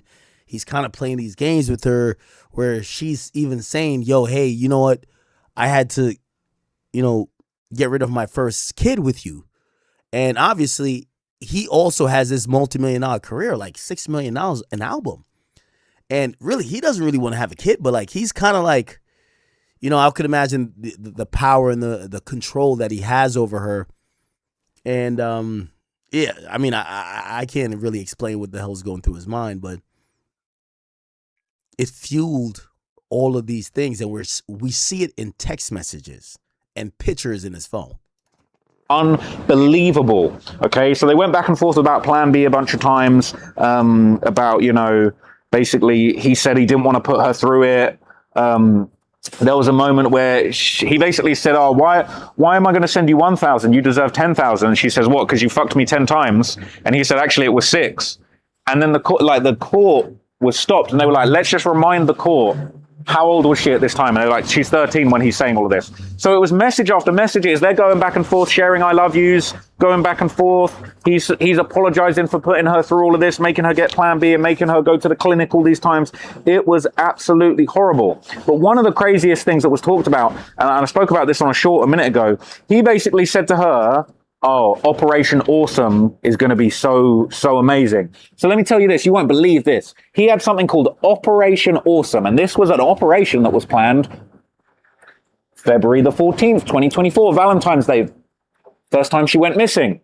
He was apparently plotting to have his security guard and him pull up in the Tesla outside her house in Lake Elsinore in the darkness of night at a stop sign, like they were stopping at a stop sign, and she was going to run out with all of her belongings and go away with them. Basically a plot with his bodyguard to kidnap her from her home and move her full-time into his property. And you remember when that Oh, wow. That bodyguard is going to get pressed. He's going to get pressed, and not only is he going to get pressed, if he's not cooperative, he's going to get charges, so he got to be snitching. actually happened, that's when she went missing, and then the police came knocking on his door. And he later said, this was crazy, he later said, oh, I can't wait for us to be able to be together without the cops getting in the way and meddling, without wanted posters being everywhere. He said to her numerous times, he said, oh, I can't have these posters going around anymore. Absolute insanity. And I'm not going to lie, now I'm starting to think like, I don't want to say sympathize, but I'm starting to think a little bit more about Asia and how she sort of went to David with this missing poster for Celeste, and how she claimed that, you know, he lied about it and stuff. And it's like, so he was basically saying in messages, oh, I'm tired of people bringing up this missing poster for you. And you're thinking, what on earth? So he had a plot with his bodyguard called Operation Awesome, and she was like, oh, Operation Awesome's going to be so... I'll tell you this one message, because this was just fucking pissed me off. She texted him and said, Operation Awesome is going to be so hard. hard? And he replied, he said, what, hard as in hard to do, or hard like a full Balenciaga fit hard? I'm thinking, what the fuck, what are you talking about? And she said, oh, it's hard because I don't know what to bring. And then he's texting her back in all caps, talking about, we've been over this. Basically, anything you can't replace straight away, bring it. Clothes, makeup, jewelry, shoes. And she's like, I don't have any bags to bring it. How am I going to bring it? I'm so small. It was just like unbelievable, the stuff. That's the nasty part. Like, she's constantly saying, like, I'm tiny. A 13-year, yo, chat, ain't a 13-year-old like 3 foot? Like, I don't even know. A 13-year-old, that's ridiculous. Anyway, that was going back and forth. So there was a lot more to it, and I'm going to read you all of the messages in another video when I get back. But basically, he said, I'm not going to say the name, but he said the name of his security. And he's like, oh, do you want me to get so-and-so to pull up at the stop sign right outside your house? Do you want me to get so-and-so to come help you with your bags? We're thinking this guy's really arranging his security guard to be a moving in service for Operation Awesome, which is to kidnap a 13-year-old from her home and to move her into his Hollywood mansion. Absolute insanity. I need to hear what that security guard has to say. So basically, that happened, that went down. That obviously ended up failing because people were contacting him about this minor living at his property, and she ended up getting sent back. So time's going on. They're texting all throughout 2024 and basically just talking about having adult conversations constantly, talking about all the things that they do, saying that, like, oh man, the Diet Coke went down wrong that time. Basically saying, like, just like stupid little things like, oh yeah, I'm feeling sore as F the next day. Like, they've been doing stuff. Damn. I'm not gonna lie. There was one where he messaged her, bro, it's so gross. Like, what is that? Is that like a party bus going by the courthouse? There was one where, like, she was saying she had a sore butt, and he was like, you need to wash your ass. And she's like, I'm so sore. And I don't even want to get more into it at this point, to be honest. He's talking about, we got August, we got a Vegas trip booked. Hey, hold on. Trap, I got to be honest with you. I know this involves, and it is sensitive, a younger female. She is 13. But you're covering this trial. The people who are going to be consuming this content, you have to have some good faith and hope they're not fucking creeps. You can't be like, oh, it's too crazy, I can't tell y'all. You have to report exactly what you're seeing. If they're showing it in court, you're the eyes and ears for court. I know. Maybe you have to code it a certain way because we are on YouTube, but you can't be like, oh, I don't want to talk. No. People have to understand how depraved, how disgusting this guy was. And obviously, I know you guys are being, overstimulated in court with seeing some of this stuff. But again, because this will not be televised, right? You got to give graphic detail, even if you got to be a little creative and descriptive, like, don't be vile, but you can't be like, oh, I can't tell y'all. No, you have to tell people respectfully, like, that's why you're there, right? Like, you're there to use your words, your wizardry, your ability to communicate, to tell people what's happening. Trust, you got to do it, bro. Baby Trump Hotel. They were going to stay at the Trump Hotel. He was going to stay at the Trump Hotel in Vegas with his minor. I didn't even want to touch that one. That's crazy. Okay, so they went back and forth a whole bunch talking about the pregnancy symptoms. She was constantly worried about. And Trap, I would advise you just to say, listen, at the beginning of these videos, grab a disclaimer. Just be like, hey, listen, I am a journalist. I'm covering this case.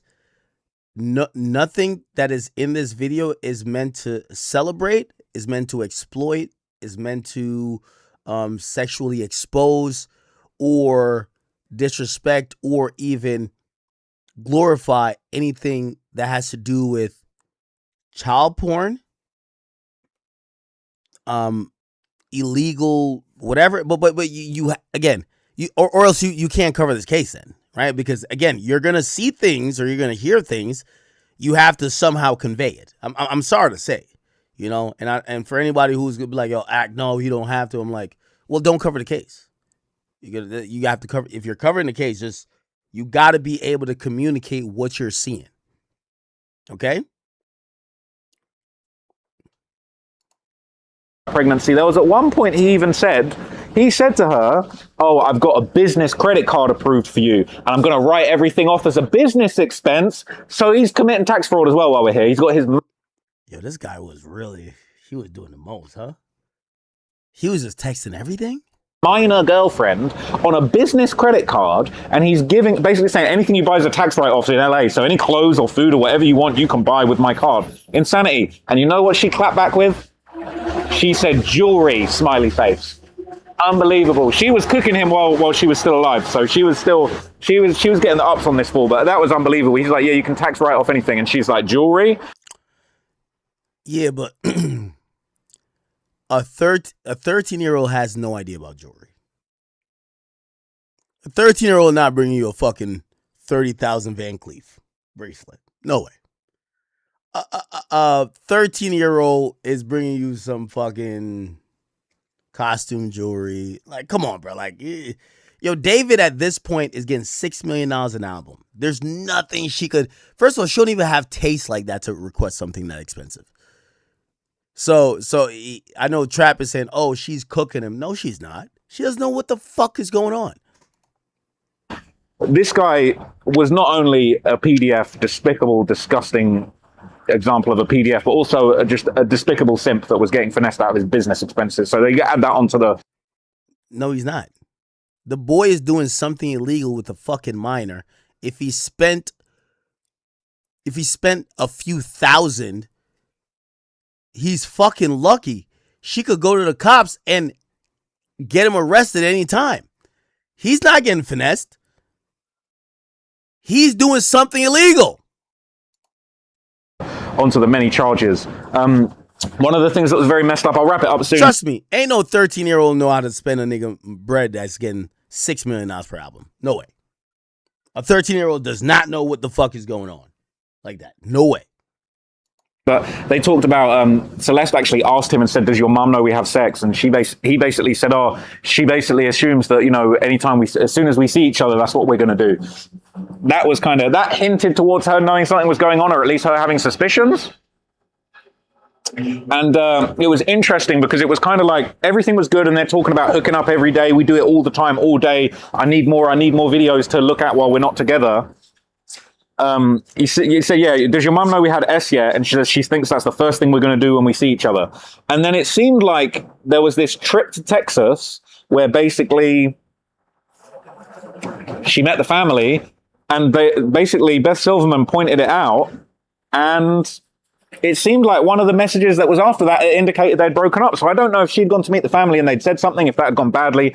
I don't know, but basically clearly the family knew something was going on. There were a bunch of other little details. They were talking about, you know, she'd been hurt because of the physical things that they had been doing together they shouldn't have. She was hurt. She was saying it hurt so much. Horrible stuff. Just horrible stuff. I don't even want to mention that. No, you have to. That's the thing about covering this case. Yo, a young 13-year-old girl being subjected to sexual intercourse by this fucking deviant multiple times a day. Bro, come on. Like, you know, again, not to put it in a gross way, but this is why he's going to get fried. These are the things the jury's going to care about. Like, wow. This, you know, even if some of the evidence is like, oh, well, it lacks context. Like, well, yeah, I know there's a chainsaw, but how do you know he got the chainsaw? It was ordered under a different... They're going to play dumb. You know what he can't play dumb with? When you're reading his messages with her, and you could tell this is a grown-ass man who is literally high on life with his recording contract and the fact that this 13-year-old woman, he has stripped her of her innocence and she loves him so much she would do anything, and he's constantly abusing her. He's not only constantly abusing her to the point that he kills her, he's hurting her while it happens. Listen, you force a 13-year-old to have sex multiple times a day? Come on, bro. A 13-year-old having sex, it just sounds crazy already. So that's why that's important, because it's going to, this is the most, like, it's self-snitching. Like, he's talking to her. She's probably saying, hey, I'm sore. Maybe not tonight or whatever. And this fucking dude he just doesn't give a fuck. And he ultimately kills her afterwards.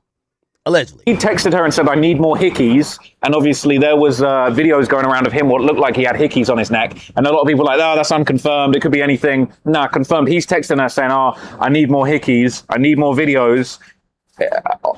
Just awful stuff. So in addition to all of that, like, he was calling her mommy at a point as well. So look, whatever you're into, if that's what you do, that's cool. But like, this is a minor. How are you calling a 13-year-old mommy? That was just embarrassing, to be honest with you. Like, that was insane. And like, she's calling him baby, he's calling her mommy. He's saying, like, I'm not even going to say, but he's saying, I want to do it everywhere. We haven't done it on the couch yet.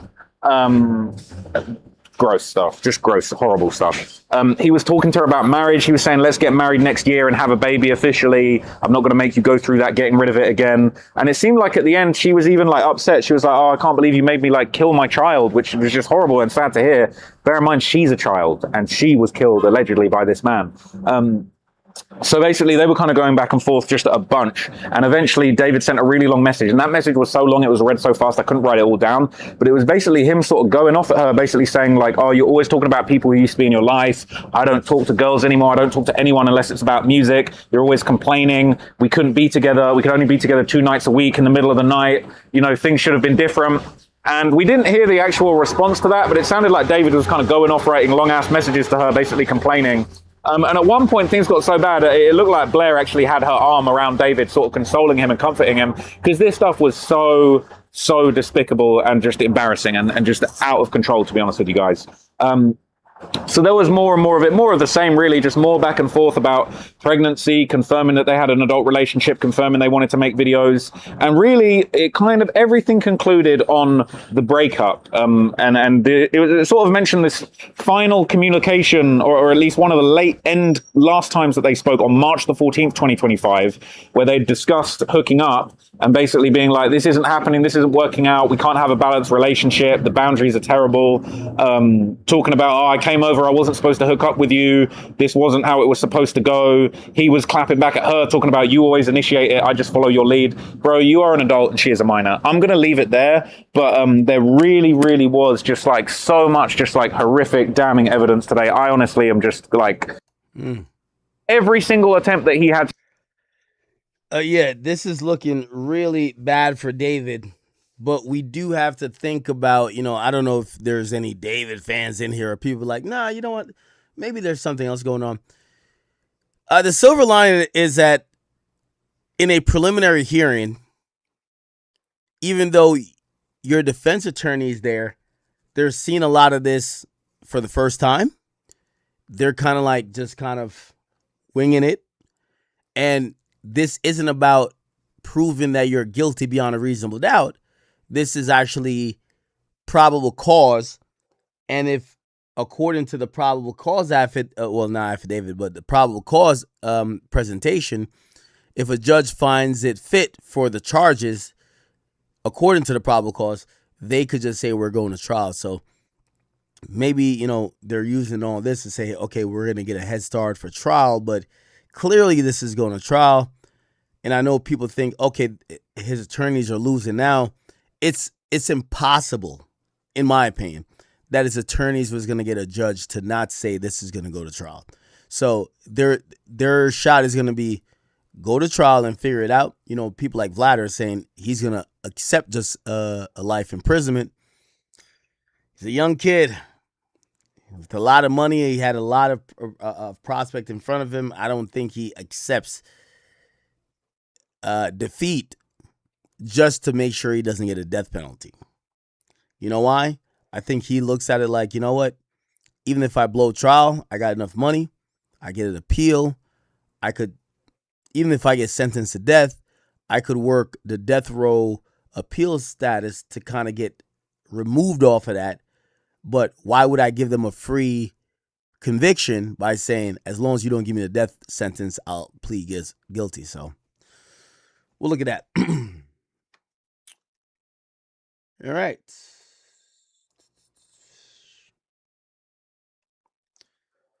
Shout out to Grant. Grant just sent me some shit. He said, yo, Ack, we got the video of Charleston White driving away from the scene, and apparently he says this is the mob ties dudes pressing him, and supposedly until the shots fired. Let's watch this. Man, fuck them nigga. We ain't rushing out of here for nothing. Fuck any nigga mad about something. Ain't now one of them hoe ass niggas do nothing. Ain't now one of them hoe ass niggas do nothing. And I showed up by myself, nigga. Pussy foot. Run over here and get in front of the car. Run over here and get in front of the car. What behind? Run over here and get in front of the car. I seen your jaws tight, bitch ass nigga. Yeah, I showed up by myself in your hood, pussy. I know that wasn't a gun. Yeah, that was a gun. Go around the car, keep going, don't stop it nothing. Can't go around. Can't go around. It's Put your address in, get straight to the highway. All right. Nigga follow All right, all right. Go around the car, keep going. Yeah, them bitch ass niggas. Fuck Jay Prince. You was right. He was Pay right. attention, baby. I know. Perry, put the address in to the spot I gave you. Go around this car. Apologize. I ain't apologizing and shit, nigga. Run the red light. Get through this motherfucker. Run the red light. Go straight, my nigga. Don't stop at nothing. Get on the highway. Turn left right here. Get on the highway. Just get on the highway. Just get on. Turn left. Don't stop at nothing. You can see we can go. Just go. Just go. Just go. Go, go, go, go, go. I seen the whole ass nigga jaws tight with the collar, nigga taking pictures. Bitch ass nigga, that's why I ain't rushed to leave nowhere. Yo, I ain't gonna lie to you. This thing is Charleston White. Either got a death wish or he's that damn bold. I get. Is this the meta glasses? Because it don't look like someone's holding the camera. It looks like, you know, it's almost like a vision type of thing. This does disprove what Jay Prince Jr. told me in the sense of they believe that Charleston White fired the gun himself. It's clear from this video, Charleston White didn't fire no gun. Pussy foot. Run over here and get in front of the car. Run over here and get in front of the car. What behind? Run over here and get in front of the car. I seen your jaws tight, bitch ass nigga. Yeah, I showed up by myself in your hood, pussy.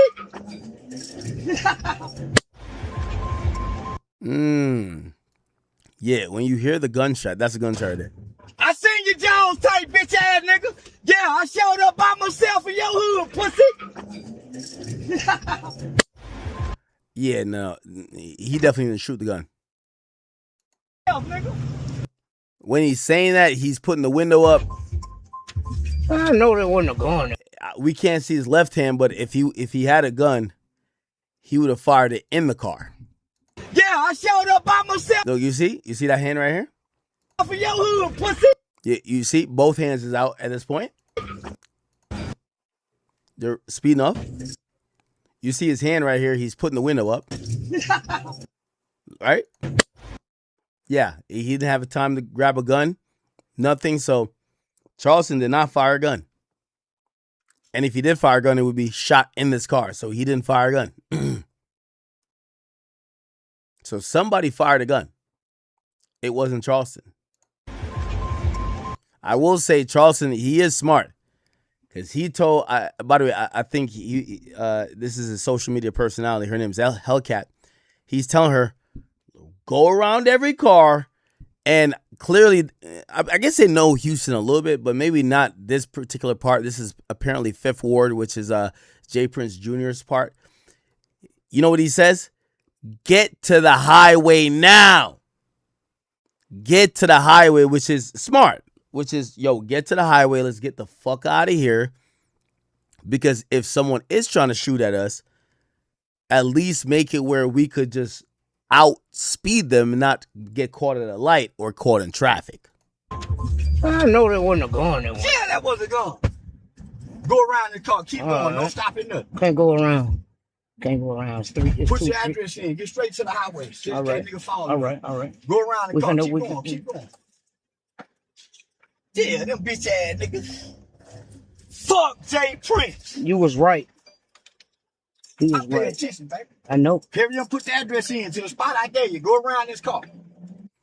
Finally, Hellcat was trying to obey traffic rules. Finally, he's like, oh, hell nah, let me get around this shit. Apologize. I ain't apologizing and shit, nigga. Run the red light. Get through this motherfucker. Run. Nah. Charleston's on timing. I got to give Charleston credit. A lot of people look at Charleston. He old. He weighed like 10 pounds. They say a lot about him. Like he handicapped. Bro, he do got, for the shit he talk, he got some street smarts. Because he's over here very calmly. He said, that's a gun. Yo, this is what you're going to do. Drive around all this, whatever. Get on this highway. He's very calm. I got to give him some credit. The red light. Go straight, my niggas. Don't stop at nothing. Don't stop at nothing. I like that. Right here. Get on the highway. Just get on the highway. Just get on, turn left. Don't stop at nothing. You can see we can go. Just go. Go. Yeah, no, he's smart. Just go. Nah, he right. I seen the whole ass nigga jaws tight with the collar, nigga taking pictures. Bitch ass nigga, that's why I ain't rushed to leave nowhere.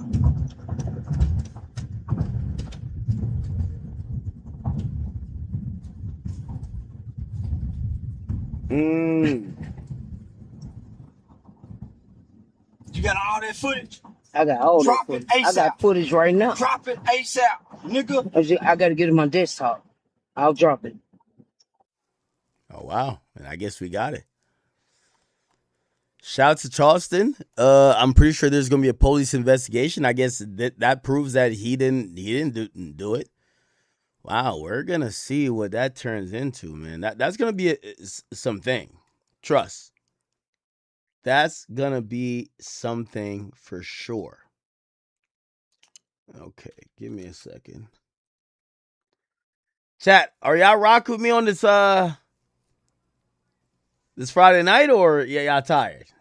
It's all good. Let me know. What we should get to is, so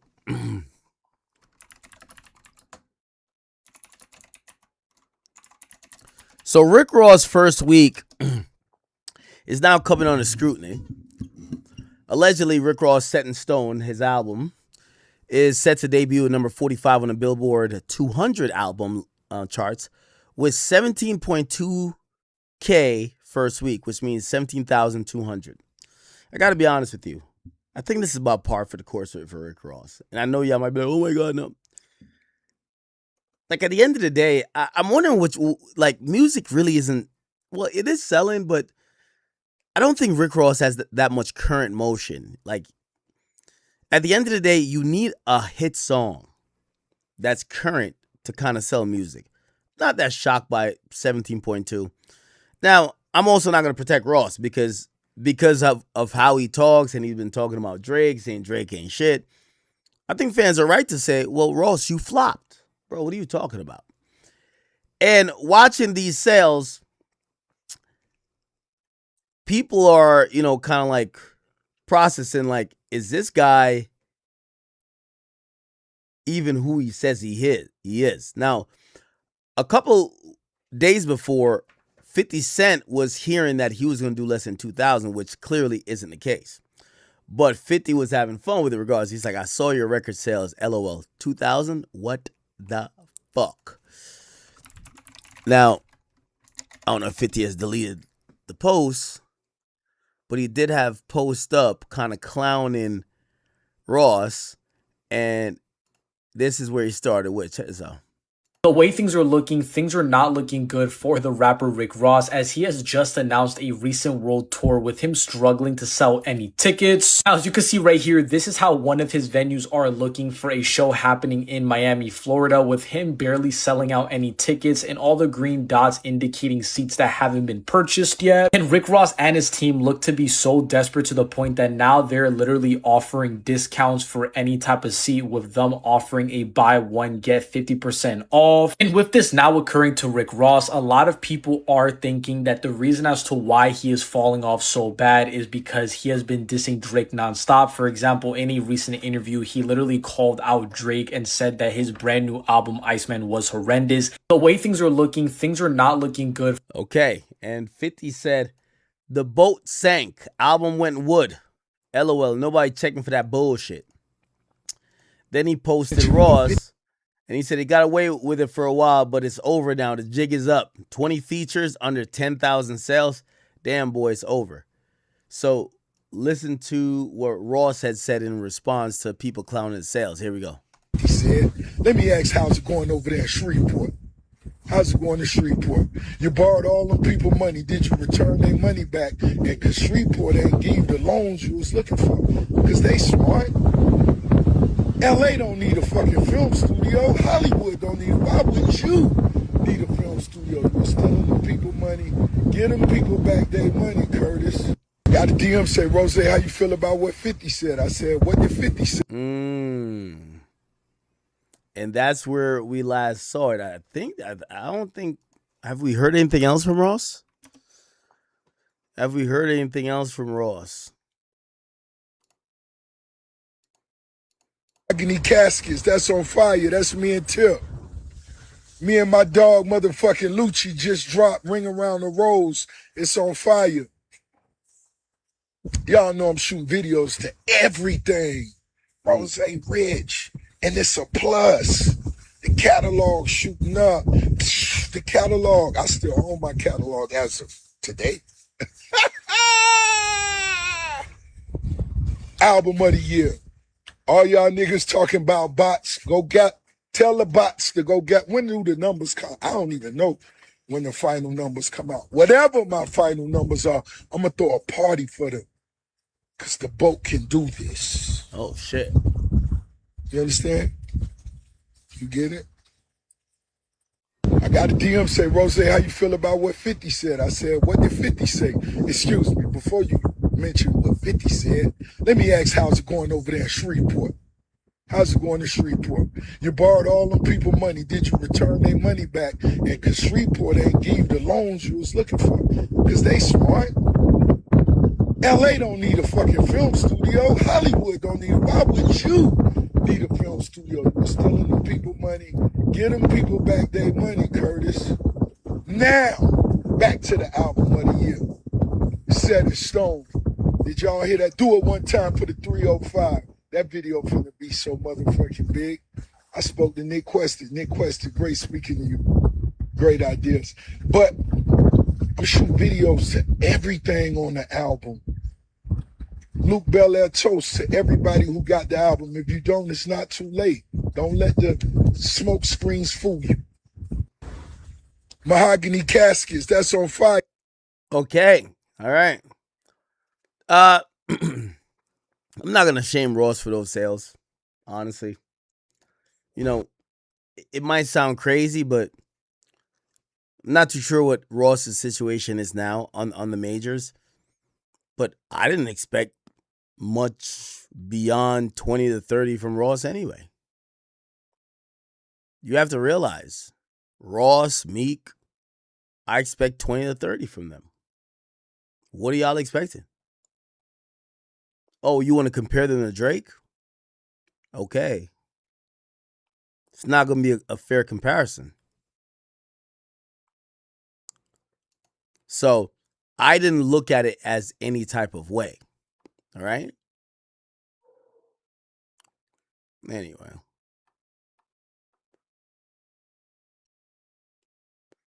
Shout out to Ross. You know, I think Ross needs a hit. If Ross want to get... Ross could do 50K, but he got to get a hit. Drake used to be his hit guy. I think Ross, Khaled, they got to hit up Jay-Z. Y'all need a hit guy. I'm not saying Ross can't get a hit by himself, but he need a hit. That's the reality. Ross need a hit. Who's going to be his hit guy? We'll find out. Okay, we'll get to YG in a second. We can get to LeBron too. Should we do YG?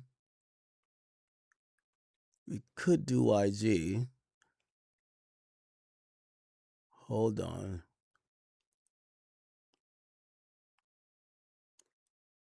Should we do Adrian Broner? We could do that. Let's do that. So Adrian Broner and Dean the Great got sued.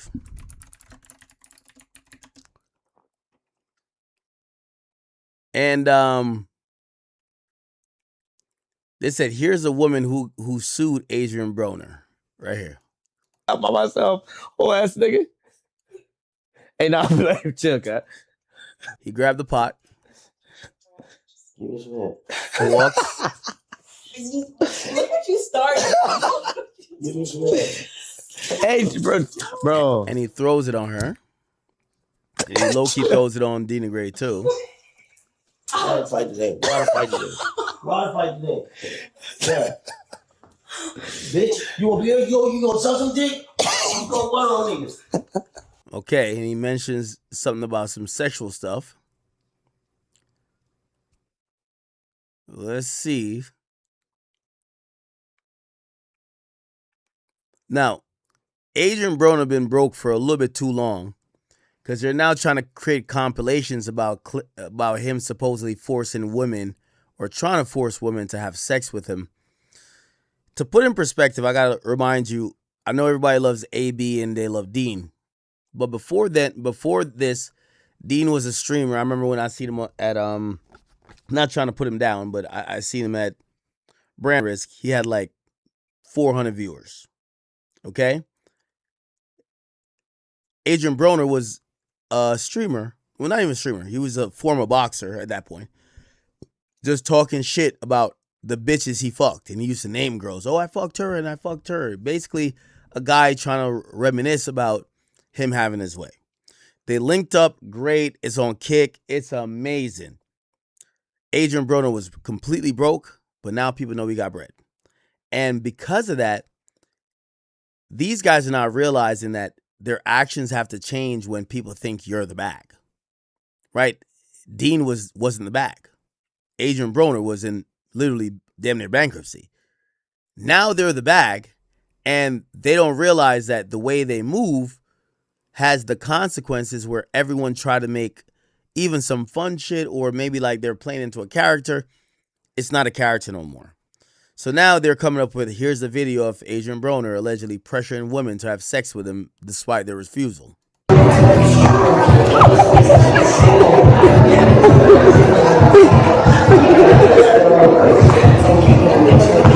Go. Like, relax. Go.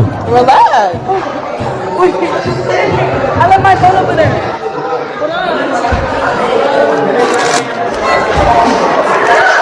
Okay.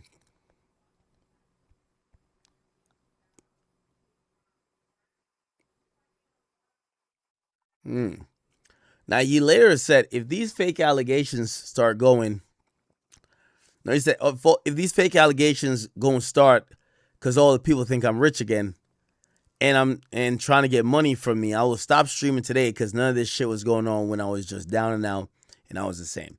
Now, let me read what the allegations supposedly are, right?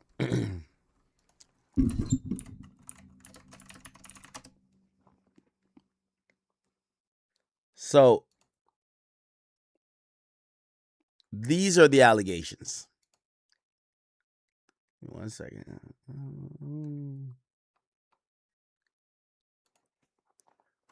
Adrian Broner. Here we go. So let me read this. It says, Adrian Broner, the former boxer who won multiple titles at different weight classes, is being sued for sexual battery, according to TMZ. A woman named Havana Saint is actually suing Broner. He claimed he invited her and her friends to an after party on June 2nd, 2026, where he encouraged her to drink heavily. In a lawsuit obtained by TMZ, Saint says that she got too drunk to drive home and she took Broner up on an offer to stay at the home where the after party took place. While she was staying at his home, she claims the boxer tried pressuring her into performing sexual acts with him, including sexual intercourse, oral sex, and a hand job. She also claimed he exposed his genitals to her and grabbed her hand, trying to force her to engage. She says that she told Broner no multiple times, adding that she was not interested in men and stated she preferred women. Despite his alleged conduct, Saint says she went back to the house, which, by the way, big detail. Despite what happened the night before, she went back to the house the following day, June 3rd, and at that time, Broner supposedly expressed his anger that the two had not been intimate the night before. And according to Saint, they said Broner tried to drag her upstairs, which she expressly refused. She says again, she informed Broner that she was not interested in men. At times during this incident, Saint admits she was laughing, but only as a way to conceal fear and discomfort. On June 8th, she went to a separate living room content residence in LA County, California, where she said she ran into Broner again. She said she became intoxicated and Broner began to physically pull her, drag her from the house, and pressure her to come into his Encino home. Once there, Saint says Broner again pressured her to have sex with him, which she says she again declined. She said her friend stayed at Broner's house at night, and in the morning she was doused with ice water by Broner on a live stream. She said this act caused her humiliation and emotional distress. She still insists her and Broner never had sex, but alleges he made comments while on a live stream suggesting that they did, including saying at one point she had made him come. She has another man, which is Dean the Great, made the family statements about her as well when he told watchers on his live stream that she'd slept with numerous people in the live stream residence. She's suing Broner for sexual battery and assault. She's suing both of these guys for defamation and infliction of, oh my God, man. Chat, it's a red flag that she came back in the shit after she claimed she was sexually assaulted, but whatever. These days you could be a woman, you could do all that type of shit. Let me see.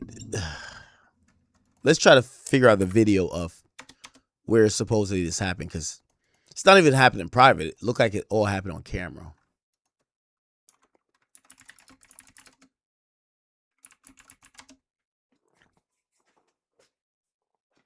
Here we go. That's not it.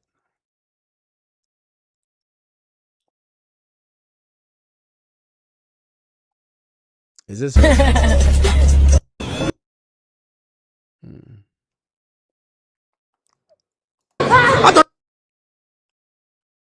Where is it?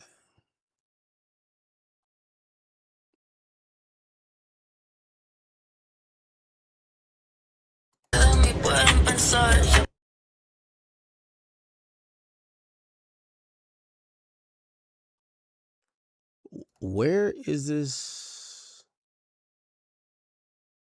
Give me a second. Adrian Broner lawsuit. I'm trying to watch the video.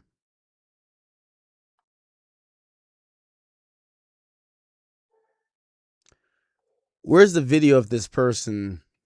You know, because most of this stuff is on camera.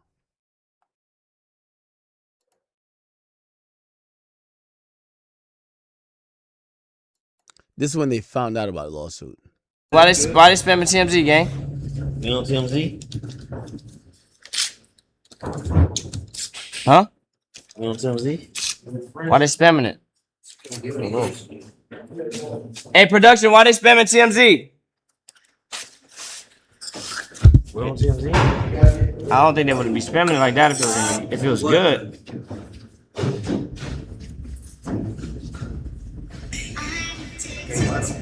Put the wire back up.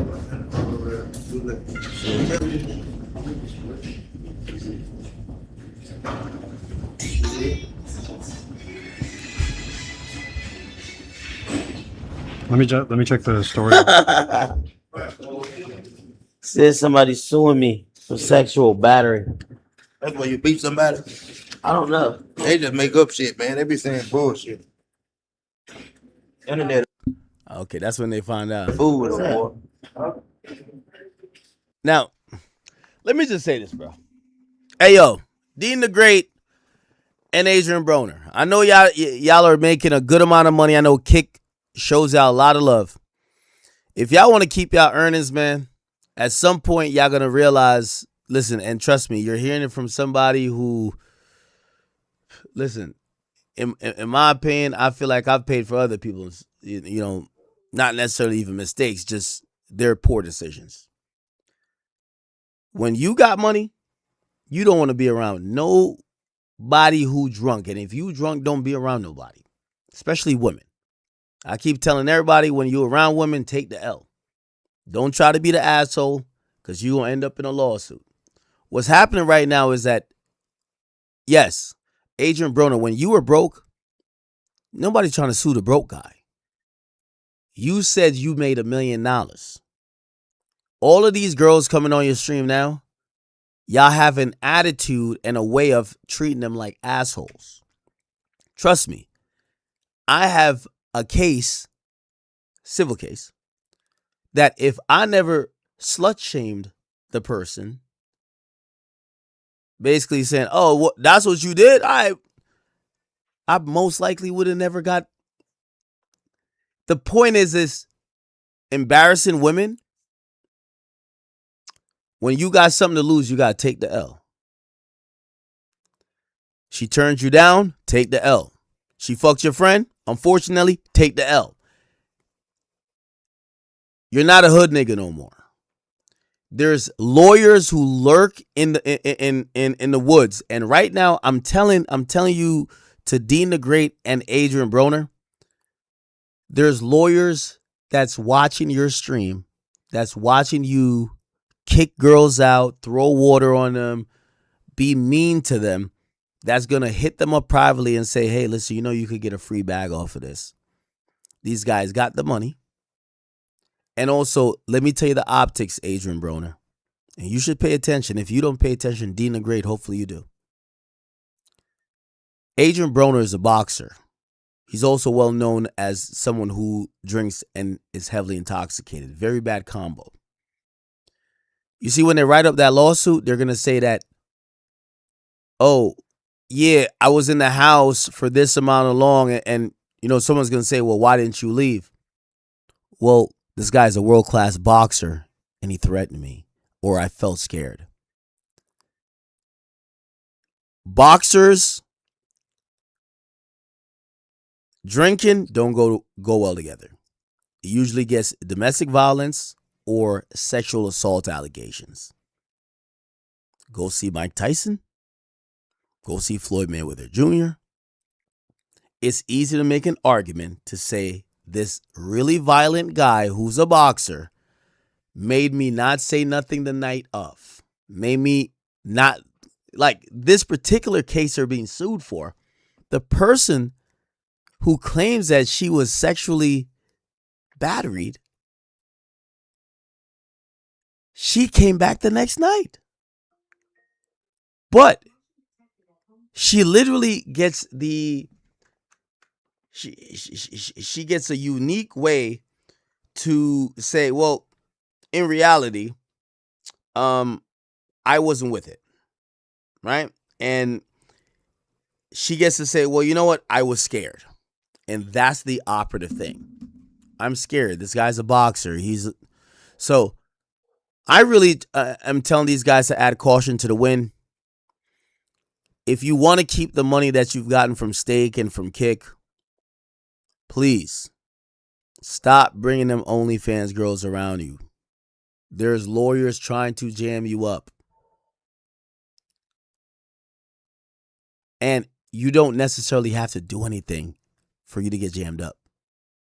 The mere fact that you admit that you have money, that's how you get jammed up. So, you know, I give that warning. I don't know if it'll fall on deaf ears, but trust me.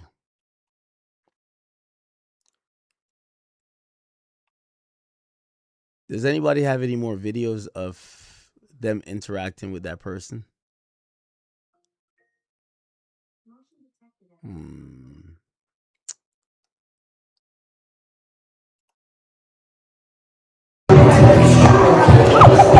Is this the girl?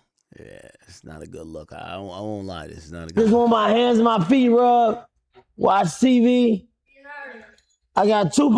They said this is her volunteer. I just want my hands and my feet rubbed. Watch TV. I got 2 positions open.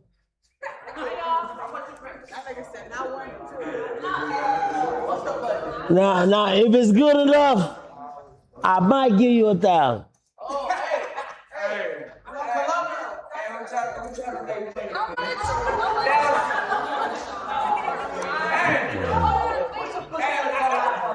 Matter of fact,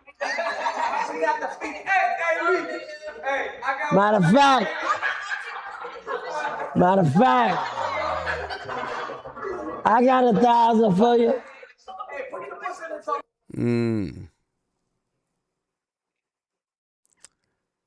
That's interesting.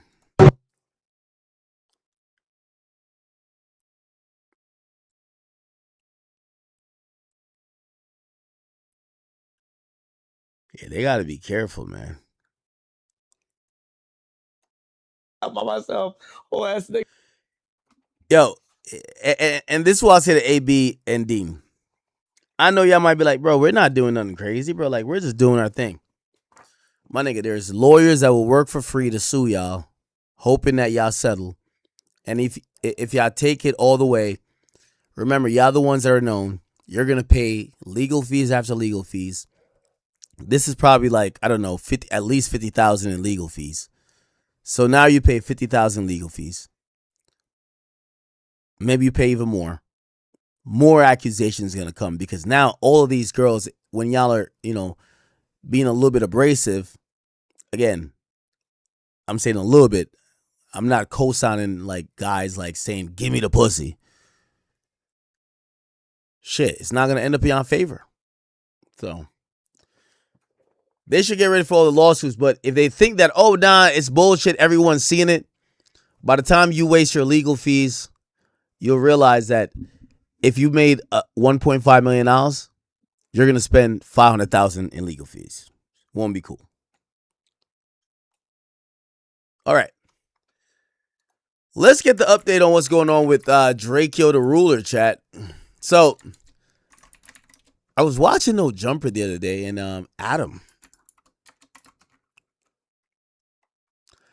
Adam22 No Jumper admitted that the police pulled up to No Jumper and questioned or wanted answers from a podcast host named Munchie B and also Adam in relation to Drakeo the Ruler's murder.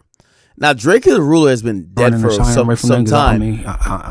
But recently, the only two new developments I can remember is that him, Munchie B, and also Flacco, who has been covering like the scene, they kind of like have been talking about who's the killer. And Flacco put it up like, oh, this guy might be the detective. Anyway, apparently the cops now are really involved or really invested, which is odd. Let's look.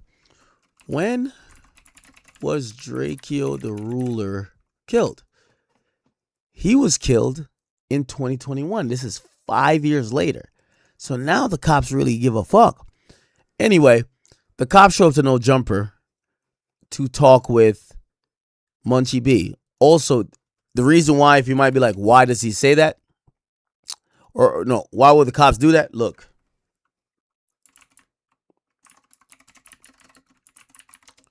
So Munchie B was on a call or like a clubhouse or, spaces or whatever.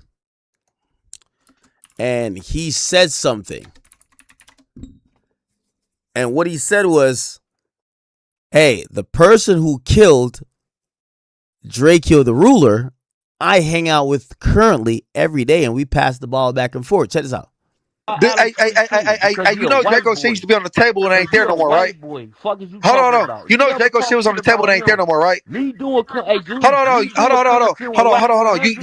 You do know I did. I said Draco and his brother worked there on Friday. You know, on there every Tuesday, right? Shut your dumb ass up, bro. You sound, hey, bro. Hey, Draco is dead, bro. Hey, bro. Bro, the nigga that killed Draco, I passed the bottle back and forth to him all the time. What are we talking about? Shut the. You know, Draco. Now, from that, there was a shit ton, and I mean a shit ton of videos made about this to say, oh, wow, how come the cops have never solved this? How could people speak so brazenly about knowing who killed him? Because before, if you guys don't know the death of Drakeo the Ruler died at a festival. And at that festival, apparently there was a huge melee, a brawl, and someone brandished like some type of shank or a knife, and they stabbed him to death. And it was thought that the only reason why there was an arrest is because it was so much, it was so much people there and so much stuff happening that they couldn't identify who did the killing. But now 5 years later, you hear Munchie B is saying, I know who killed him, and I pass the ball with the guy all the time. Now, the cops showed up to No Jumper eventually, and this is what happened because Adam actually broke it down. I mean, okay. I'm going to lay out the whole timeline then. I'm going to say what happened. And also, what I'm about to say might be the reason why this podcast is cut short, perhaps. Yeah, we'll see. Hopefully not. But okay. Yesterday, sheriffs come here. Or not sheriffs. CHP, California Highway Patrol. Okay, they come here. California They're looking for Munchie. Josh says, what they, what are you looking to speak to him about or whatever? And they say, we're investigating a murder. And Josh, I guess, takes the card, texts Munchie, tells him, gives him the phone number or whatever, and that was that. Then today at, I don't know, 11 a.m., 11:30, they're back.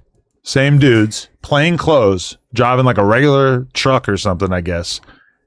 And they, again, approach Josh and for some reason offer more information.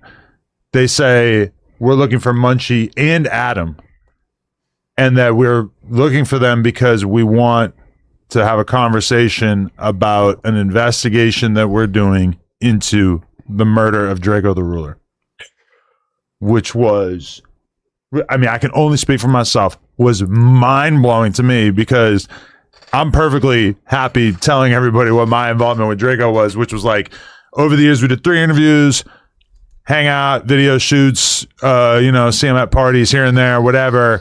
Never, ever did we ever talk about any like street stuff or beef stuff or whatever. I wasn't really like so immersed in having those conversations at that time. And we kind of stayed out of like even talking about it on the podcast and stuff just because it was kind of close to home at the time. But like the most salacious combos were on the pod, basically. Yeah, for sure. He says on the podcast it was a little out there, but not anything that I would expect the cops to like want to question me about. So that was kind of shocking. And then also, I'll let Munchie speak, but like, hold on. When you say he said, like, who you talking about? Like when y'all potty? Because I remember when AD was sitting next to you. Yeah, that's what I'm talking about. You know, he was kind of. I think in that interview that we did, that he probably spoke more about like his beef and like people that he didn't like and shit than like on anything else. So at least that was the most me and him ever talked about. I never had an off-camera conversation about him with any street shit. And obviously, like, why would the cops care about off-camera conversations? Not like I had any kind of insider knowledge. I was kind of shocked to hear that they wanted to talk to me about it. And the majority of like in all the, well, they probably wouldn't talk to Adam because they want to get surveillance. They want to know how much, things that he might have that would probably capture these guys in moments. Remember, it's his building, so if they get his permission, they don't really need a lot more. They'd be like, hey, Adam, we're just going to get it from you. If you tell us that we could get your surveillance video, we don't need to really get a warrant for these guys because it's your building.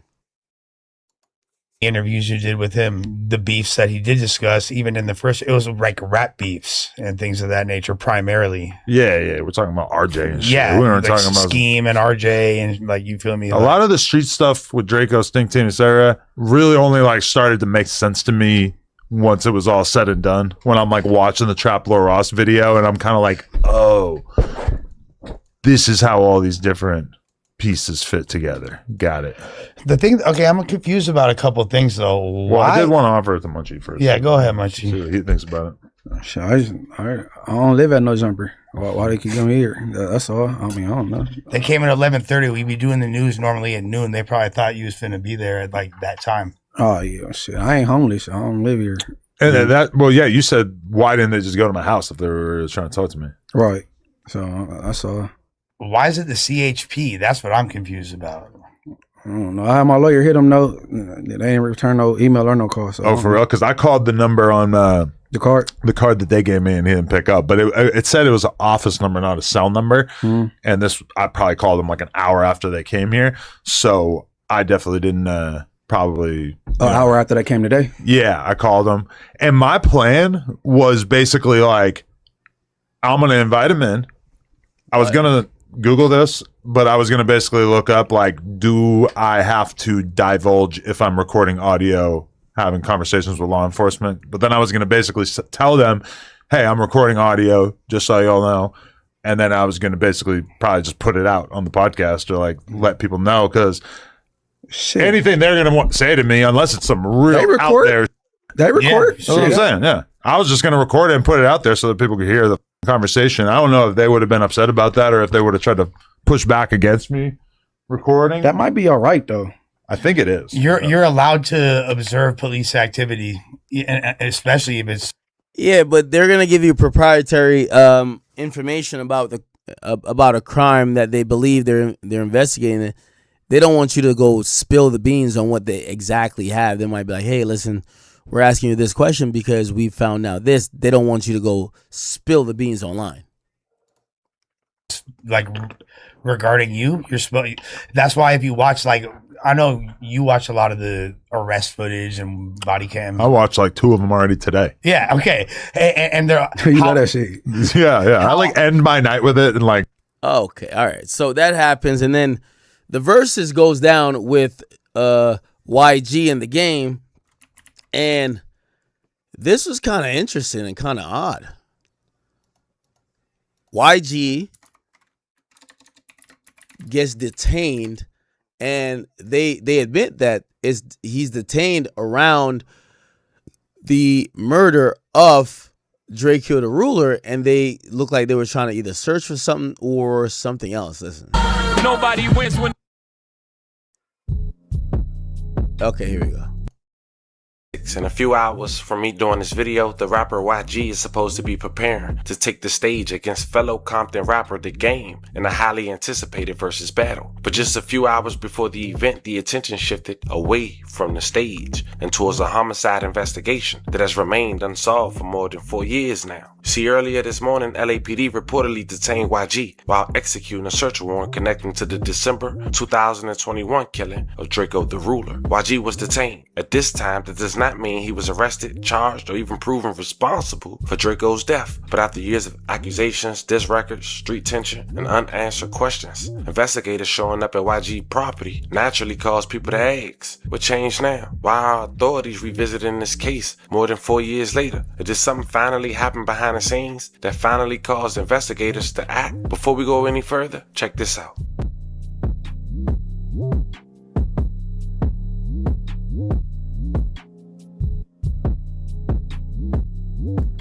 Okay, so they have him detained. We don't see him in cuffs. They're definitely having a chat with YG.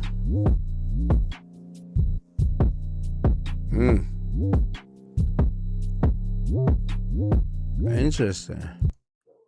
Did not begin today. The tensions around Draco and the people connected to YG's circle has been building for years before Draco was attacked backstage. There was an interview where YG made it clear that he did not want Draco's name mentioned around him. There was Draco refusing to sign with DJ Mustard, and Mustard helped introduce him to a larger audience. There were diss records, neighborhood politics, and claims involving the shooting of YG outside a recording studio. Then Draco released another song directly disrespecting YG. Just 1 month later, Draco was killed. Today we're gonna walk through this entire story. Who Draco the Ruler was, how he became one of the most original rappers in California, his connection to YG and DJ Mustard, the tension that developed between the two sides, the interview where YG warned people not to mention Draco, the diss record Draco released afterwards, and the allegations Draco made concerning YG being shot. Not to mention, in the newly released album, YG addressed everything, his involvement or not, in the night Draco was surrounded by a massive backstage crowd and fatally stabbed before he could perform. But before we go over this one, I want you guys to remember, I don't give you no angle. I just give you the story. So with that being said, make sure you like, comment, and subscribe. We're gonna jump. Bio. Once you scan the QR code. And you know, I'm like street all the way, law, live. Yeah. Yeah, no, for sure. Like, yeah, it was necessary for sure, and the timing was for sure right now, because it's like too many peoples was like, it's just too much going on, like, and you know, I'm like street all the way, law, live by it, so it's like, it's certain things like you don't even speak on, you know what I'm saying, you don't talk, you know, so that's what took me so long to just say anything, because like nobody talking about that, like it don't even, it's certain things like you don't even talk about, You know what I'm saying? If you Chat, give me 1 second. There's a fucking cat like right outside my door. It's like hitting all my alarms because I have like garbage out there. Give me 1 second. I just got to get rid of this cat. ain't involved in it or whatever, it's like you don't even talk about that. So, but it's like I'm only finna take so much. You know what I'm saying? People saying whatever, family tapping in, like all this, and it's like, nah, bro, like, nah, I gotta say something. Did you feel like that's the song where I'm gonna address this once and everything is in there? Oh yeah, for sure. For sure. And it was like, I'm finna say something, you know, but it's the gentleman's club. I'm gonna be very respectful, you know? Fam, that was an interview that YG did just 3 weeks ago on a Big Boy radio show. He addressed the recent music he put out, a song that he also dedicated to Draco's murder, where he adamantly denies his involvement. For those who wondering who is Draco the Ruler, real name Darrell Caldwell, was born December 1993. He grew up in the Westmount section of South Los Angeles, an area surrounded by poverty, violence, and multiple long-standing gang territories. Draco barely knew his father. His mother, Darlene Carnell, worked as a preschool teacher and raised her children under difficult financial circumstances. Draco reportedly told people that his family was one of the poorest families on the block, but even when he was only 4 years old, he would tell anybody willing to listen that one day he was going to be rich. His early life was far from easy. According to journalist Jeff Wise, Draco was arrested at 12 for taking $1 from a tip jar. At 15, while he was still a freshman in high school, he was struck during a drive-by shooting. The shooters were never caught. After that incident, Draco reportedly began carrying a firearm because he believed he needed it to protect himself, but that led to more problems. Juvenile detention, burglary allegations, gun cases, and repeated contact with law enforcement. But music eventually gave him another direction. Friends around Draco believed that he had a gift. With every freestyle, his sound became more original. Then in 2015, Draco gained serious attention after releasing Mr. Get Dough. But I'm not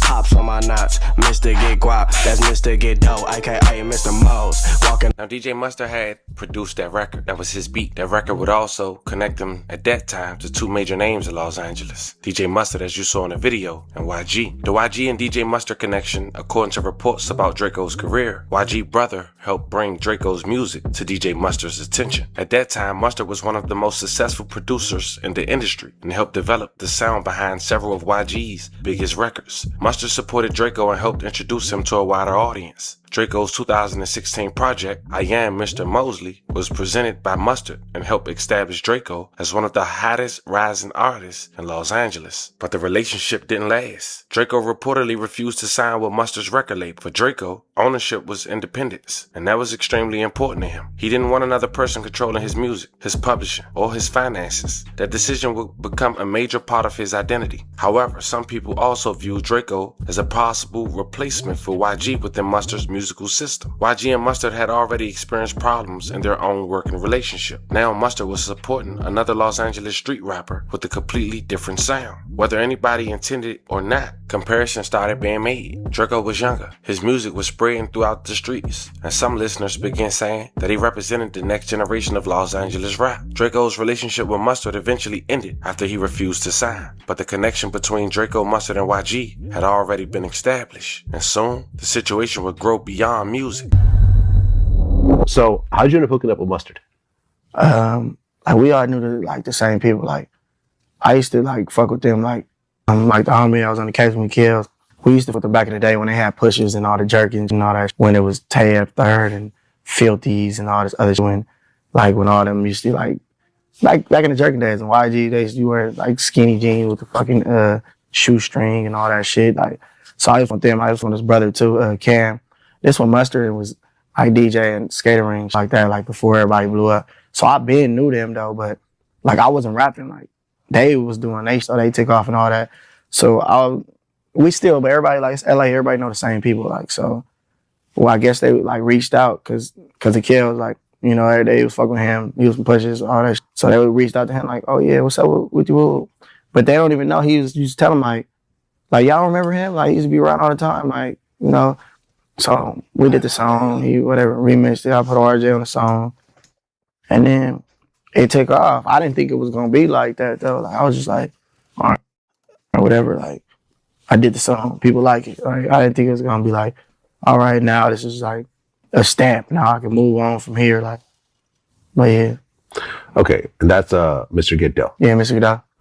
Right, and that was so originally it was just you. Yeah, it was just me and then, Ketchup. Right, Catchy the Great. And then Mustard did the remix. Yeah, and he put RJ on it. And that's it. And Choice. And Choice. Okay, all right, and Choice. Got it. I mean, that song today is at 7 million views on YouTube. Yeah, 7 million. Yeah, plus all the other platforms. Yeah, and all that things shit. So then you signed under Mustard? I didn't sign. Nah? Nah, I was just fucking with him, like. Okay. Just fucking around, doing music and shit. Bitch. Filthy. Yeah. Shot at an adult pajama party in Carson County. Shit, Iron Man Monkey too. Draco reportedly believed that joining an established gang would place. Okay. Like a vendetta for you, right? She was crazy. She did not like me. All right. You know, my bad. I stepped out for a second, but so the police are basically trying to say, did YG and his crew kill Draco the Ruler? They're kind of like the main suspects. Like, that is kind of the thought. The thought is like, maybe not YG, but like somebody associated with him. And obviously, I think Munchie B is like in the same gang or some shit like that. So the cops are kind of narrowing it down. One of y'all gang niggas killed Draco the Ruler. And it's going to be one of those things where, like, is somebody going to just take the fall?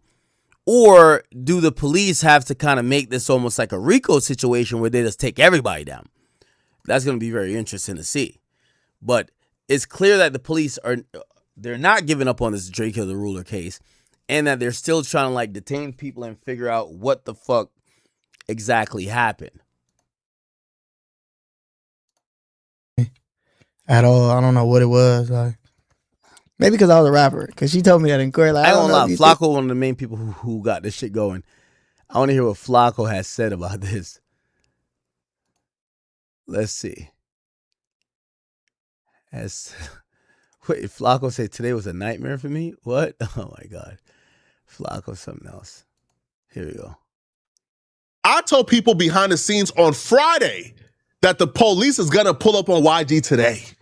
And what happened? They pulled up on YG today. It appears after today that YG and the B team. Wait, why does he have all this red shit on? Wait, Flacco turned blood on me?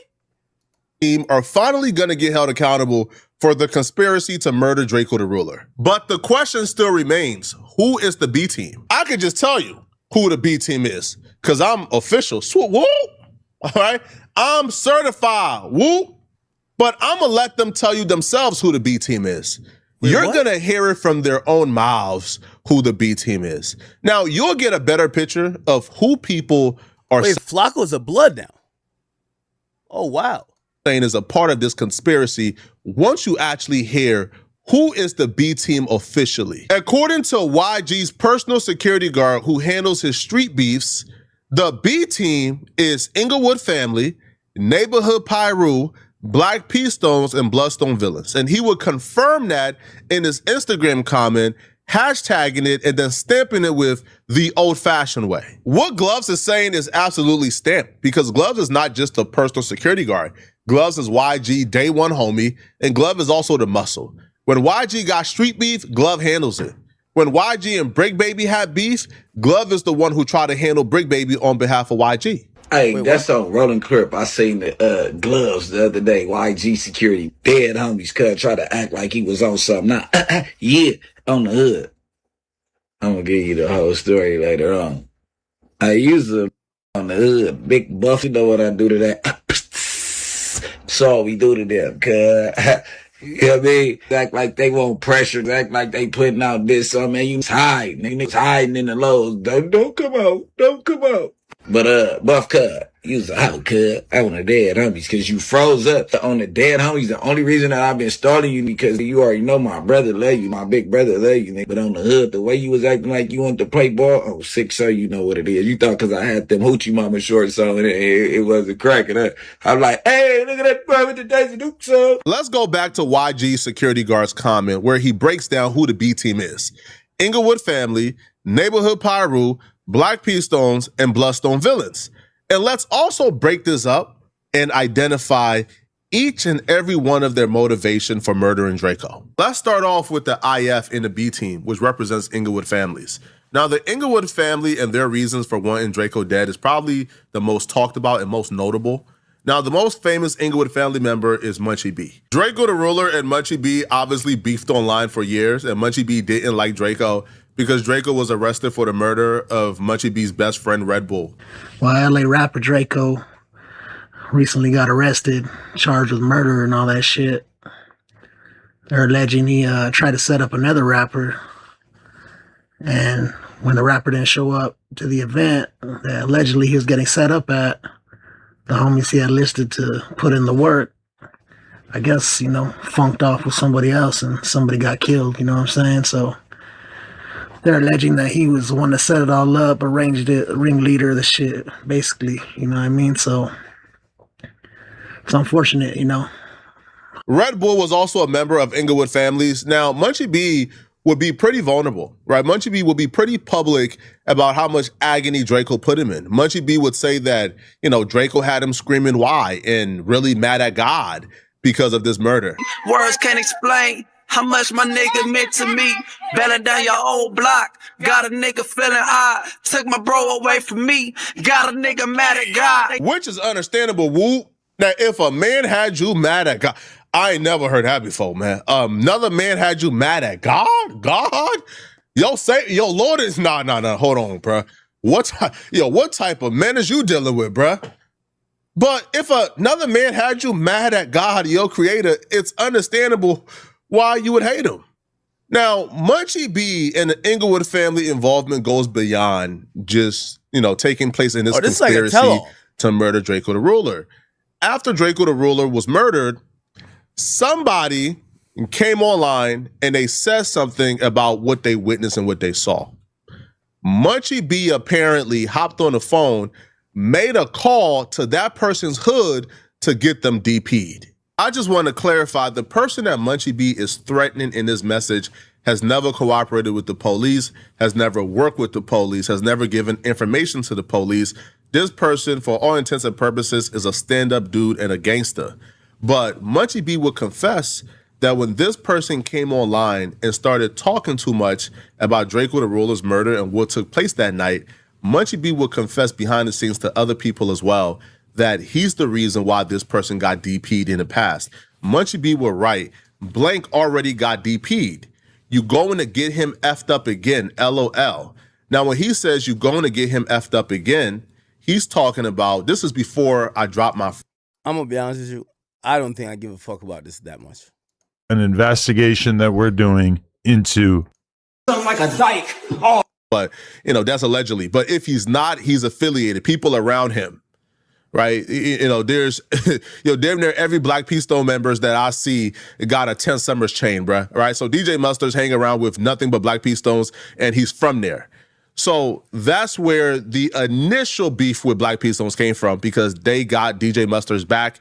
Draco got beef with Mustards. They don't like Draco because of his beef with Mustard. YG is backing up DJ Mustard. YG got the connection with Black P Stones due to his connection with Mustard. So DJ Mustard is dead center in the middle of this Draco the Ruler and Black P Stone beef. Now, the two BPS members that are very crucial and important to this story is Gloves, YG's security guard, and Frankenstone. YG security guard Gloves, who's from Black P Stones, he's been identified by eyewitnesses as the person who snuck in the knives and was handing it out when the altercation started. Yes, I'm speaking facts, bro. YG in real life,